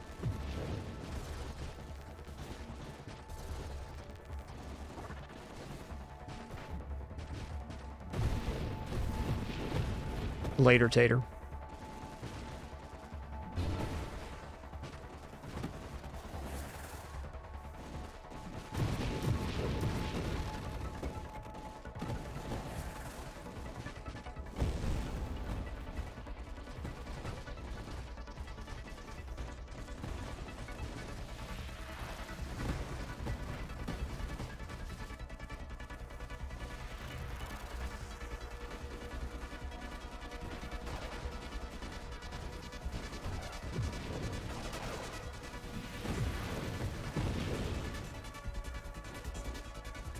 Yo-ho, ain't no profit. Thanks for 6.5 years. Appreciate that 78 months. Enjoy that. Always having an awesome Saturday. Been a real cool stream so far. Yo, Ballcat, thanks for 49 months of Prime as well. So verbalization here. We have stream tomorrow and Monday, and then a few days off. So me and my wife taking a short trip. Be back Sunday or Monday, the same week. We'll be right back into the swing of things, leading all the way up to our 31 days of Fragmas starting on December 1st. Normally take a little bit of time off, third quarter, or fourth quarter rather, during November, but I'm, I think, legitimately concerned that Risk of Rain Returns is going to release in the first couple weeks of November. I have no true clarification of that, but the 10-year anniversary is coming up, and it seems not unlikely. Like to not be on break for that occasion.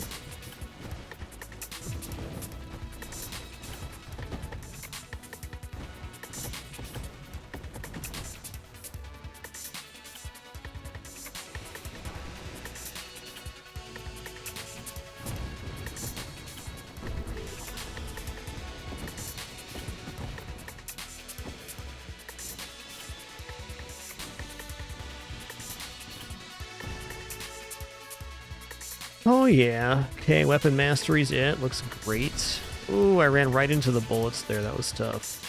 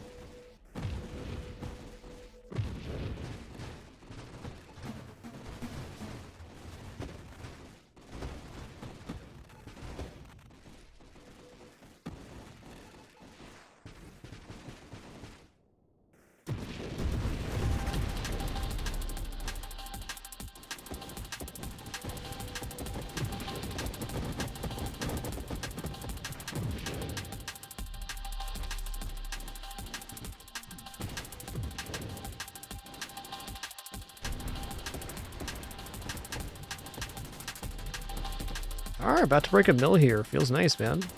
Wave 200, here it is. Okay, this guy and crab. I can take this guy out.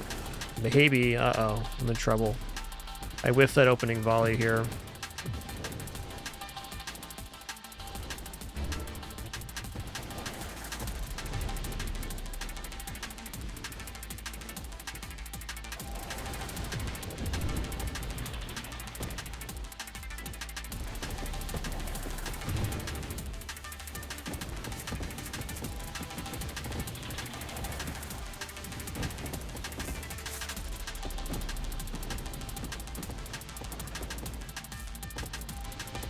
Alright, might be okay here.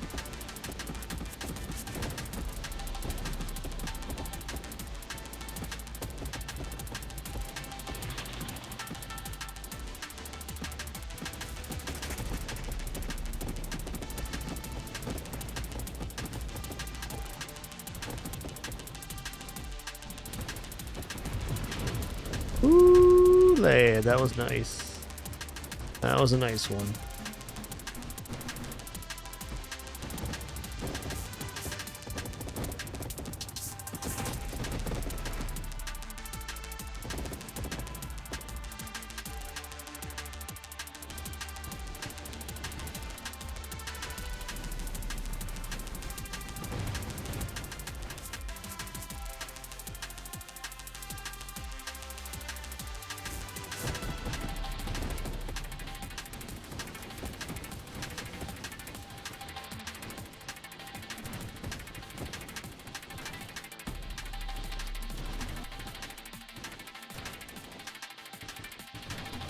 Oh. Swing and a miss on that last one. Good fight, though. Good fight.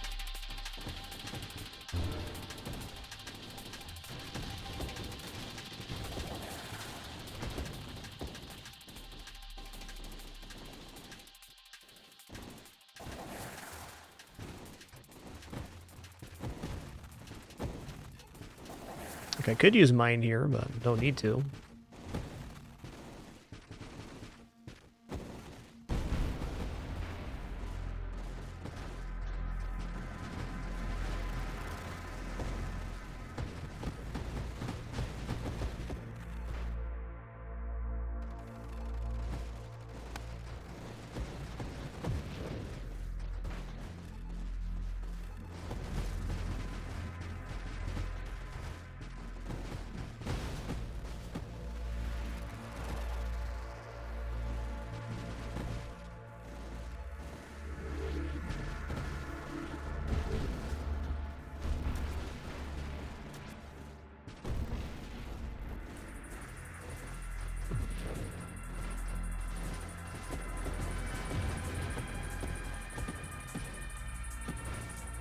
Yoinks.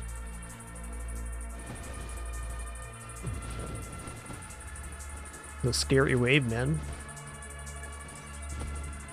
Dang, Dorley Trados, thanks so much for 55 months. Enjoy that lurk. Appreciate you.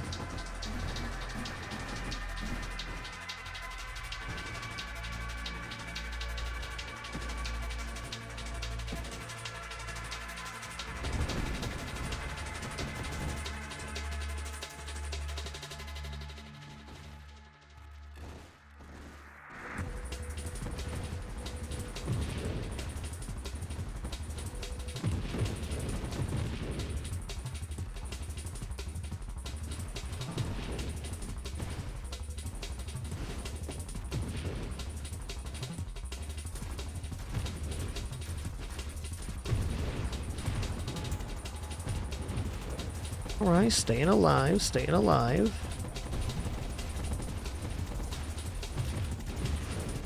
Oh, this guy's not dead yet? What are you doing, sir? Well lived.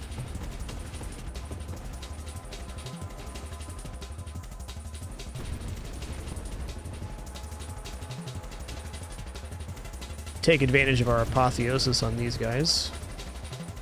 Go right through them, there's no more collision.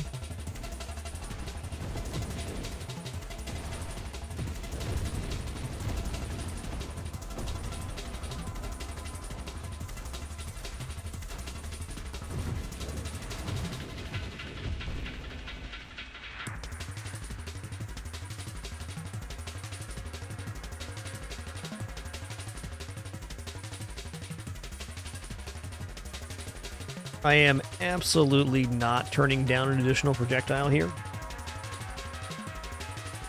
Yo, Frog TSB, thanks for almost 70 months of support. Legendary. Really appreciate that Prime continuation.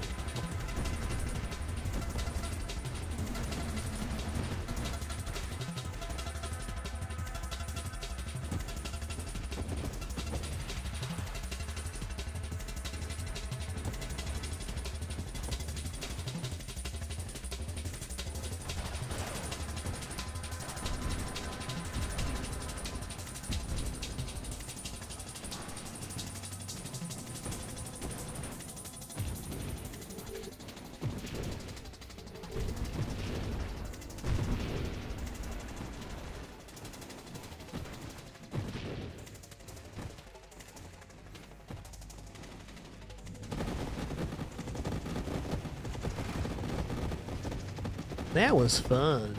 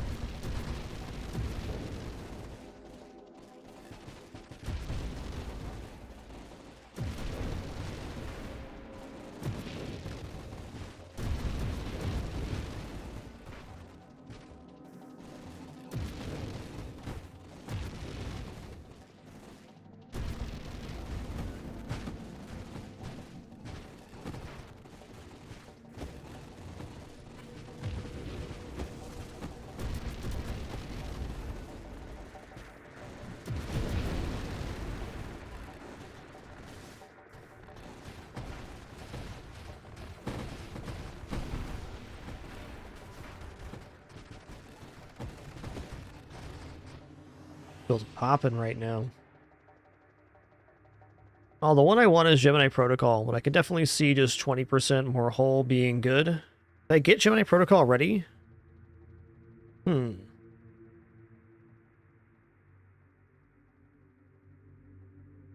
I'm gonna take raw stats right here. Stats are good. Also, I have payload right now? I do have payload. Yeah, I can see the comparison there, Skritter. Sure. They both do get chaotic, that's true.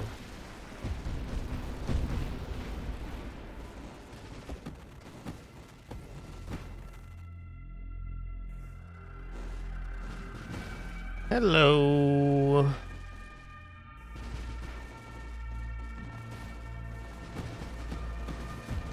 Yeah, we've got the big one down, or the primary target down.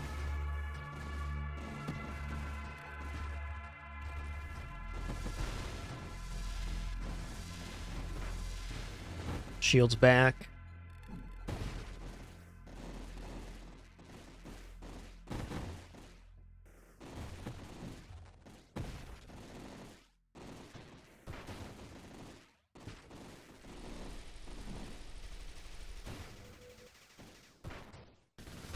It's fine.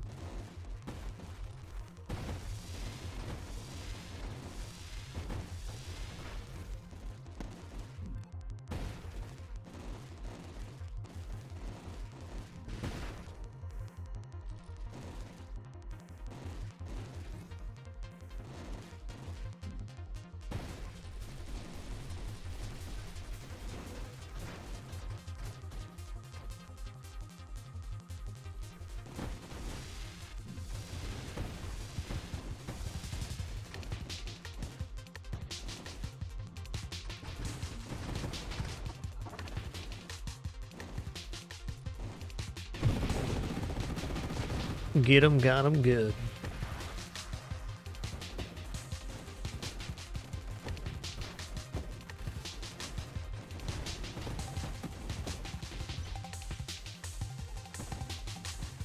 Yo, Rorschach, thanks for 5 months. Enjoy that continued lurk, dude. Appreciate it. Thank y'all for that amazing support this fine Saturday.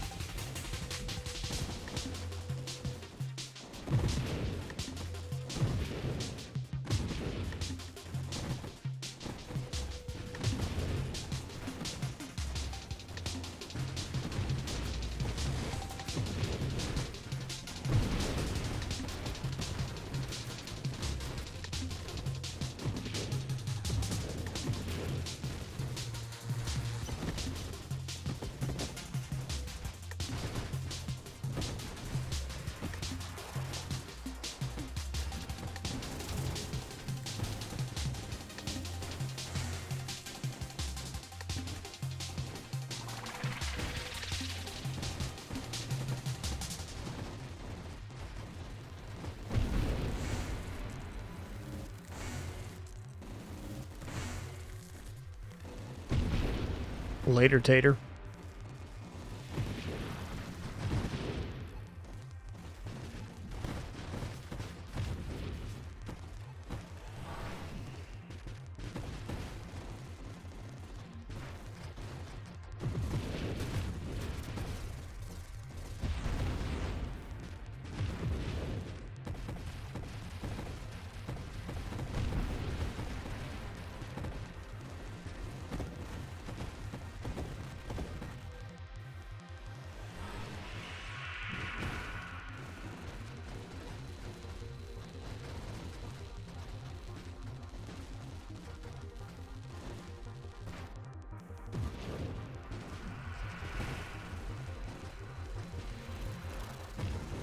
Nice.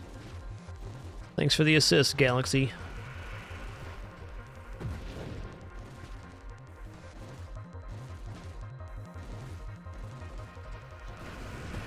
Uh-oh. Where am I?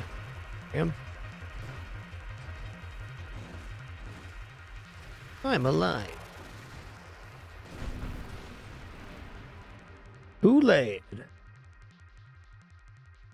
Warpath doesn't seem bad, but I think I want Gemini Protocol and Gemini Protocol only. There it is.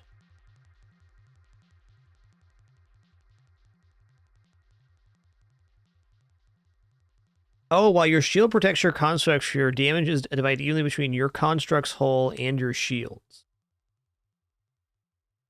Okay. So this has a synergy with constructs I was unaware of. I always thought it took from your own hull. I never combined those things.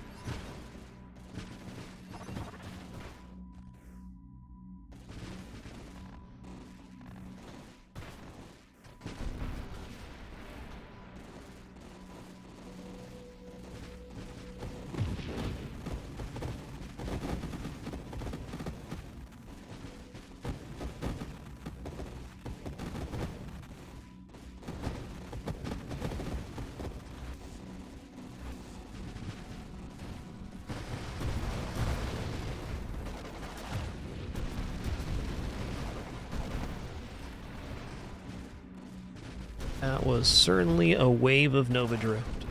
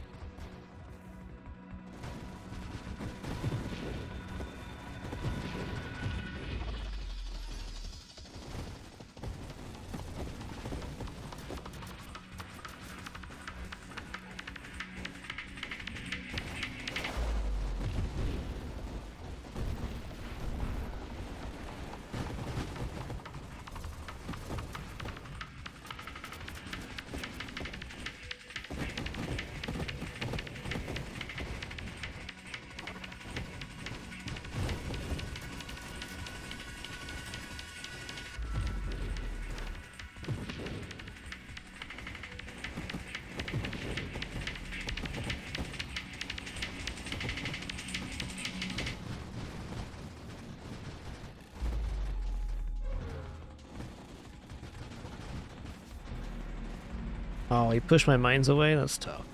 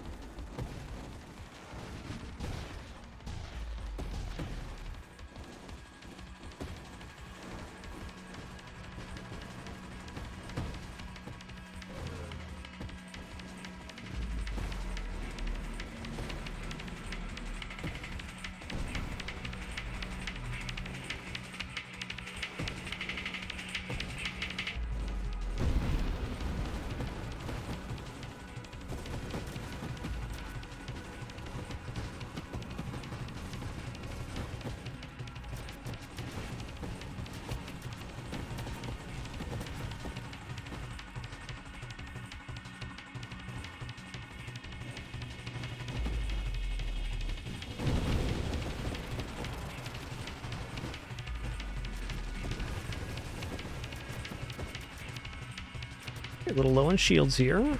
Oh, look how fast those drones heal up our shielding. Holy guacamole. That's the goods right there. We haven't seen any of this guy yet today. Not this whole run. That's surprising. Forgot you existed. Sorry about that, man.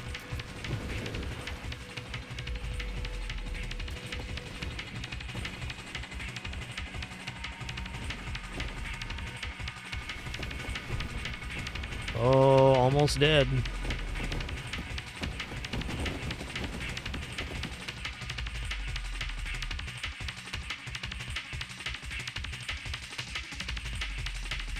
Warpath seems acceptable.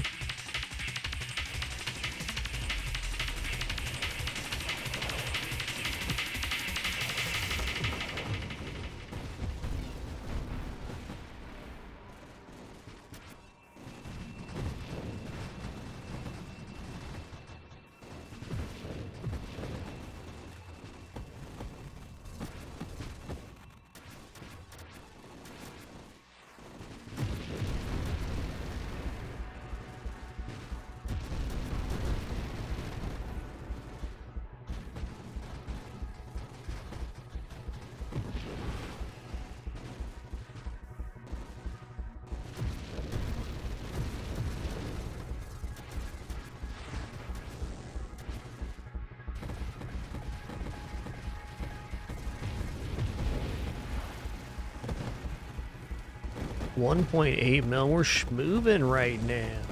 Ourselves a build. So I kind of want to try the new allies with Engineer and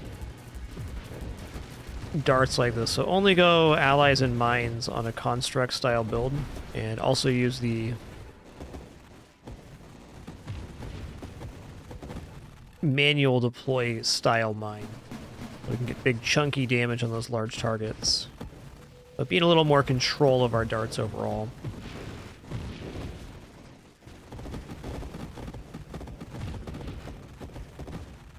Allies have been changed a lot since I tried to do ally darts. I think ally darts was one of the first builds I ever had that got over 2 million. It was ages ago.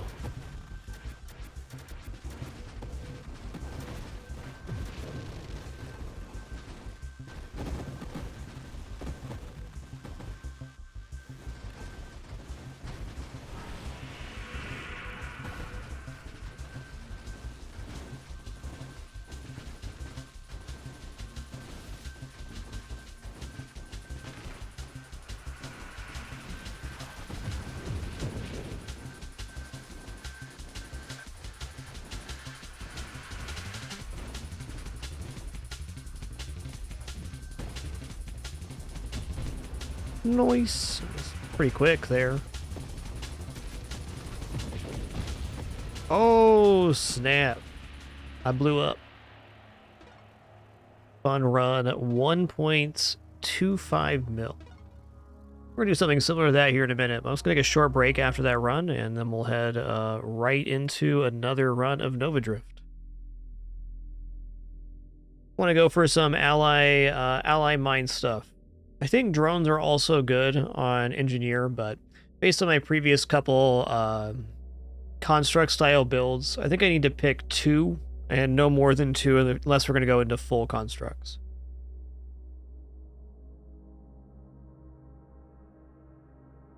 Even a turret ally could be interesting as a idea. Okay, be back in just a minute for another run of Nova Drift.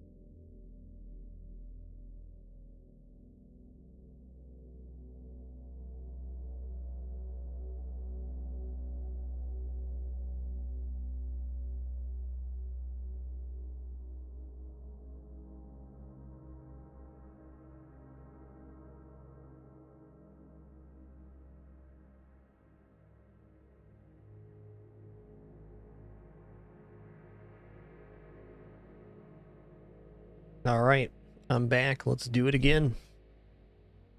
I'm ready for some engineer shenanigans. So I was trying to remember the last time I've actually tried allied darts with engineer, and I think I only did so on a build that was going all constructs and didn't feel very good. But if we're going a more offensive build, then that's a different story.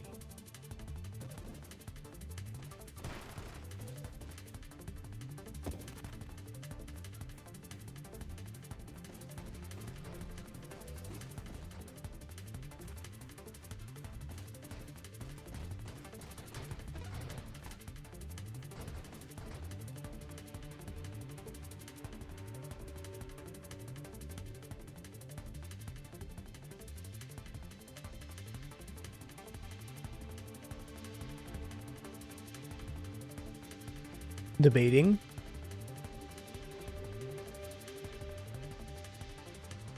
Keep it a little risky here. Let's go for Halo Shield. So now we do quite large damage up close, but it does drain our shields while we do so. I like Halo Shield a lot. More risky playstyle for sure, but that's okay. Risky's fun. Okay, I'm going to go ahead and take the 3 shots. This is, I think, the best first upgrade for darts.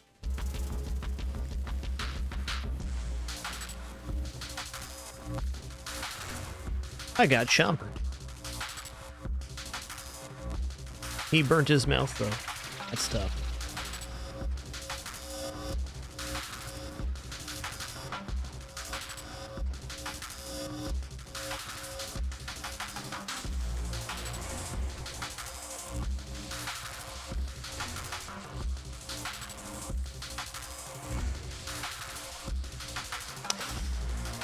Got him. I was honestly downright lazy on that fight. I enjoyed that.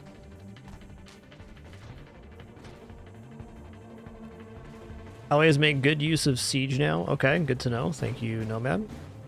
Siege darts is definitely a fun one. Ooh, yeah. Let's go Challenger here. Just this lad, huh? That could easily kill me if I'm not careful. Nice.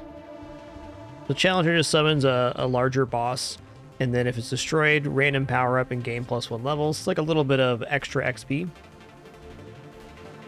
That's nice.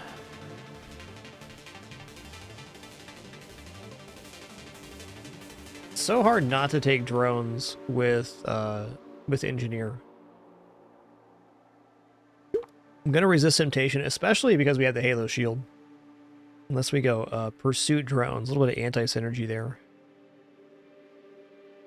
Alright, I want to try antimatter rounds here. I'm going to take Blast Radius. Blast Radius is surprisingly effective on darts because it creates this blast radius zone when you hit. So versus segmented enemies, it really escalates the breakdown. Or lots of small enemies too.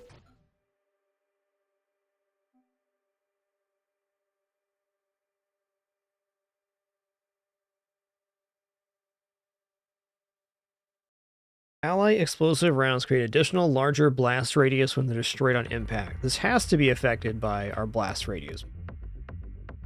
Here's concentrated blast, which is the other part of antimatter rounds. Here's targeting. Let's take targeting for right now. That's the sure thing for getting damage on target.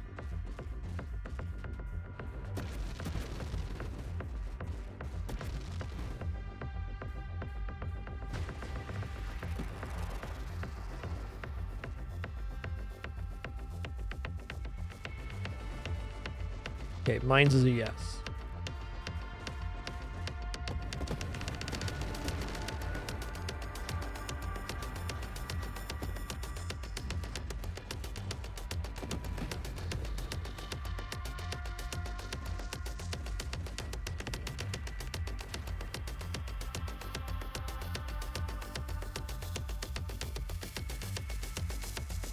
Death Blossom is very interesting. I'm going to take Death Blossom. So when our shield goes down, we fire out darts now. Okay, here we go, loaded mines.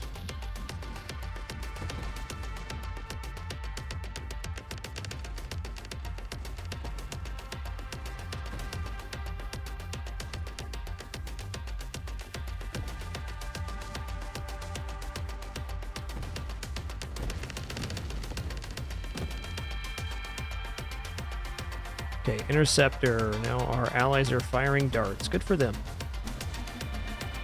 Keep it up, bud. Stonks.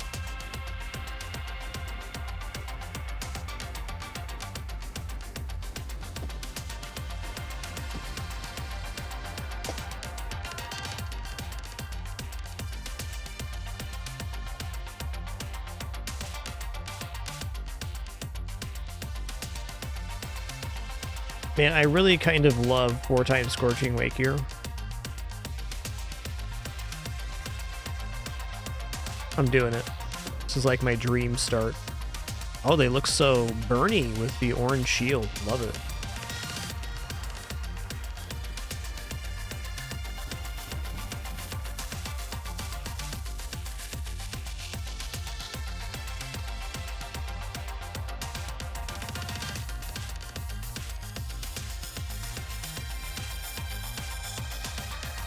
These are both good. Let's take improved thrusters here.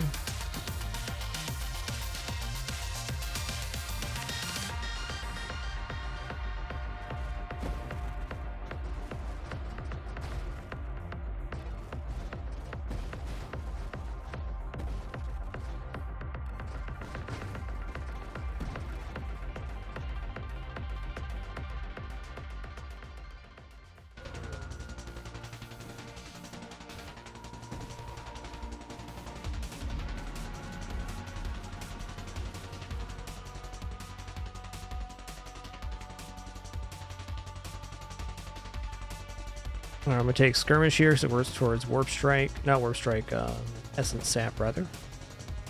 Just think I'm probably not gonna go warp strike on this attempt, tempting as that may be.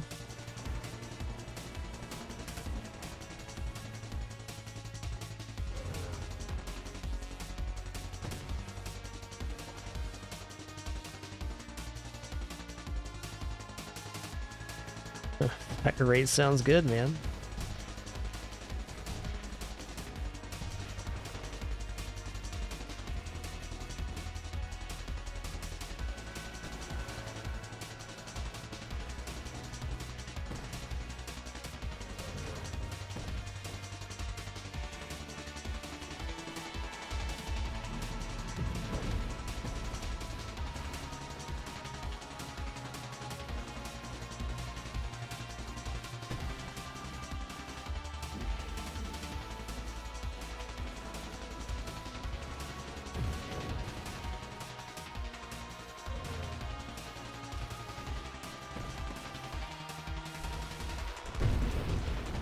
Crack's such a bop, man. Ooh, so good. I'm not gonna take Mind Specialist. It's tempting, but not here. I think Warpath is acceptable. We're definitely out to kill stuff.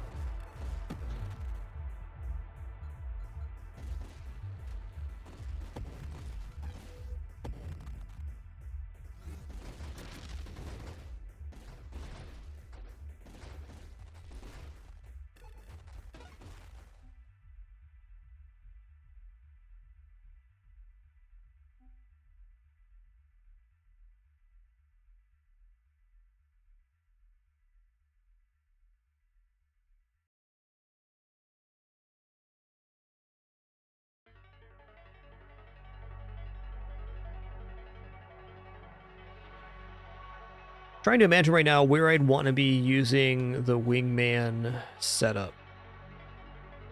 Okay, I got an idea for that. But right now, let's take outmaneuver. Quicker we get these allies to max level, the better off we're going to be. A considerable amount of damage, not just for firing our weapon, but also for just their regular bullets are quite damaging.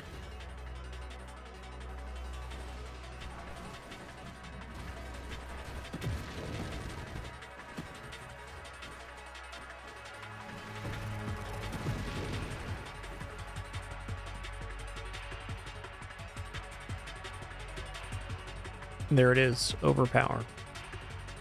+2 rounds and fires weapon more frequently.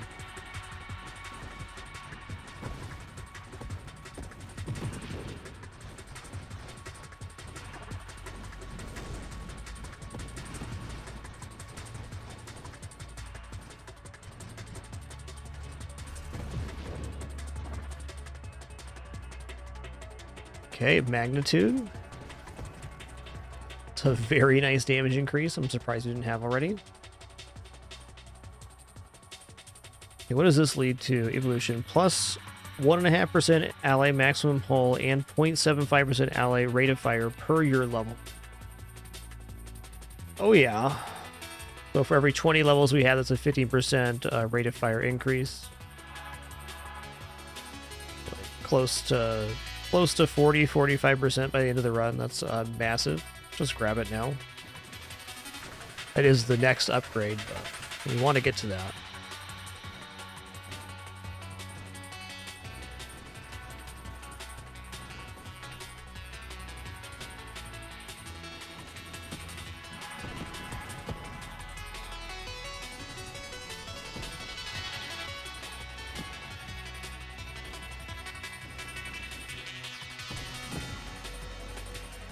Cool strat on that game. I like that. Okay, we take Concentrated Blast. We want to get to antimatter rounds. That was part of the build. Still is.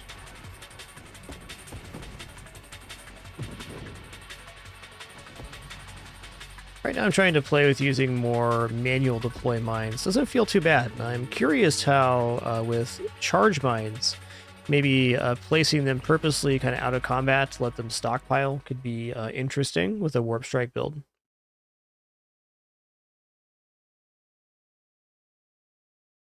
Let's take Candescence. This build, I feel, is much better equipped to deal with crabs.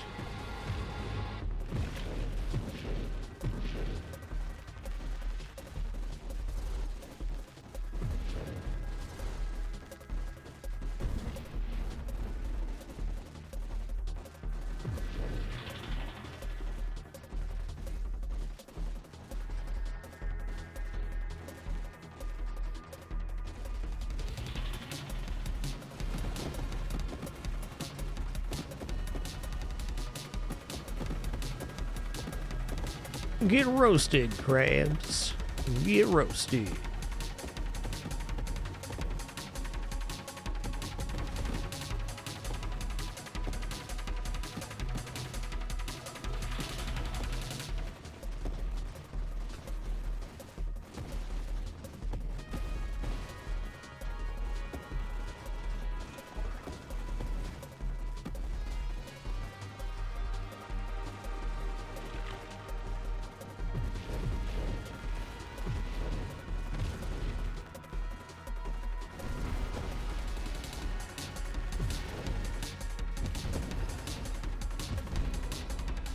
Yo, there it is already. Evolution. Here we go.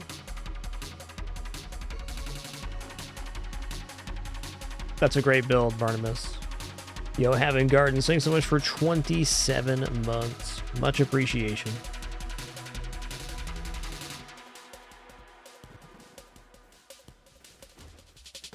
So many amazing bops in this game.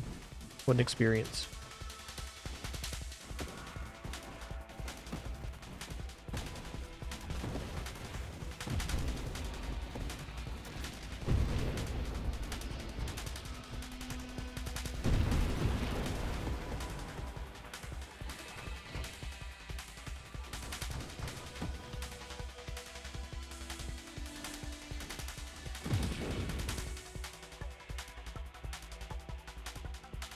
Okay, I'll take Corrosion. It's going to be the largest damage increase here.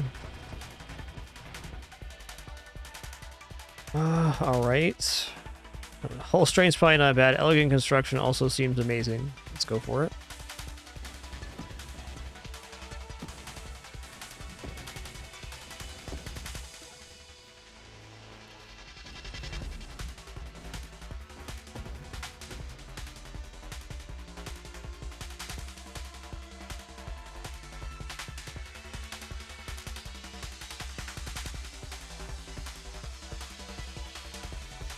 Kinetic boost is fine.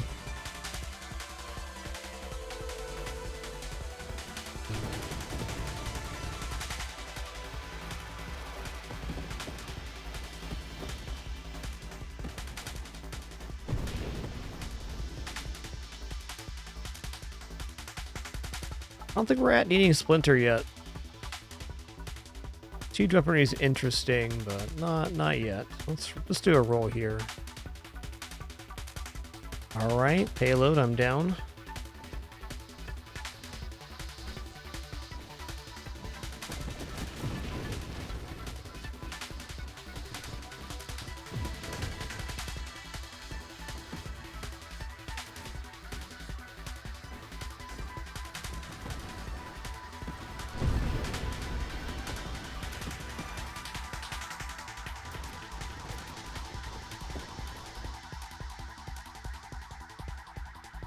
Alright, purification is pretty sweet with darts. Hey there, Iceman chat. Hope you're having a great one too, dude. All's well on my end. Cheers.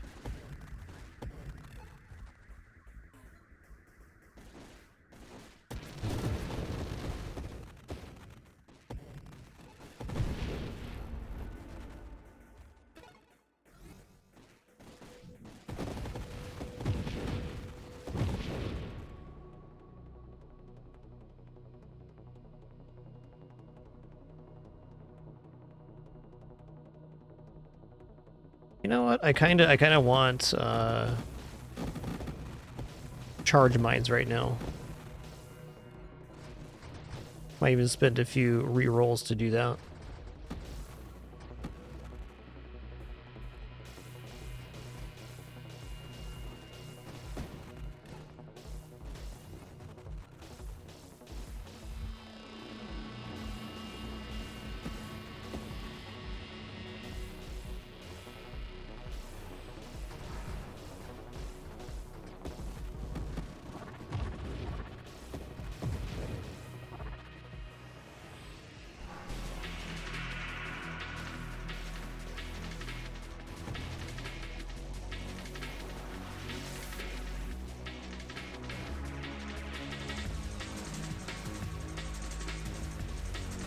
Forgot I had a charge shot there.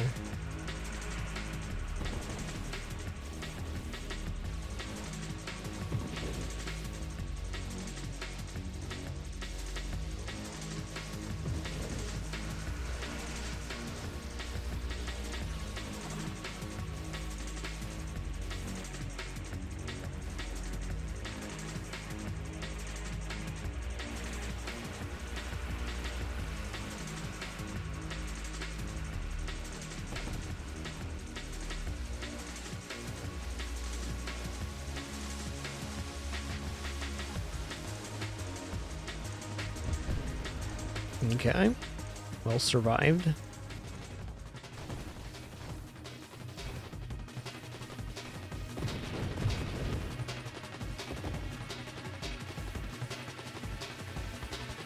Really like to get charge mines here.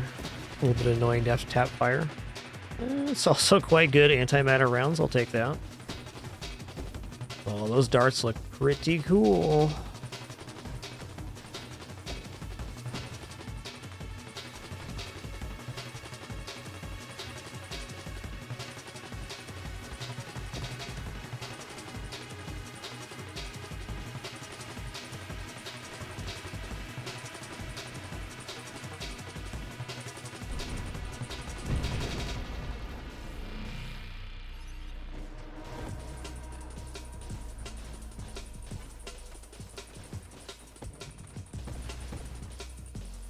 It's a nice color combo. I like it.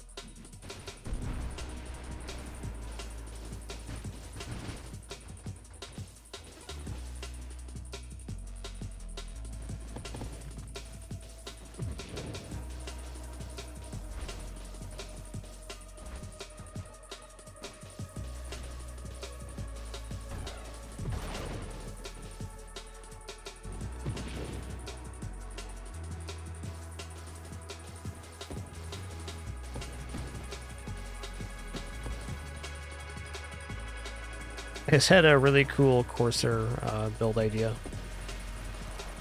Oh boy.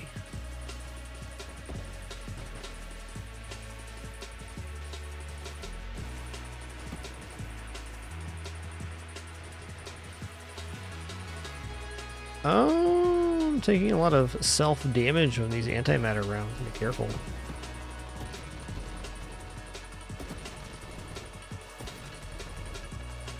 Need some essence sap to support this. Noted. There they are.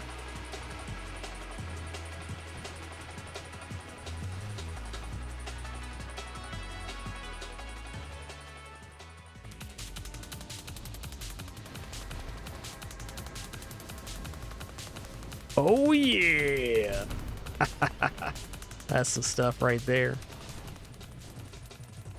That's what manually deployed charge mines can do. Those got to 100% value.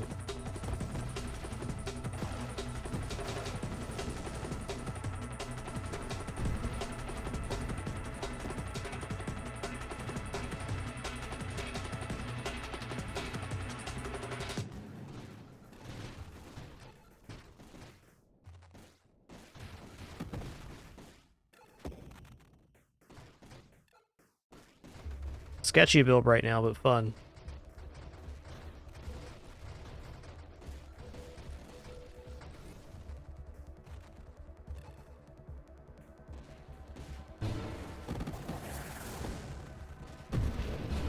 Uh-oh.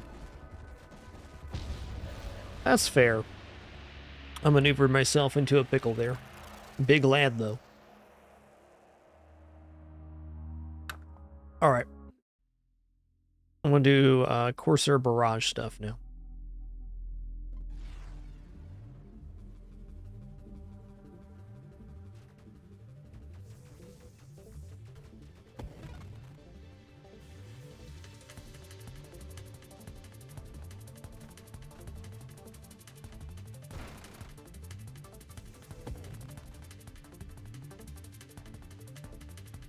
Alright, railgun acceptable.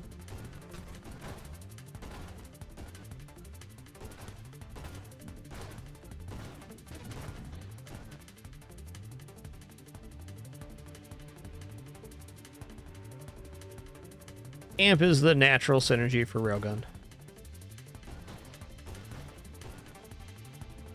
Adds velocity, which adds damage.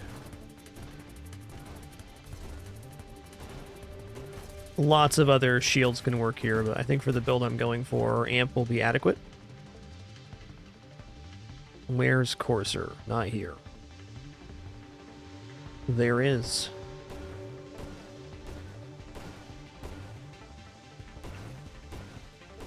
So on Corsair, the sooner you get to Warp Strike, the better.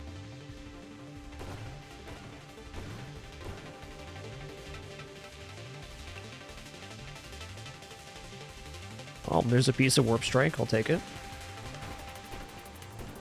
Targeting's also very helpful. Early targeting on the ship is awkward.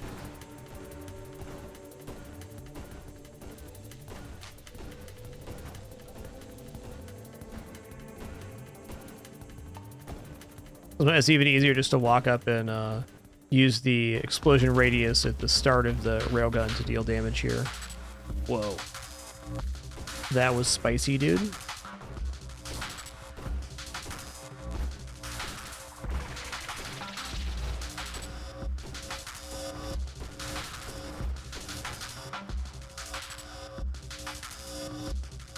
Yeah, rate of fire is good.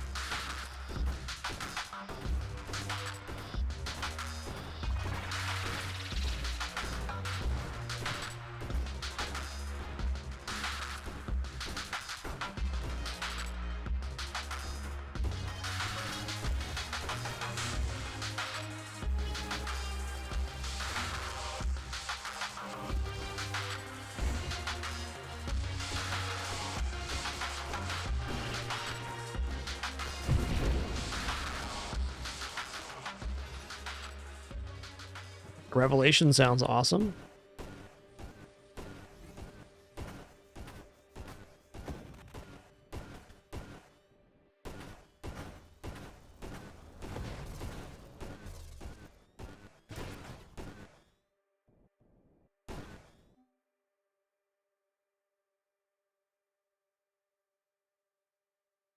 All right, let's take targeting here just so we have a slightly easier time hitting stuff. The Courser's benefit, it does come with a starting 140 thrust. Incredible maneuverability. And the downside of firing being awkward is only temporary. The bonus thrust is forever.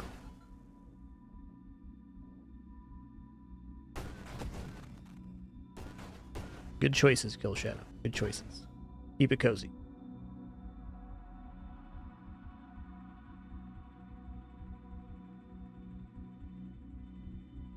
I don't really want to start using rerolls yet. Let's grab Blast Radius. It's gonna be part of the end build. It does work on antimatter rounds, which is, I think, where we're going. Or one of the places we're going.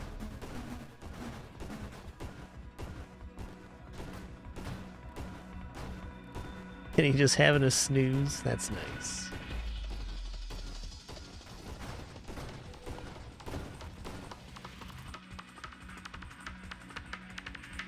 Oh, some definite choices here.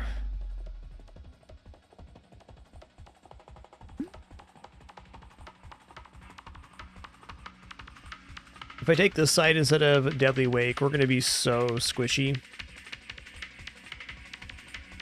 Let's take Concentrated Blast, because it... Well, maybe I don't want to take this yet, actually. Let's just take Skirmish. I'm 100% sure we're going to Essence Sap, so we can take that now, no harm.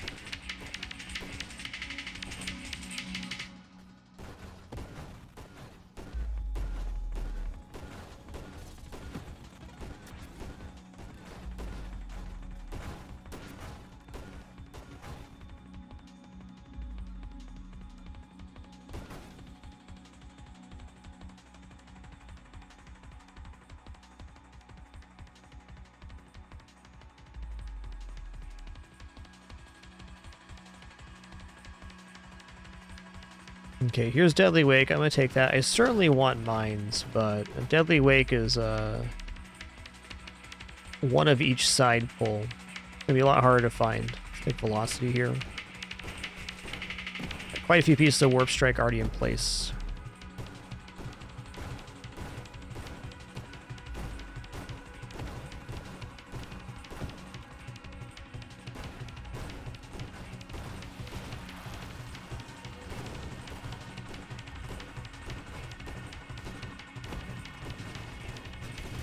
Oof.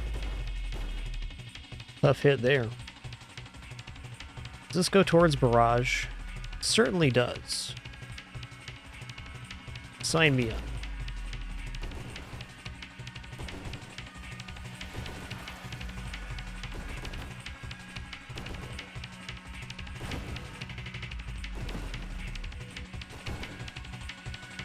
Okay, here's Snipe, so we're blink away from Warp Strike being in the pool.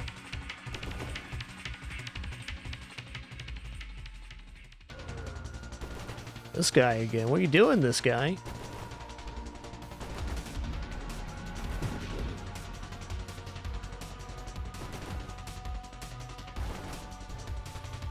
Ooh, careful.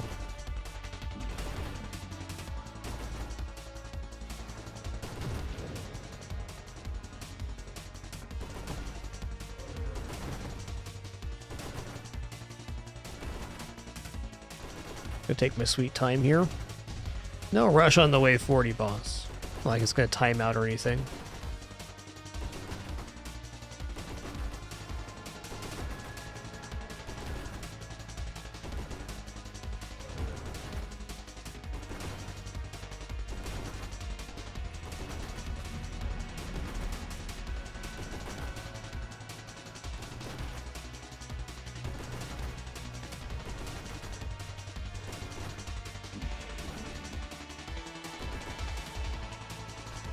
Yikes.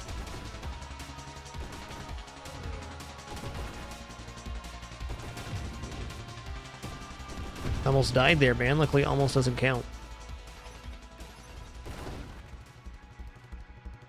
Alright, again, I want mines. Let's take Blinks. Let's get Warp Strike into the pool. We can have Warp Strike next level. Level 15.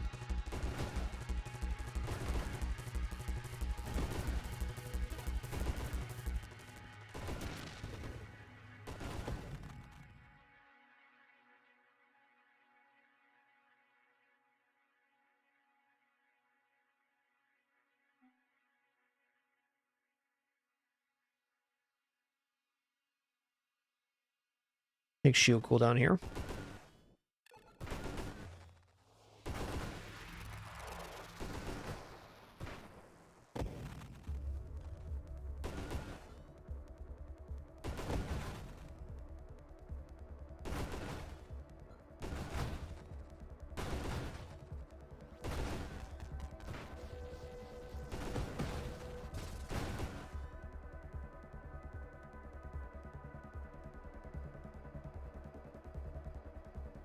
Some great choices here. Let's not go for the Scorching Wake on this one. Magnitude is very inoffensive. Terminate brings us closer to Essence Sap, which is a layer of safety. Just take Magnitude. Weapon damage is weapon damage. Also, no downsides at all for Magnitude, which is fantastic.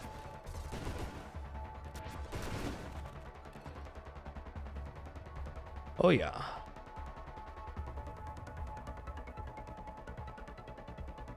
I don't want to choose between these right now. I'm not ready for infuse anyways.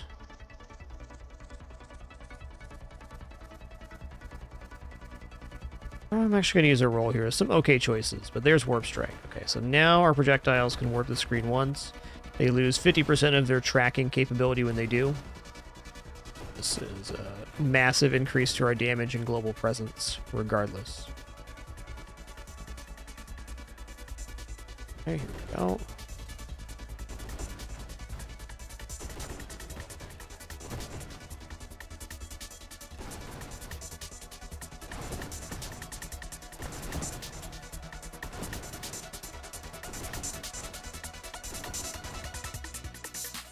That's the stuff.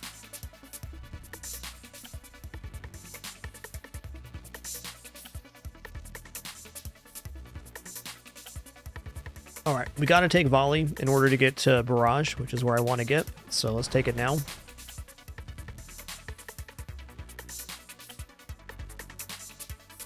I do really like the Discord Orbs. Let's take Focus Fire, though, because we can get Barrage happening next mod. This will probably be my earliest Barrage Warp Strike ever if this happens. Ooh, are you for real right now? Okay. 3 times Twin Strike.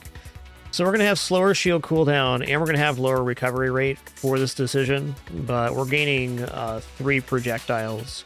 And going into Barrage, that just means we get a much faster fire rate overall.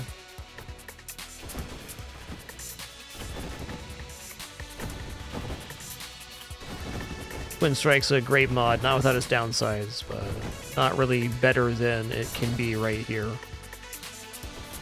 This is a very real build right now.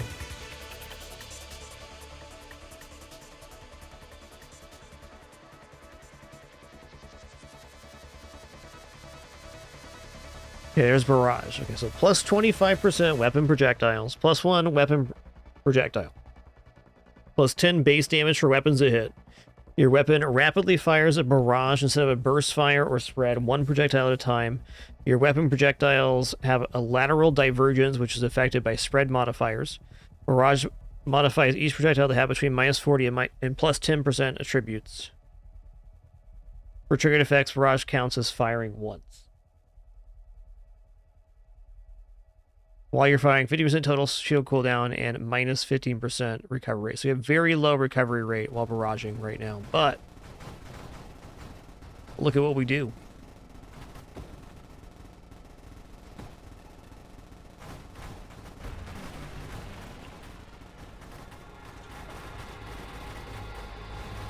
Should note that the fans on the side cannons are also massive damage here.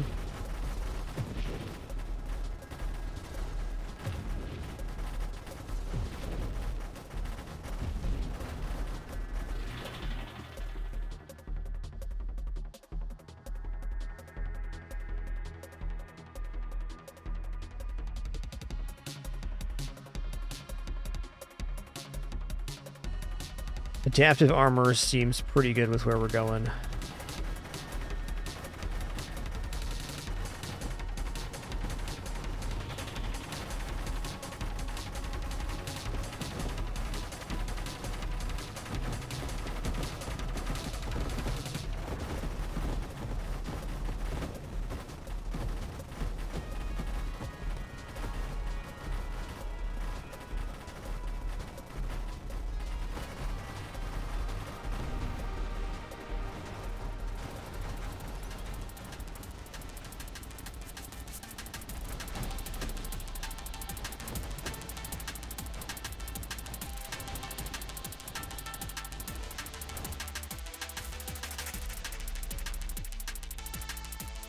I feel like taking some defensive stuff right now is advisable.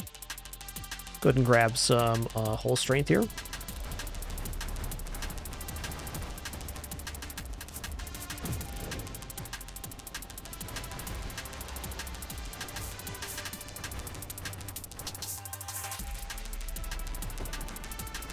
Okay, this is a dangerous enemy for this build because we're always kind of hitting the other side. So if we line up horizontally versus this enemy, we're also hitting their shield, which causes the problems with their turn damage. Okay, Essence Sap, layer of safety here. Now we heal based on damage dealt, and we're always dealing damage with this build.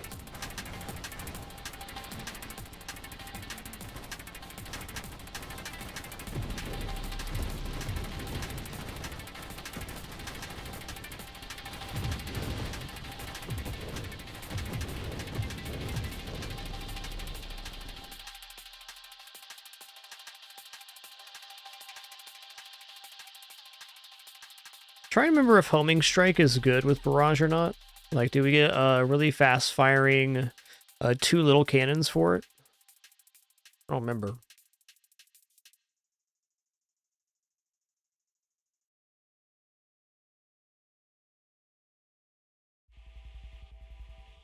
+5 levels isn't bad either. Maybe defense drones now seems pretty good. Hey, Zarpath, thanks for 12 months. Appreciate that Prime continuation, dude.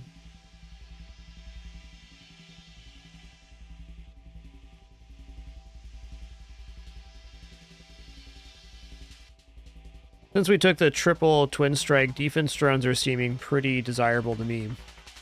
Thinking how we're going to survive later game.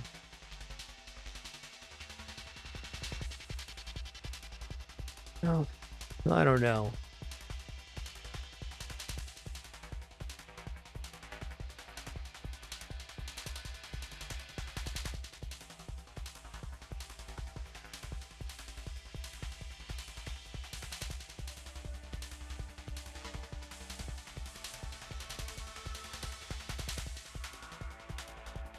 It's as good of a time as I need to take +5 levels. Let's just roll with this build and see where it takes us. Go weapon mastery for now.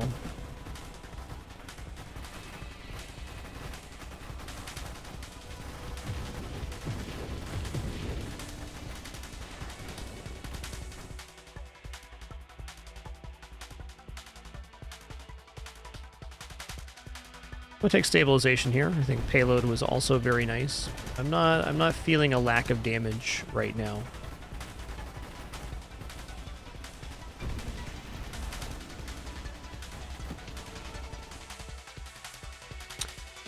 Oh snap. What level am I right now? 32? Yeah, there's no way I'm gonna make it far enough with Ataraxia here. Okay, channeling then.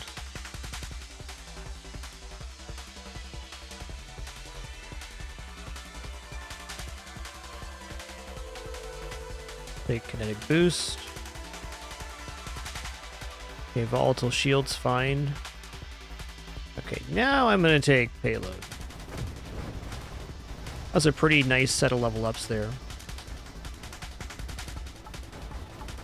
Gained a lot of damage and utility. No real clunkers, which is always the fear after you've taken the +5 levels and lose all rerolls. You end up getting a bunch of levels where you don't want stuff.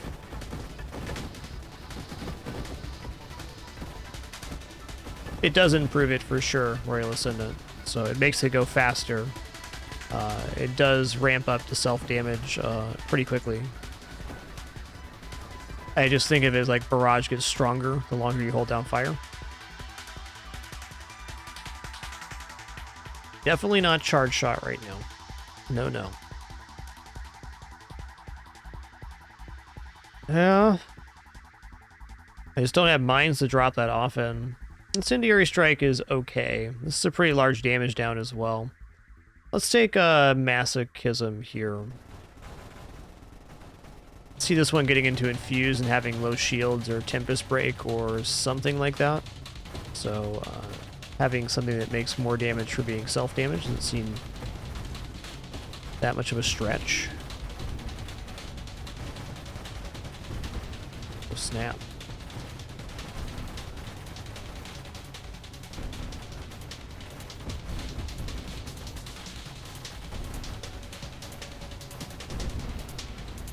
Awkward fight.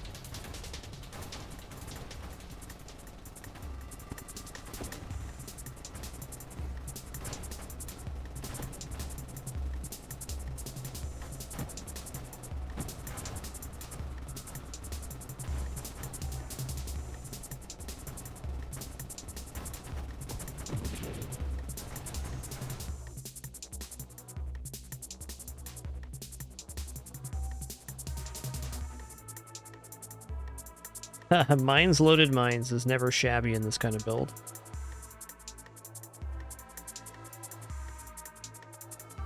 Could just take double tap to make our barrage even better though. Let's focus on our weapon and not go into constructs here.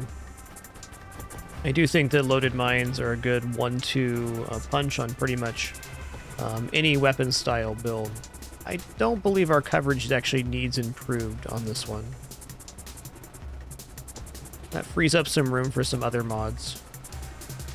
Potentially an actual defense of some sort? Nah.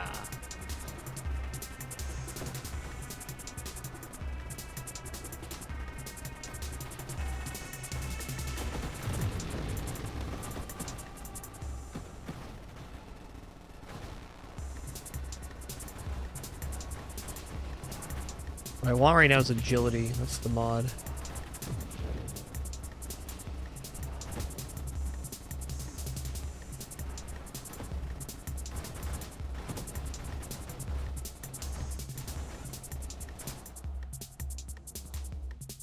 Yo, agility.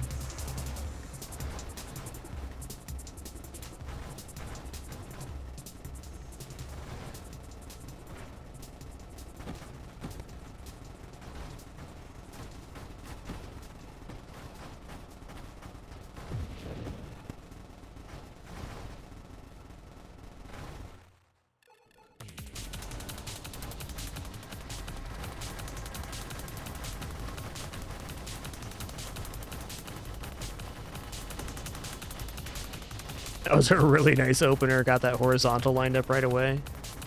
Life's good when that happens. Woo! And get roasted.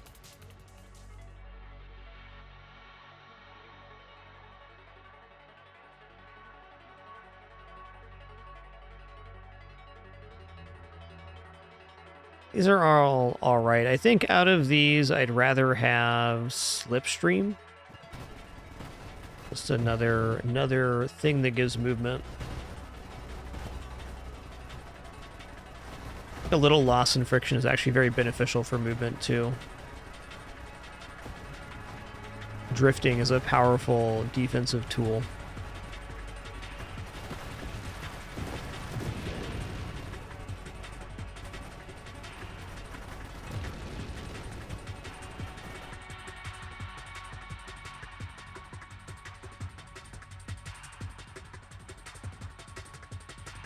Regeneration? No, that's no good for us anymore. I guess out of these, I'm going to choose Warpath.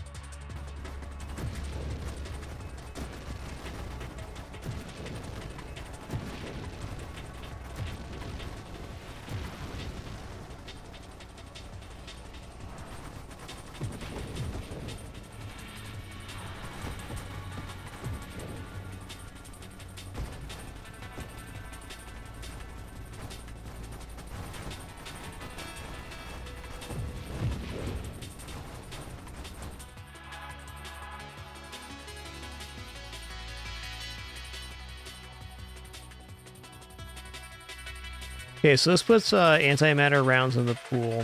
I want strafe right now.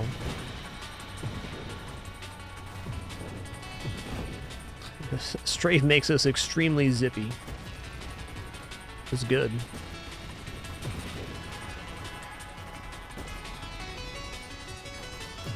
Being zippy even increases the railgun damage.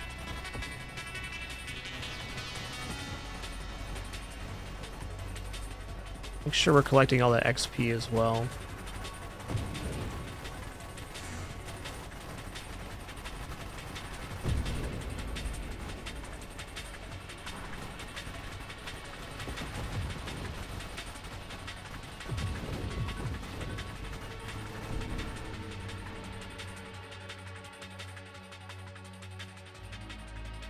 Okay.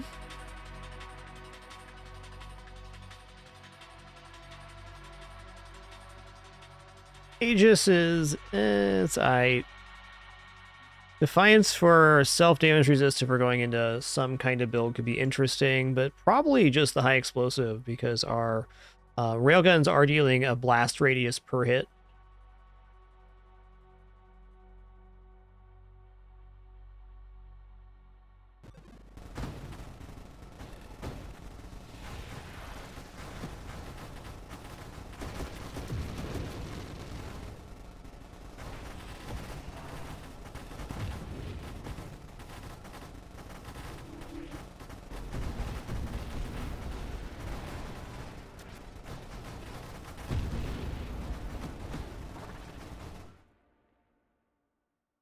Wow. Okay, Discord Orbs here is probably worth it. I'm very interested in antimatter rounds right now, but we already have 3, 6, 7, 8. This makes 9 wild mods. Sounds awesome. Starts us at 6 orbs. More than likely going to get 7 by the end of the run, or even 8.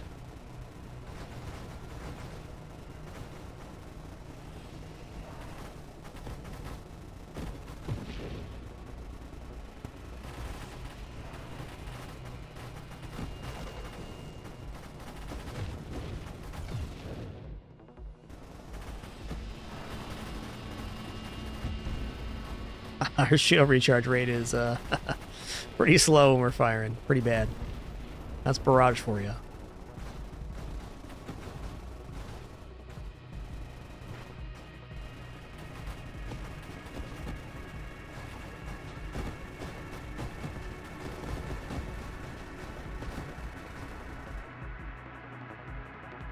Okay, Death Blossom. Now we're getting somewhere.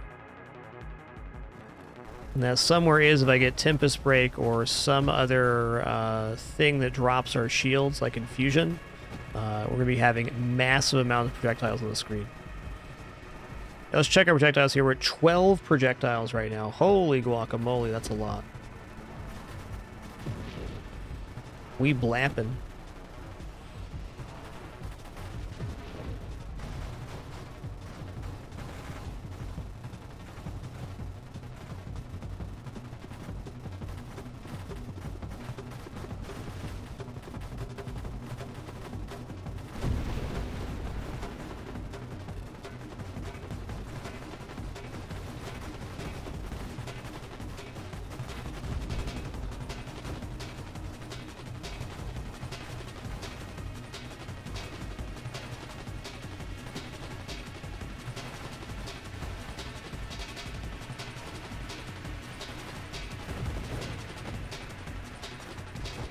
Yeah, this build absolutely does not need mines.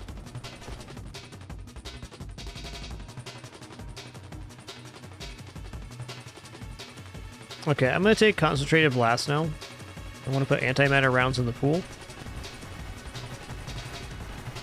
If we have more than enough heal off of Essence Sap to sustain antimatter rounds firing. It's definitely a sketchy take, but I think it makes us like a whole different category of power level.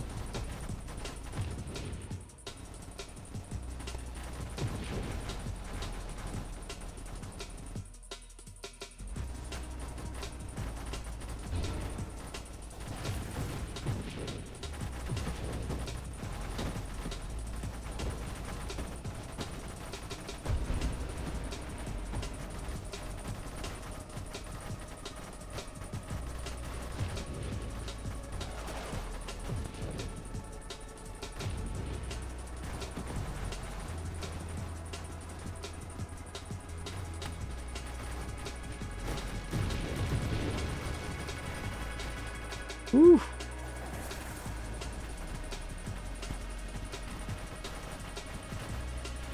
It's a scary enemy here.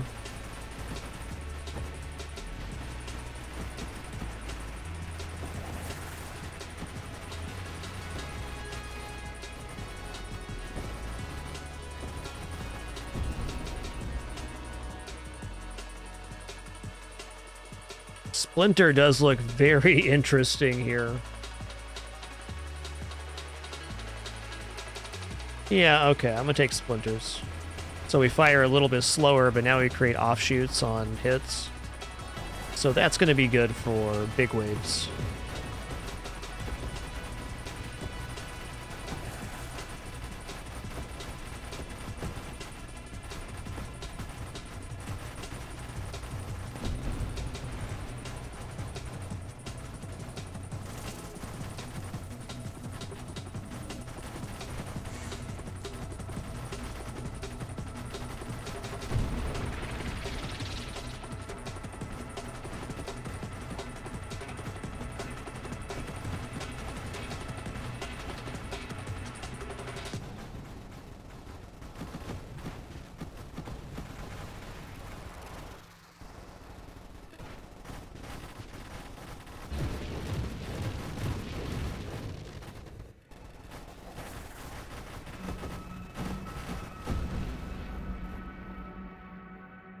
Okay.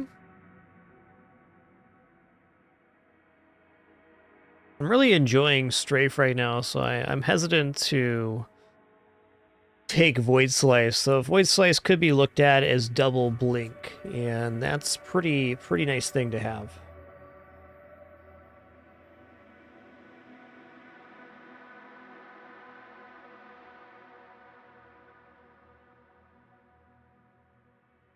Yeah, let's go for it. That is a wicked long teleport, too.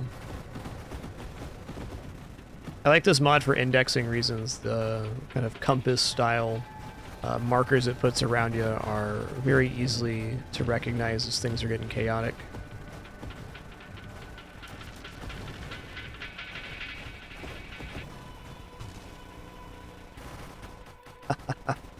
So many projectiles in the Death Blossom. Delightful.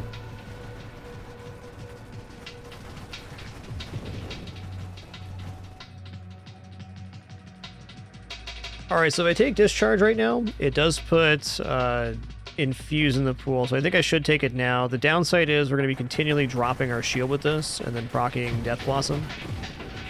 Oh, this isn't like as bad as I imagined. It's kind of periodic.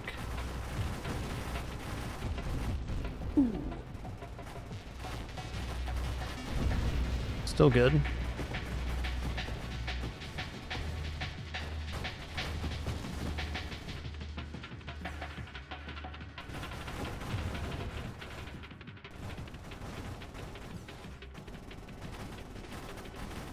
Like, our level looks like it's pretty high, but we actually have... We're gonna get quite a bit extra level because we took the +5 extra levels mod. Ooh. Makes me less concerned about that. Wow. You guys got bamboozled.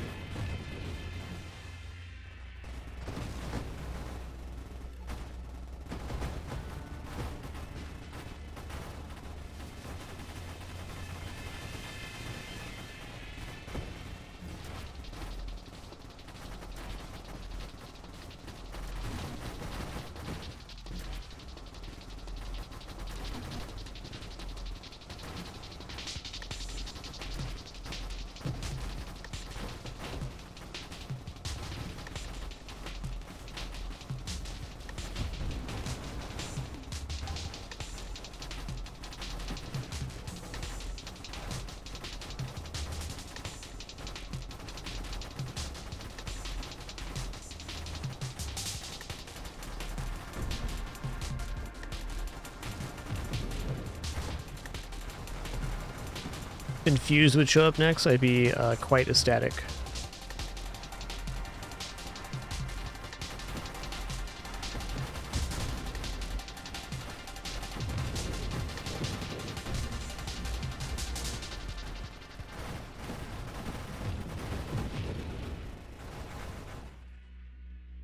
Okay. We'll do it. So this is fine as long as I'm hitting stuff.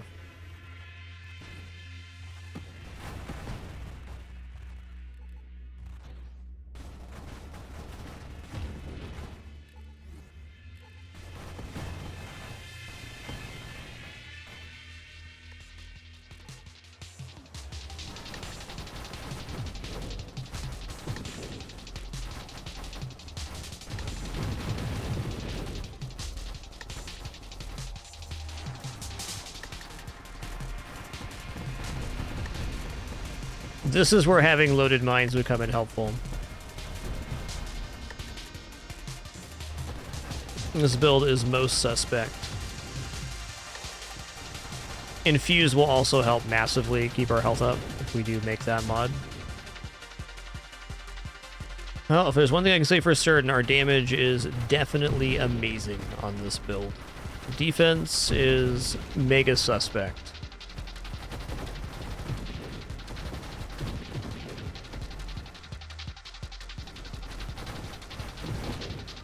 Yo-ho-ho. Okay, discharge now deals 8% of your current shield with self-damage. When you fire your weapon, it gains added damage equal to 400% self-damage dealt by discharge by your projectiles. Don't care about that. Discharge bolts of energy originate from your weapon instead of your shield. So every railgun that hits while our shield's up is going to have lightning attached now. So what's going to happen here is our shield's going to be very low all of the time, but it's not actually going to be going down until we take damage. Then it's going to be a huge Death Blossom, and then we try to get our shield back. But when we're not taking damage, we can keep our shield low and have all of our railguns still be infused. Wave 200, here we go.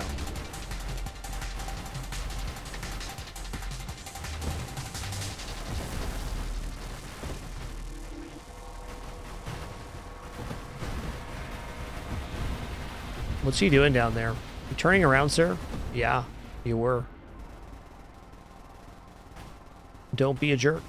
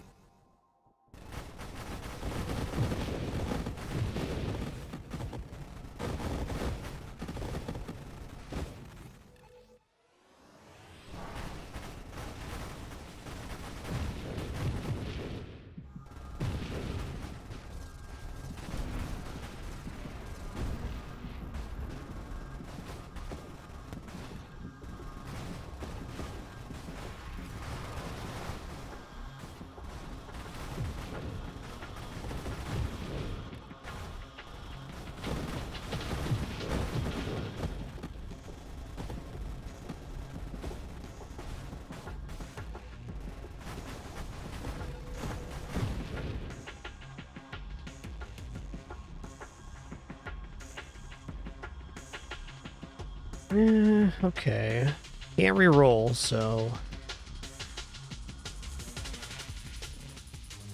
Aegis definitely is in bag, so I'm holding still and firing or not holding down thrust, then we do gain damage protection, which keeps our hull a little bit higher. Self-damage resist is also definitely decent. Let's take another masochism here.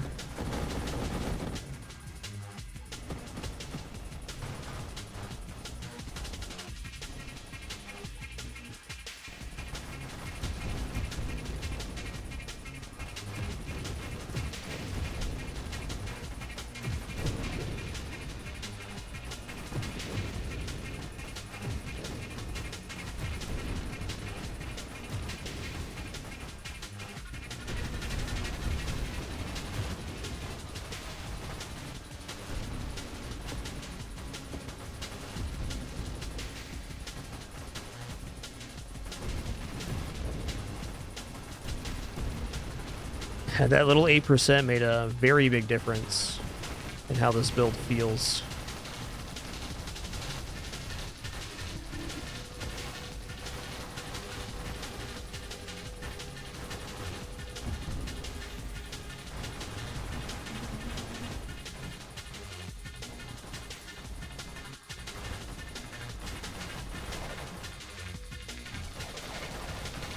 Oh wow, the antimatter shots just erase the tracer shots. It's so wicked.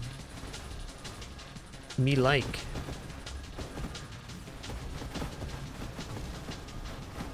Ooh.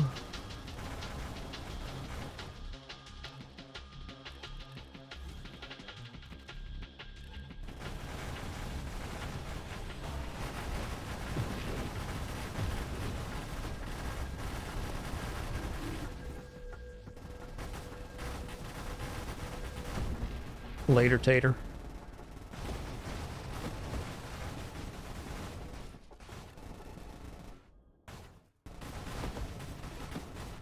What we got for level 49 here?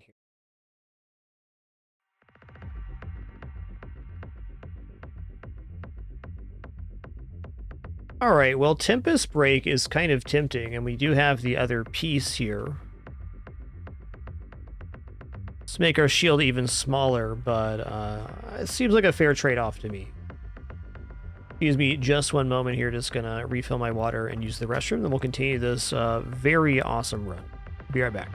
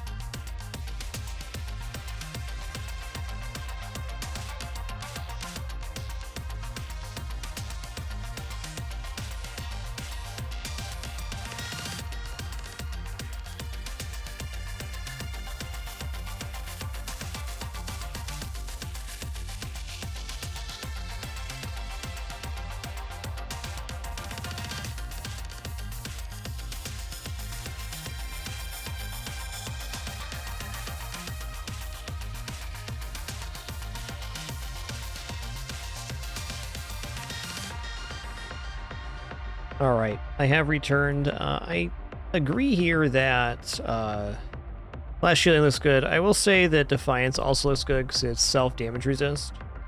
I think this Flash Shielding Tempest Break idea is more desirable with the Death Blossom.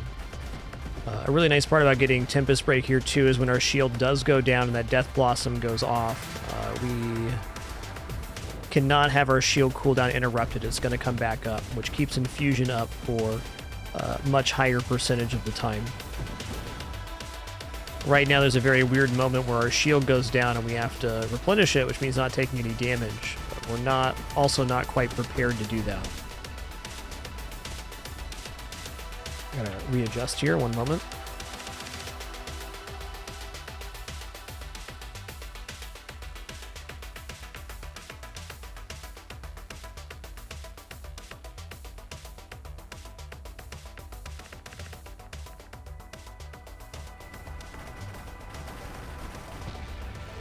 Oh! Guess I'm dead then. Okay, let's say that build while very good, maybe even suffered from taking the triple twin strike. I want to do at least one more here. Yeah, that was the line we were writing on that one. We had a lot banking into our weapons being infused.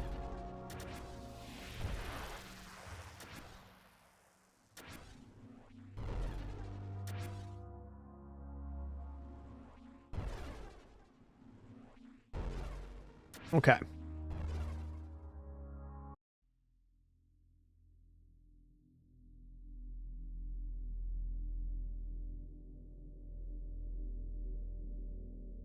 Do one more.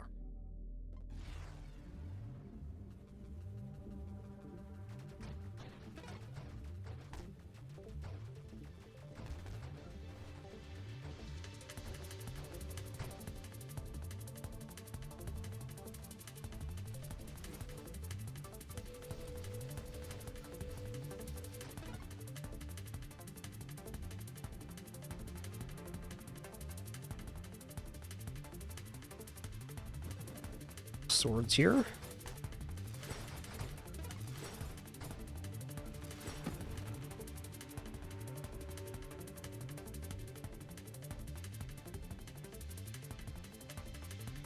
Siphon swords.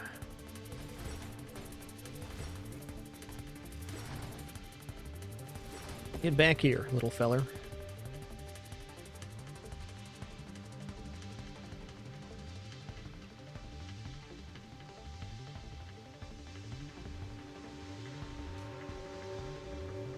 Alright, I'm gonna go Firefly here. I'm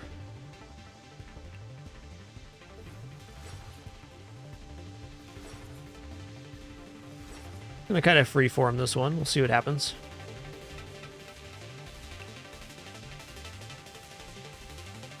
That's every single drone you could ever want. Okay.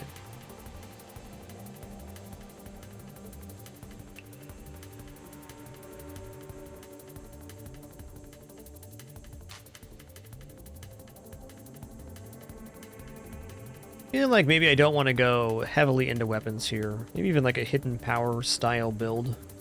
Who thought?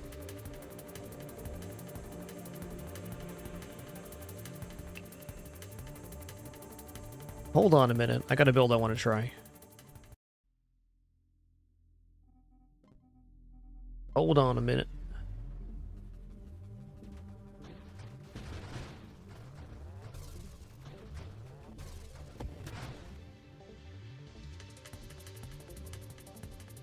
Swords.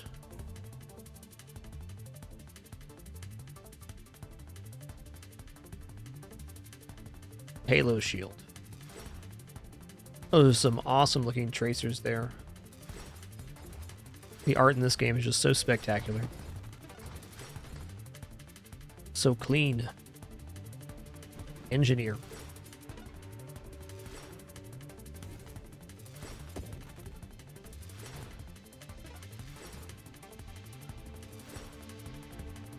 Oh yeah, hidden power disallows constructs. I remember. That's okay, we're going to take elegant construction here, because swords are advanced constructs.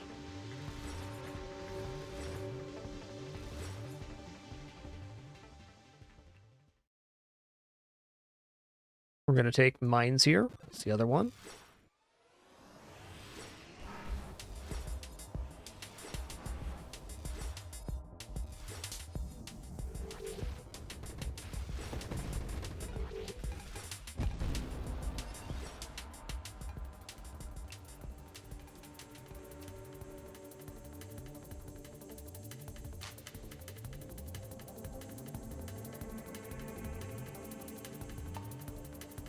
I don't really want any of this. I mean, turrets are a pretty easy investment. What if I went mines, turrets, allies, and drop drones with swords?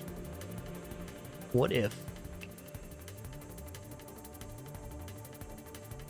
Alright, I need at least magnitude to go into infusion, which I think is something I want to try here. I feel like the sword should have a pretty massive, massive hit with infusion. Let's take magnitude now.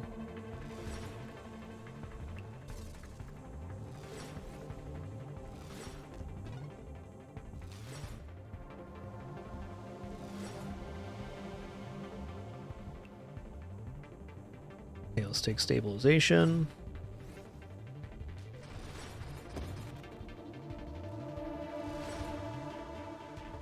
In my experience so far, swords really allow you to get away without taking a lot of weapon mods, which is great. Maybe don't have the highest in-game power level compared to some other weapons, but definitely a smooth ride up.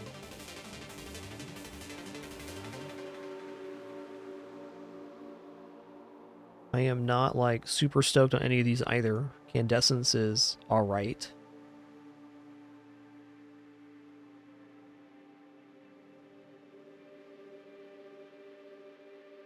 I haven't done charged swords yet. That's a thought.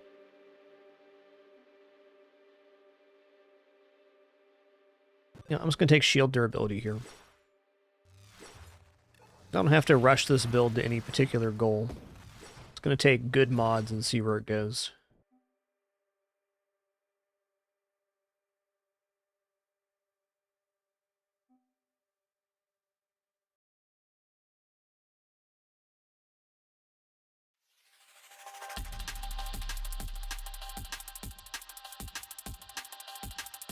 Let's take this. We're going to work towards core shielding for self-damage resist.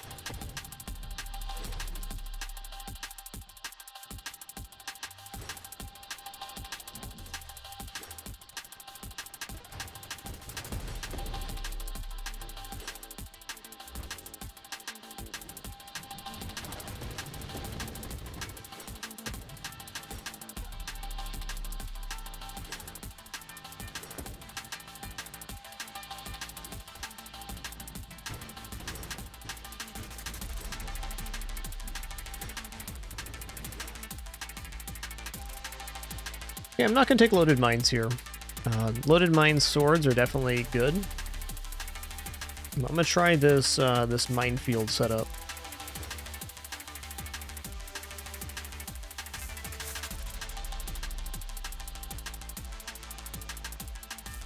Turret's pretty hard to turn down, man.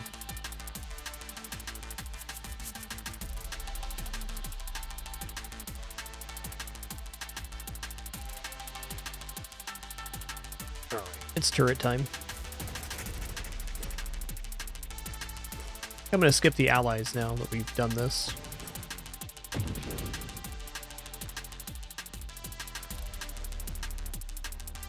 Okay, improved thrusters. That sounds great.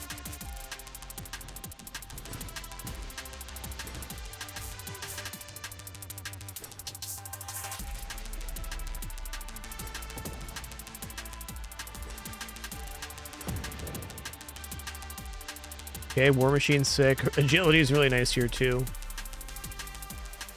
Death Blossom also pretty good. Let's go War Machine, though.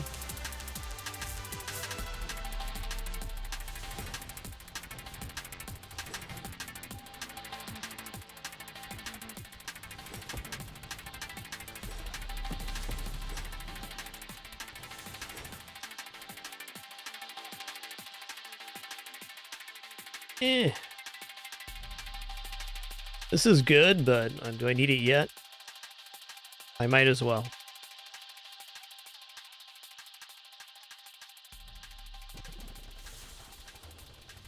Oh, yo, this might be a build that could actually take turret specialist. Maybe a first time for that for me. Let's grab...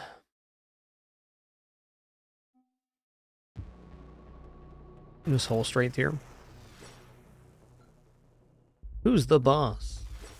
Hey, you got a different wave 40 boss. That's nice.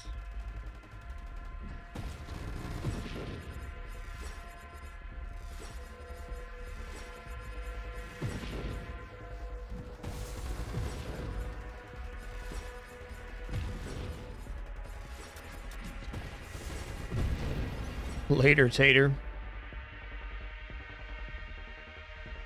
Alright, yo, turret specialist. Here it is. Okay, minus 30% turret hold to generation. Turret assembly speed, turret rotation speed, 50%. It's not a bad amount. Okay.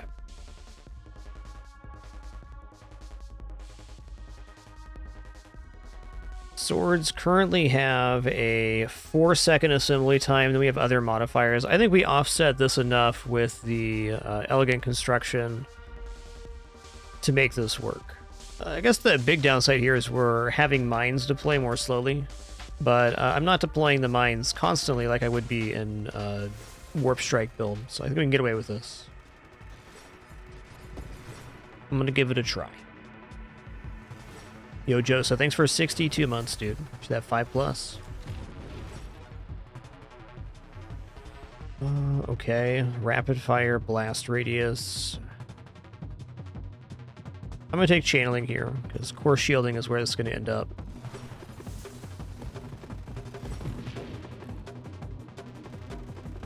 Dude, 50% turret rotation speed is pretty awesome.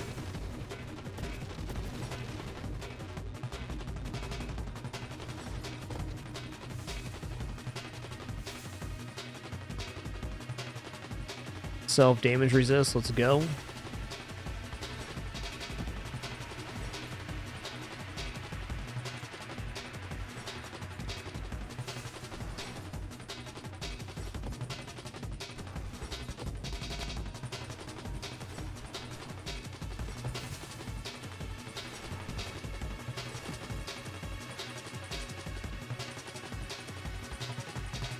Alright, I'm down for agility here. Rotation speed is... definitely feels good with swords.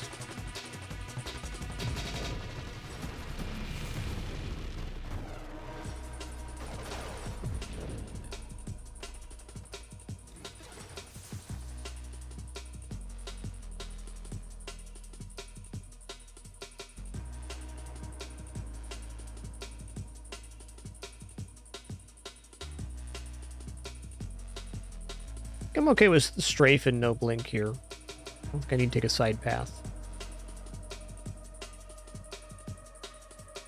Payload looks alright. Candescence will work with the infusion we're going to get later. Do a reroll here. Very well then. Self-destruction is good for our mines too. It's just good for all of our constructs. Swords included. When we hit something and they finally expire, it does damage.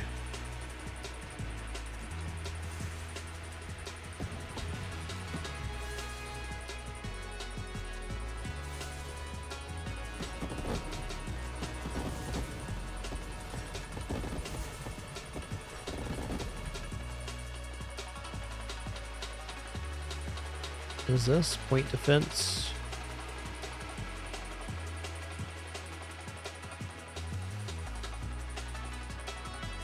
Interesting. I'll take efficiency here.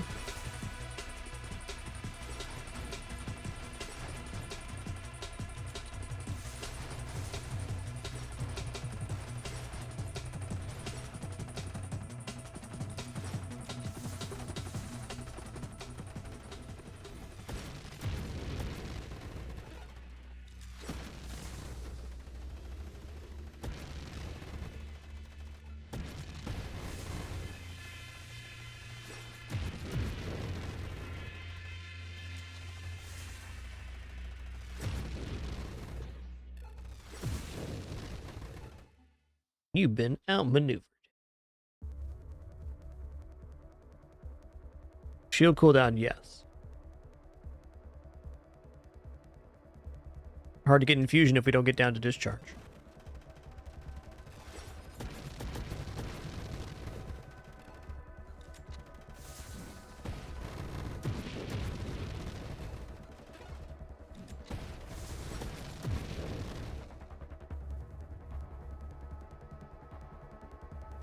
Yeah, Mr. Gee, it's a cool effect. What's up, Stu? Flash shielding. I actually want the other side here, the volatile shields. We have a shield we're actually using. I think that's probably for the best.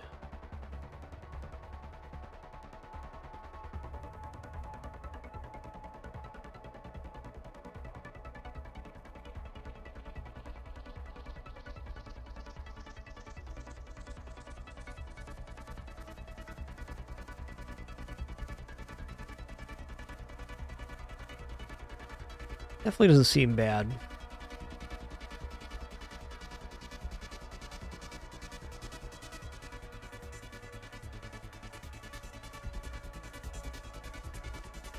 Actually, not that much minus hull and shields for that. I'll give it a gander.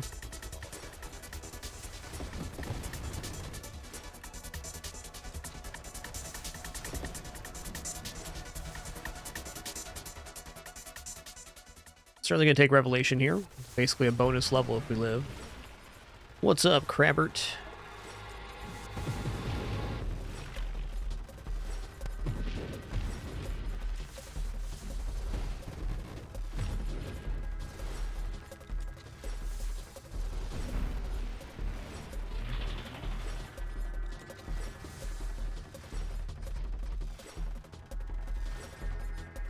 Hit him with the old windshield wiper. Later, Tater.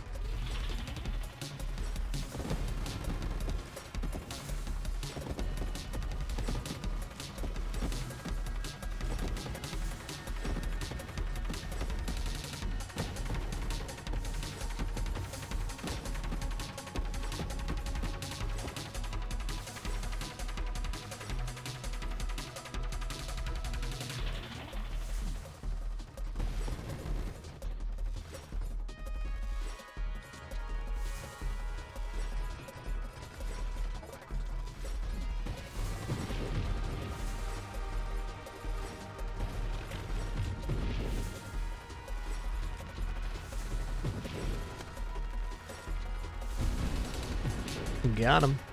Thanks, turrets. Turrets did great there.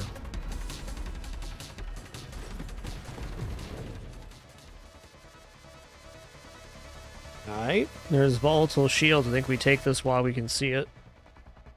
And recognize there. For some reason, I often just gloss over that mod and forget to take it for too long. If I want to have infused swords, we got to get there.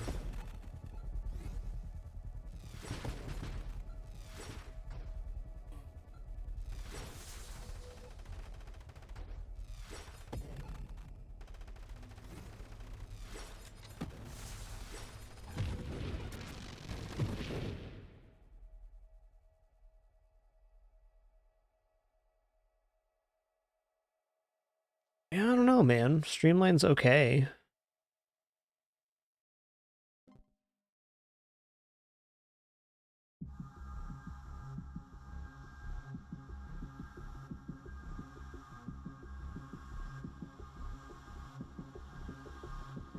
I'm gonna take Death Blossom here.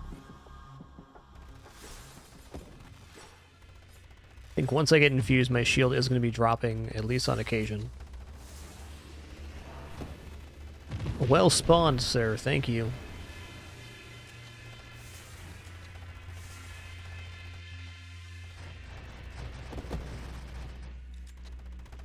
Yes, dude. Thanks for 7 months and that Prime continuation. Cheers.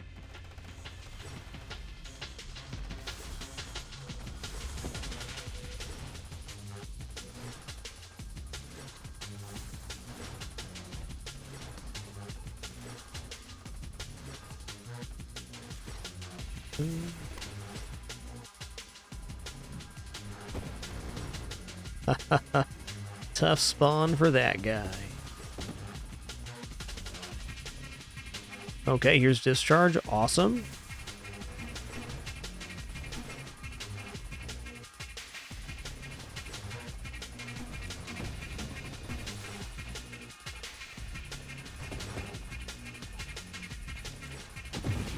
Honestly, just discharge seems fine without the infusion, too.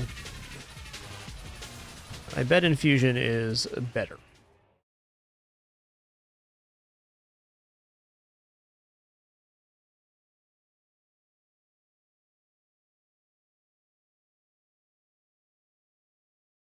Shield effect radius, inoffensive for the Halo shields, and weaponized shields should be good for swords as well, because we can get close range and do bonus damage. Tough choice. I like 3x Scorching Wake too. I'm a huge fan of this mod. Just really good on a swords run in general, because the way you position. Let's go ahead and take it. The best thing showing right now, I'm sure of that.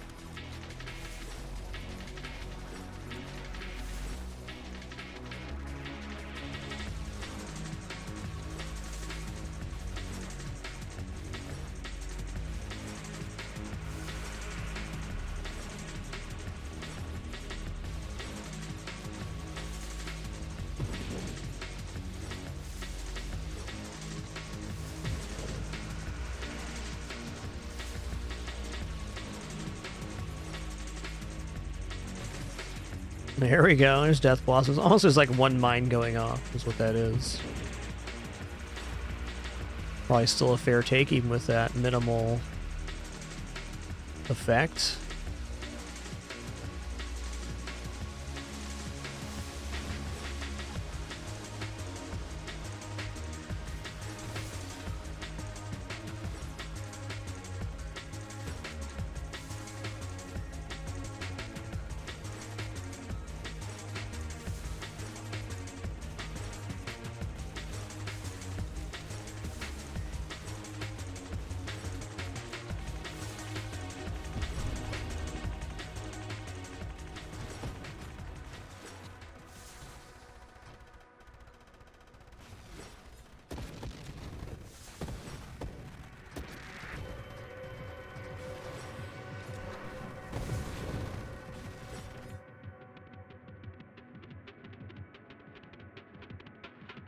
I'm rolling here.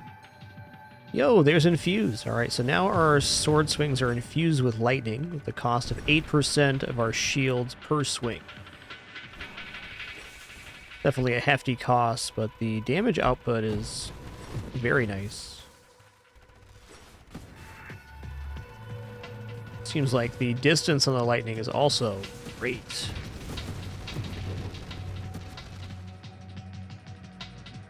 Most certainly taking Discord Orbs here. It's another source of damage that activates automatically when things are near us. Just pretty much always.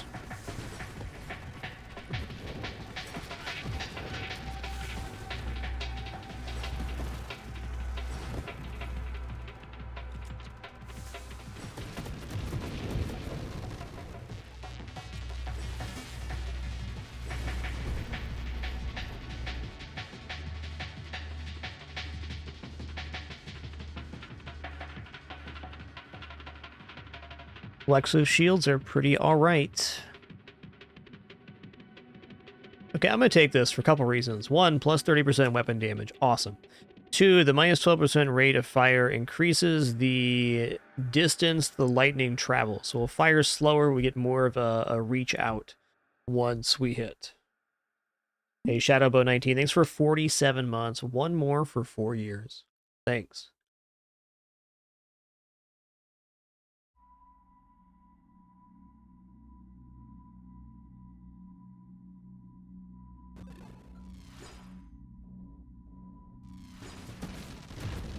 Some pretty sick lightning there.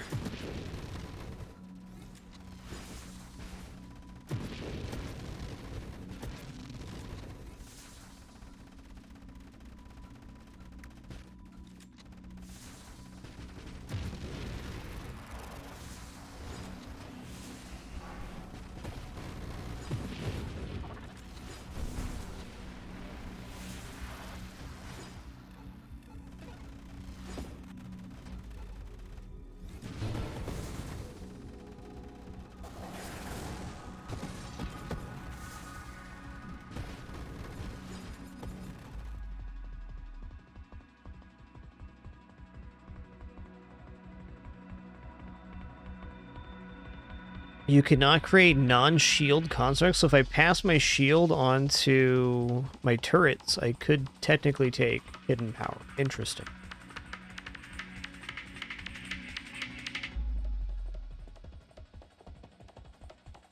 gonna grab some absorption right now. That seemed really good.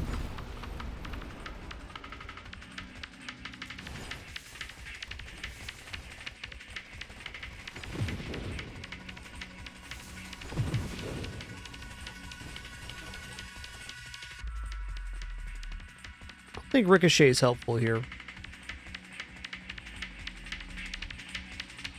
Yeah, not really. About conversion here, what's our hull and shield? I hit tilde there. Shields 118, hull 114. So conversion would give us more shield, which is not what I want right now. Skirmish is definitely fine. Let's roll once here.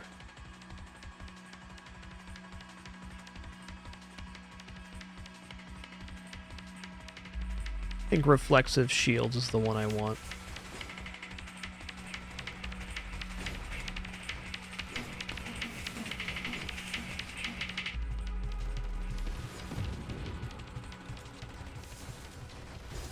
Alright, who's Wave Hundy?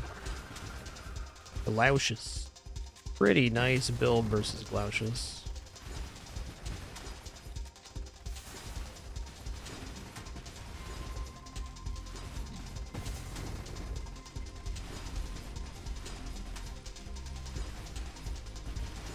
Ooh, lad. Okay, that's scary. Almost died. Good thing almost doesn't count.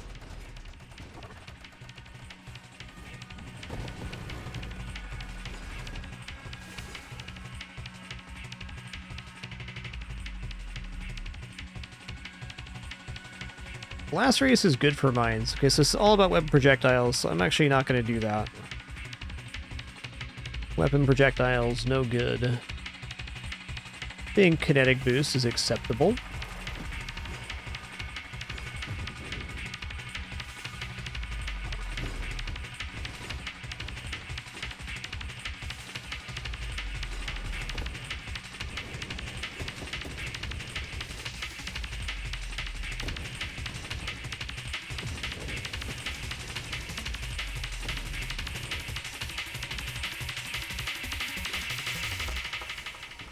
Okay.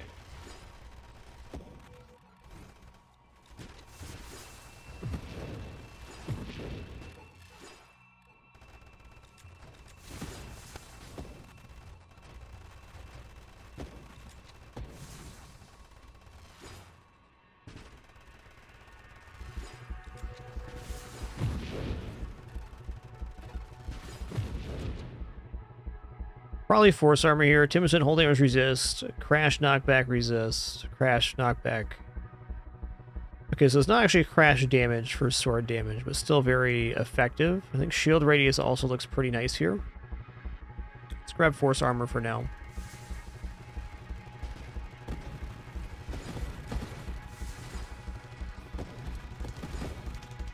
The moment we will need force damage resist, we're going to need it a lot.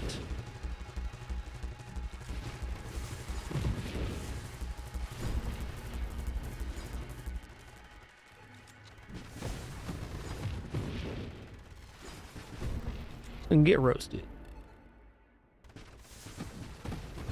Okay, that was my fault. I literally made that happen by dropping the mines on the shield.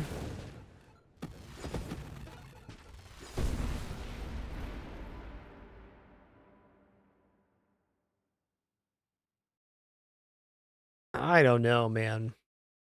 I don't really want any of this stuff. I could see taking drones as just being a nice thing, especially defense drones with a little bit of counter pulse. What level are we right now? Level 36. We got maybe 12 levels left.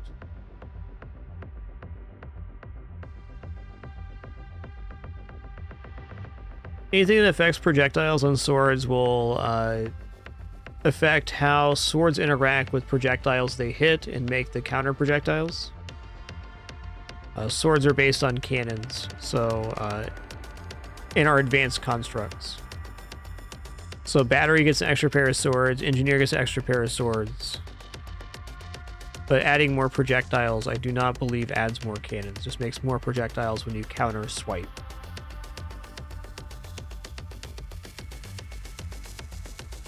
Okay, let's reroll here.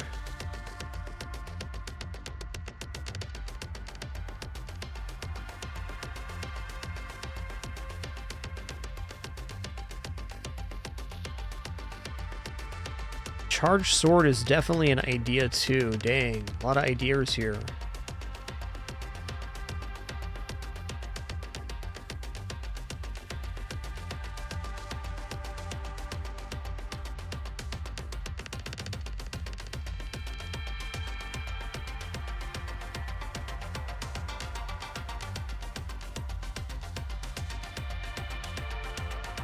I do have some pieces working towards strafe, so I can see this happening. I'm going to take power reserves. I don't think charged sword sounds awful at all.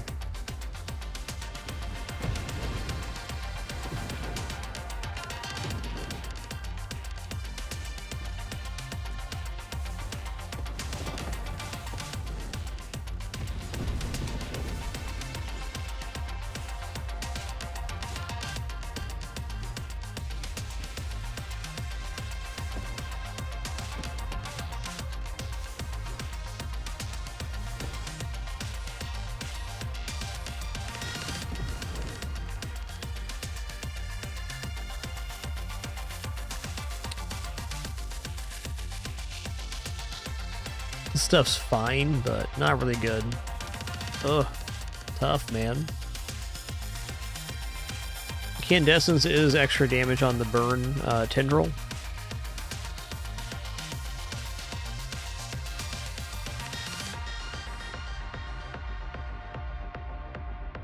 Standard and advanced construct limits.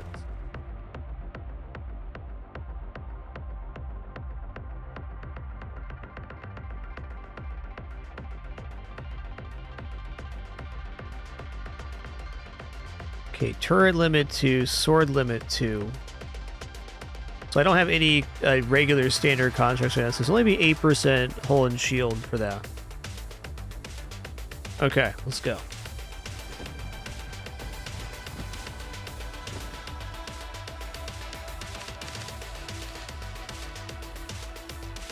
Alright, let's go ahead and take Tactical Link here.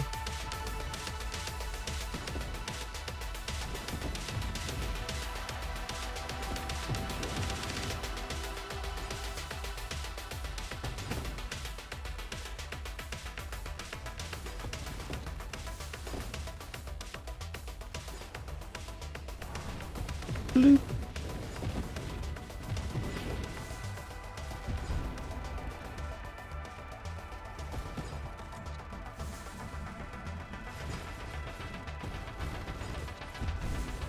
Oh, get erased, little feller. That was a small version of that enemy, but still a very almost unexpected damage outcome right now. It's quite good. Alright, we have strafe finally, thank goodness. Now we can actually get places on the screen. Oh, here's a much, much, much bigger version of that than the game says.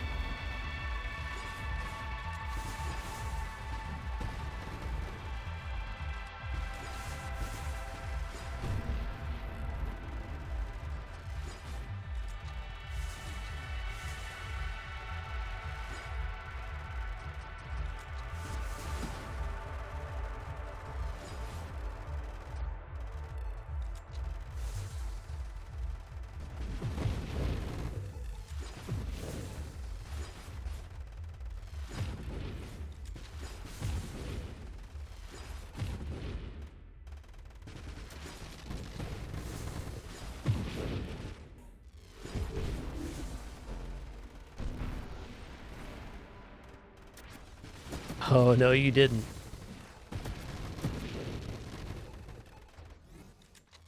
Something scaling our mine damage right now. I feel like it got better. I think maybe it's just the infusion helping out.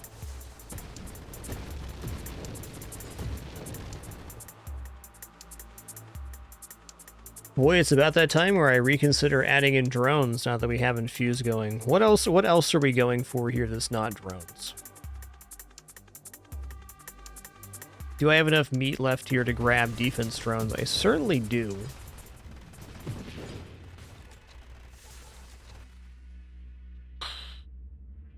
That's tough.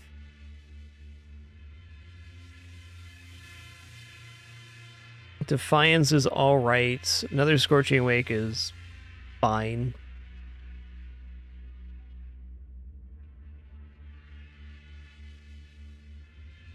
So if I take drones, I'm looking at like 3, 5, like 6 more mods taken. That's saying that the rest of my mods I take are going to be all drone related. That's tough. Might be worth throwing in just a base drone so we get 5 constructs. Okay, what taking drones right now is going to do is going to lock me out of taking the bottom of this tactical link tree. So let's just roll here.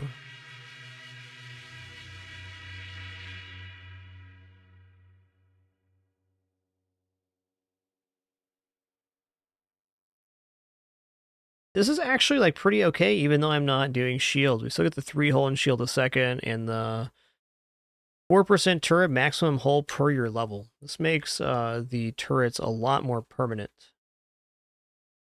I'm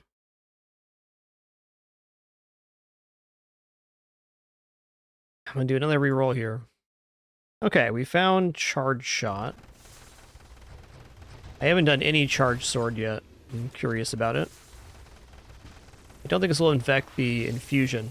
It should affect every sweep hit.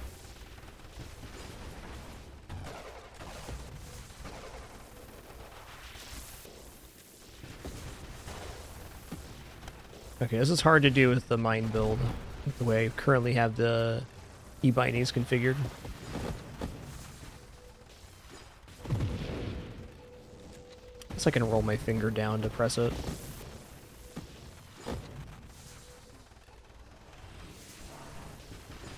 Charge sword ain't bad. Makes sense too, because on sword you're very rarely trying to wildly swing.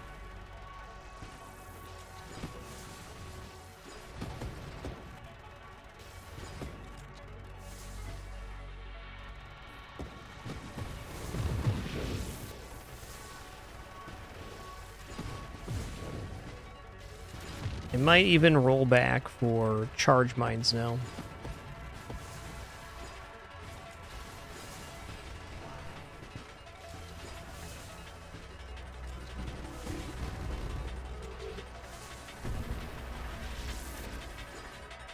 Swing and a miss.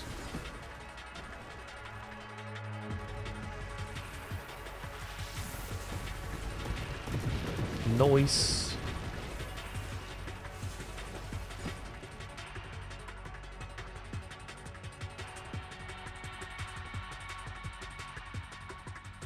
You know, I think I'm gonna go charge mines here and go auto mines now.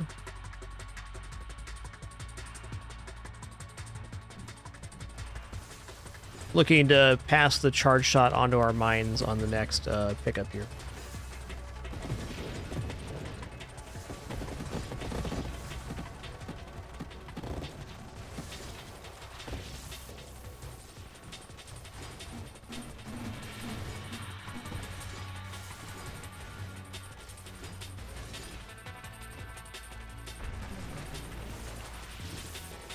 Alright, it's crabber time. Ooh, hit him with the windshield wiper. That's the one.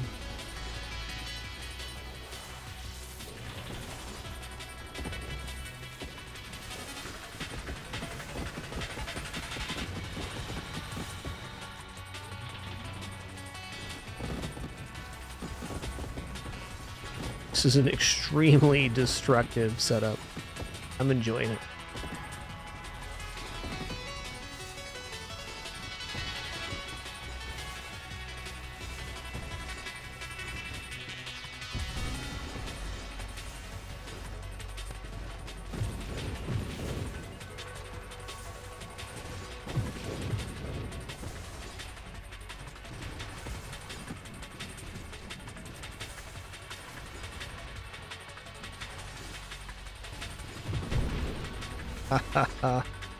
So good.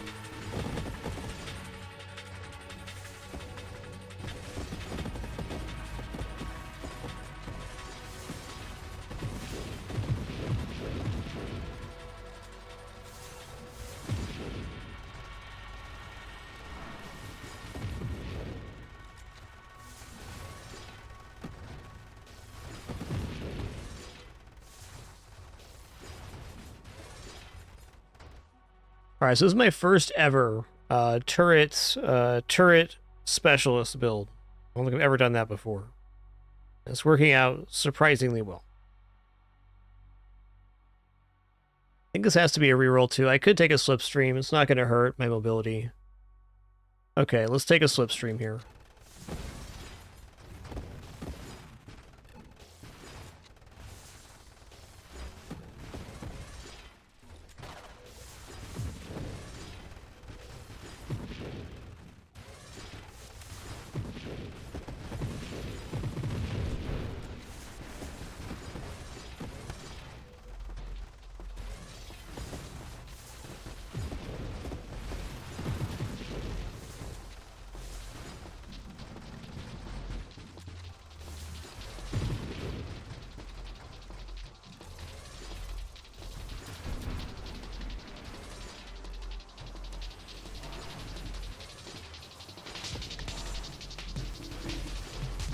Ooh, spicy right now. Uh-oh. So there's some very serious attacks coming in here. That's factual.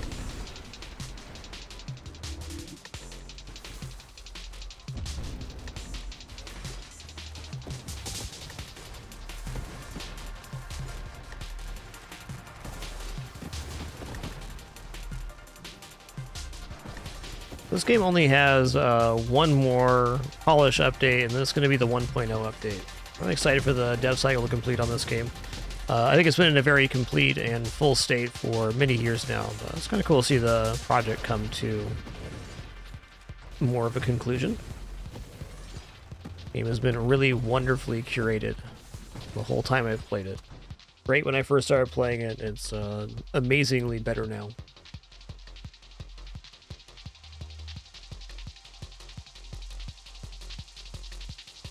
Another slipstream's fine. Let's roll here.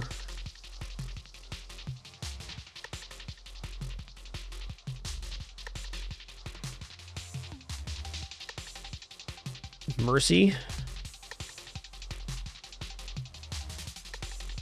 You know, I think I should take Streamline here. 25% thrust is the exact type of thing I need for positioning. Definitely a defensive concession. Gain movement for less hull.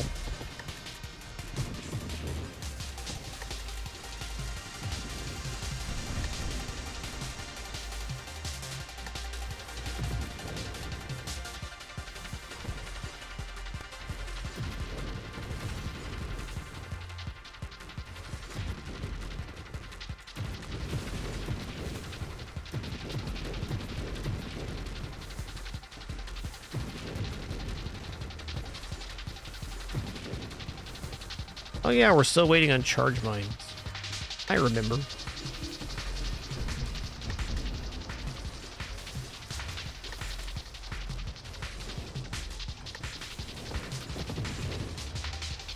Yo-ho, Red Hellion, thanks for 4 months of lurk. Appreciate you.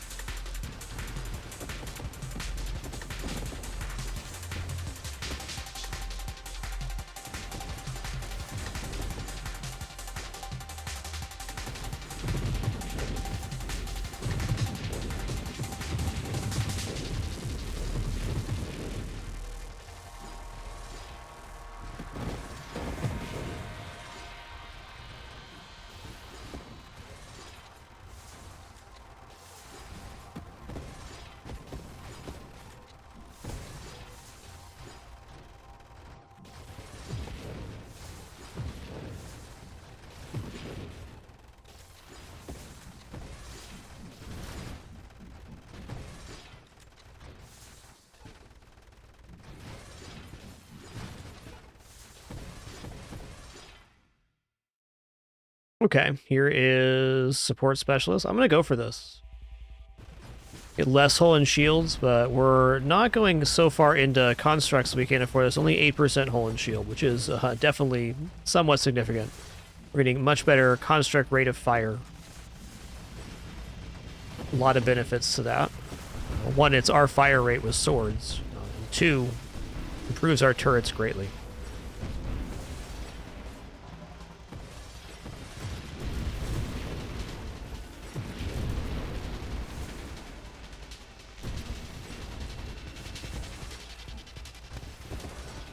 Oh my goodness, this is a wave right here.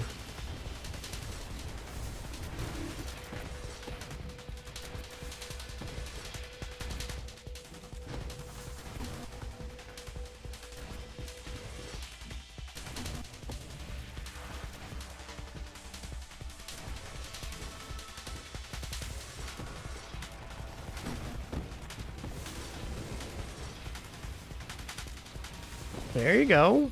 Well, you're supposed to go inside the singularity. There you go. That's the one.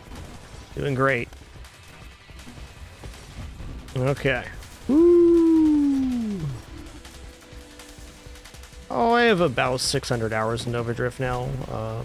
Chirigami. It's a spicy one for sure.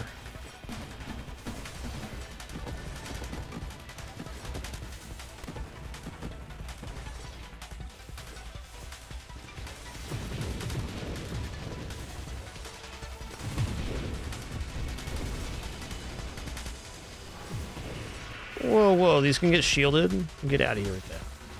Just stop. Just stop. Right where you're at. Just stop that. Knock it off.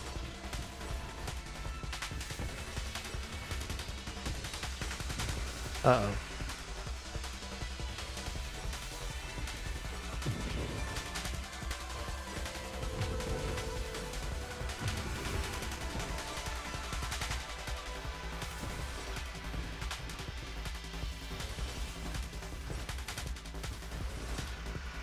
I'm just gonna back off a full cycle here. It's not a very good build for fighting this boss. So if we just get back to the point in the fight where he would be using the orbs of fire at us, now that they're dead, we can get in there and get some damage in right here. Keep it cool, daddy-o.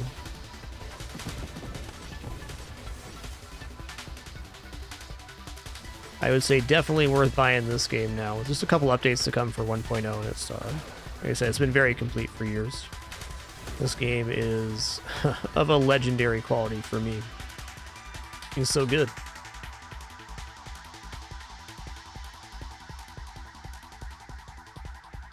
I'm rolling. Thank you. Charge mines. Now I can use my weapon a lot more freely. Yeah, my mines will be more powerful, more charged up.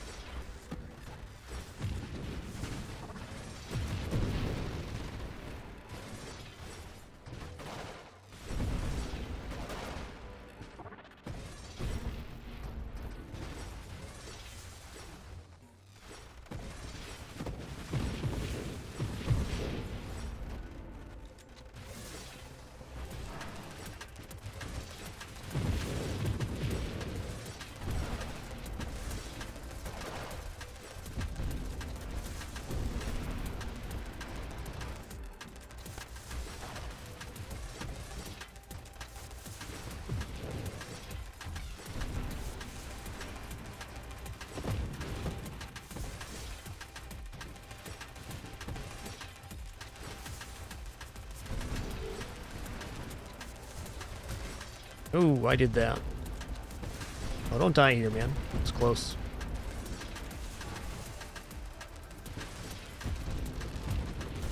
Living life dangerously there.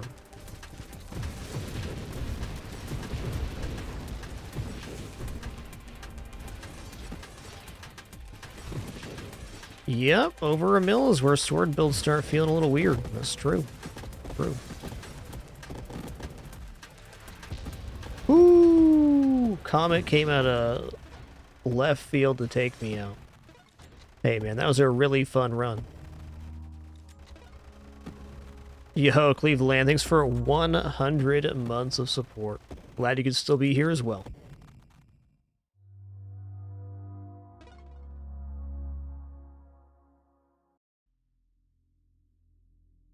All right, y'all. Very cool stream today. Had a fun time on this awesome Saturday with our Bloons attempts and that Nova Drift. Some very cool runs. That one almost get 2 mil, but some pretty exciting stuff. I think there's some iterations of all the builds we did that could be pretty awesome. Anywho, we'll be back and edit tomorrow for our Sunday stream thing. Do hope to see you there. Thanks for the great one. Appreciate all the questions, comments, conversation. Appreciate you all very much. Thanks for making this an awesome place to hang out and enjoy video games with other people. You all excellent. Catch you on the flip side. Looking forward to it already. Take her easy.